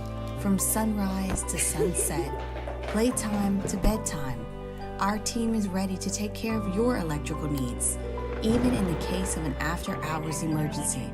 The light in your life. 98.1. Eagle 98.1 Game Day. Keys to the V. Presented by Coors Light. Coors Light. Mountain cold refreshment made to chill. And we bring in Richard Dixon, network post-game only. Rich and I will not be with you late tonight. We've got other commitments on Eagle. But, Rich, Happy New Year. You enjoying watching Alabama slip and slide around in Tampa today? Man, it's so much fun. I just wish we would get to experience that game one day. In all seriousness, we talk about the cleats sometimes with the bad weather. They go out in the wrong footwear today? It's very possible. I mean, it reminds me similar to, in 2009 when we played in, what was the bowl down there in Orlando? It was in Orlando. The Capital One Bowl. Yeah. Penn State. The Capital One, and, man, we were slipping, sliding everywhere. Now, I think we were in a worse scenario. They played 3 games, the high school state championship, all within like a week. And, I remember picking up squares of sod and have to throw it out the way just so you could get your foot in the ground. Yeah, they're having a problem, but now the sun's come out. The footing looks a little bit better right now. They're still down 16-0. All right, Rich, 1 or 2 things that you're looking for today from LSU against Baylor. I'm just looking for a lot of these young guys to get out there and, show what they got. This is one of the games, I think, in this new era of bowl games that it's a really good look forward to what's going to happen next year. You're going to have some of the guys you might be relying on to start next year, and I just want everybody to go play free, play relaxed, and show us what they can do. Without Mason Taylor, Trey Green really the only tight end on the roster that has played tight end, and he's been a receiver for most of the back half of the season. So what's the challenge for Joe Sloan today, not really having a true inline tight end and how he calls the game? I think it'll be similar to when you see Taylor split out. My guess you'll see Borderline in there in a lot of the run games and probably play some just traditional tight end for the most of the game, having Trey Green be that second tight end to come in the pass situations. All right, take the night off, man. We want you to. You did such a great job. We'll give you the night off. Enjoy your New Year's, and of course, we'll look forward to catching up with you. The Handicast podcast. Rich and I'll be breaking down the rest of LSU's transfer portal group next week on YouTube. So, Rich, until then, have a happy New Year. We appreciate it. Sounds good, man. Talk to you later. Inside of 5 minutes now in the first half. Michigan 16-0 on Alabama. The Tide with their first serious drive of the game. They're down to the Wolverine 25-yard line. Back to Houston when we return here at Rouse's Eagle 98.1 Game Day.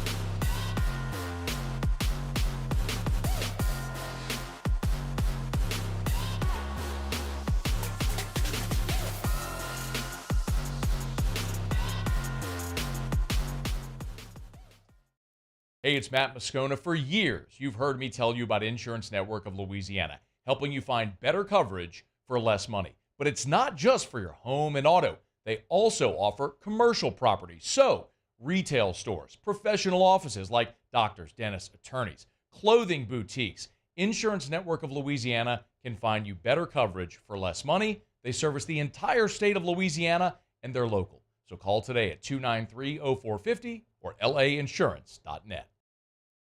Jerry and Benny Payne began Central Plumbing Company out of their driveway in Tanglewood subdivision.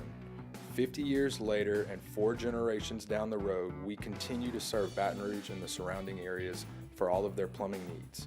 Residential, commercial, industrial, or hospitality, Central Plumbing is here 24/7, 365. We want to thank our customers, family, and friends for 50 years of success. And looking forward to 50 more. Gulf Coast Office Products is a nationally recognized Savin office equipment dealer based right here in Louisiana. Over 100 employees strong, Gulf Coast has the boots on the ground to support all vertical markets from education, engineering, legal, and finance. With the latest in office technology from desktop to production segment units, Gulf Coast and Savin have the perfect fit for you. Call 225-756-2644. That's 756-2644 for Gulf Coast Office Products. I've been doing business with Luba for 25 years. They're dependable, trustworthy. It's just the attention to detail with our clients. Our folks have years and years of experience. They're highly trained professionals, but many companies have that asset.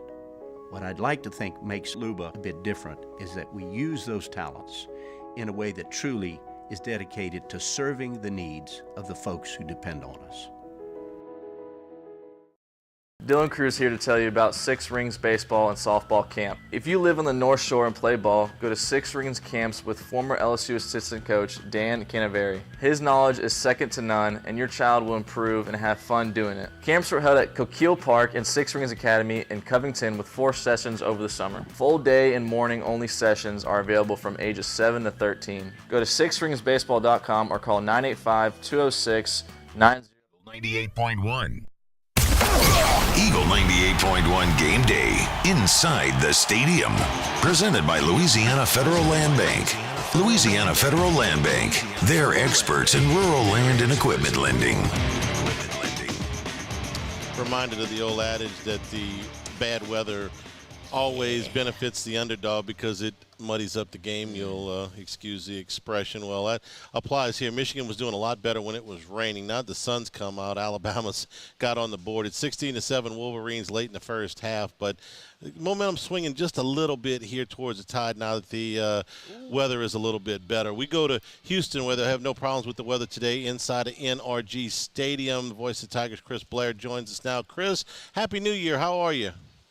I'm great. Happy New Year to you and the entire gang. Doing great, man. It's a beautiful day here in Houston. We're inside, and no surprise, and a little chilly inside the press box, but we're just about set to go. Well, you give me your thoughts about the game prep, the bowl prep, everything that's happened since the last time we talked to you as LSU comes in to play Baylor.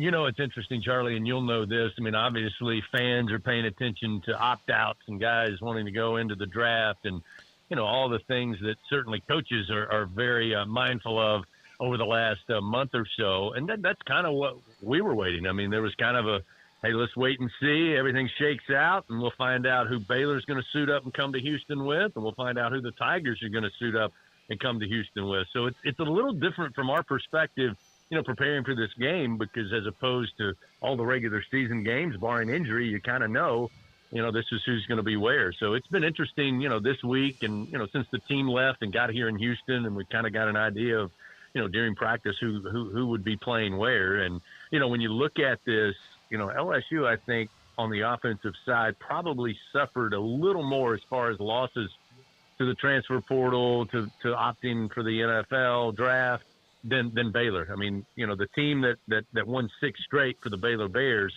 for the most part, offensively and defensively, are intact, which, I had a lot of questions last night at Coach Matt McMahon's basketball show about, what are my reasons do I think that maybe LSU is an underdog? And, frankly, I think, Baylor winning 6 in a row, and the fact that from a personnel standpoint, they look a lot more like they did at the end of the regular season than LSU did. Now, that's not taking away from, comparing talent to talent, but at least from a personnel standpoint, we had to wait and see, who was going to suit up.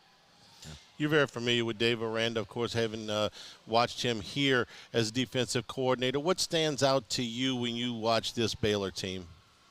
He's very cerebral. I know you had a chance to be around him. A little different from maybe the stereotypical defensive coordinator you think of in the SEC as far as animation and being fiery. Certainly a top-notch competitor, but just goes about it a different way. And, I thought it was interesting reading the notes on Baylor that, they still have a defensive coordinator or assistant defensive coordinator on staff, but, early part of the season, Baylor was struggling. There was questions about Dave Aranda's future, and suddenly he's like, hey, guys, I'm going to stay on the sideline and I'm going to make the defensive calls. Obviously, I think that's got something to do with their improvement over the last 6 games of the regular season. But I've always thought that, he's very much like a chess player. I mean, he's going to look at what LSU has to offer, what they're going to go against. Spoke highly of Garrett Nussmeier. He recruited Garrett at Baylor when he got here. And, I think he's a defensive coach that may surprise you with, the exotic and unique stunts that he will pull, especially with his defensive front. And he's got 2 very good linebackers. So to me, with a second and third string offensive line for the most part, it's great to have Garrett Nussmeier. The key is going to be, how does Dave Aranda try to punch holes at this offensive line, and how does LSU try to keep Garrett upright with the ability to look downfield and make the throws? To me, that's again where I think the game will be won or lost for both teams. Chris, a few minutes from now, we'll hand it over to you guys at the network. What's coming up on pregame? Well, it's going to be interesting. Hunt's going to have a chance, along with Brandon and Marlon, to talk to the color analyst for Baylor football, and I'm sure they're going to dig into, what's it been like in this preparation for the bowl with the players they do have coming back. And then we're pleased to have special guest Jay Clark, LSU gymnastics coach, with the season literally right around the corner, defending their national championship. Jay's going to join the guys, kind of preview the gymnastics crew, and then they'll try to break down the X's and O's and hand it off to us, and we'll try our best to bring some semblance to what's happening on the field. Chris, have a great call. A Happy New Year. Thanks for your help all year long. We really appreciate it, and good luck today. Well, heartfelt thank you, Charlie, to you guys for having me on each week. I really do enjoy it. You guys do a tremendous job. You've got the ear of Tiger fans, and just happy to be a part of it. Hopefully we can get another big win to finish the season today. Happy New Year, Chris. You too. We'll take a break, come back and wrap things up here from Rouse's Eagle 98.1 Game Day. At Atmos Energy, our Smart Choice solutions help customers save energy and emissions with rebates up to $500 off high-efficiency natural gas appliances, smart thermostats, and weatherization upgrades. Together, we're fueling our energy future.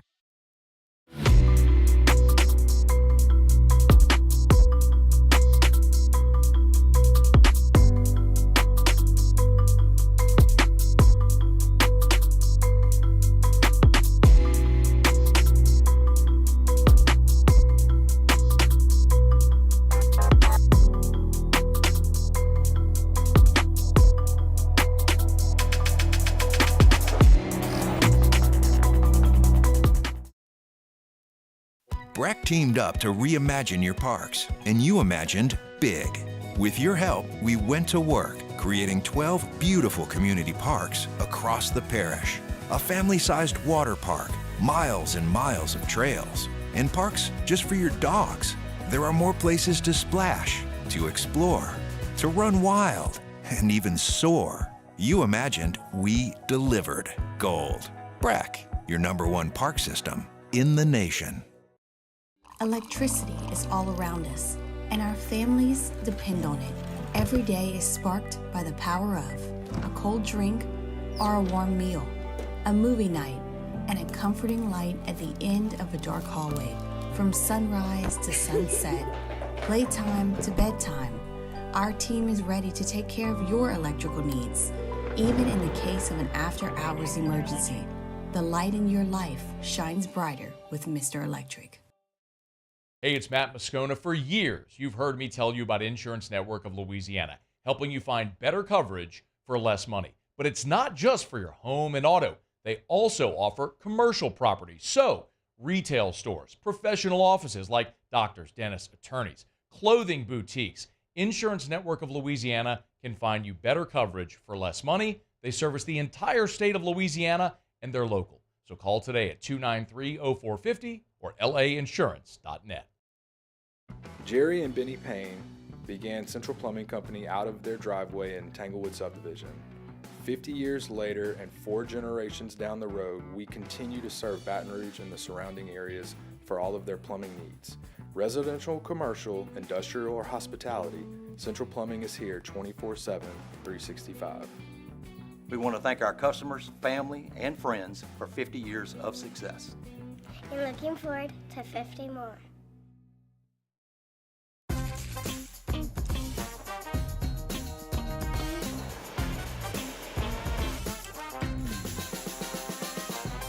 The best kept secret in 98.1. Eagle 98.1 game day. LaBear's countdown to kickoff about 2 hours now. Thanks to the folks here at Rouse's for being our host all season long. All of your game day supplies, all your tailgating supplies, you can always get them right off the campus here at Rouse's. Thanks to Cassie and to Musso and to Jordan back in the studio. They've done a great job all year. Our entire staff has just worked tirelessly on the pregame show. They make my job very, very easy. Enjoy the game, whiskey and wine afterwards, along with network postgame. There will be no flagship postgame tonight after the Texas Bowl. From all of us here at Rouse's, I'm Charles Hanniger saying thank you and good afternoon. Happy New Year, everybody. This has been Eagle 98.1 Game Day.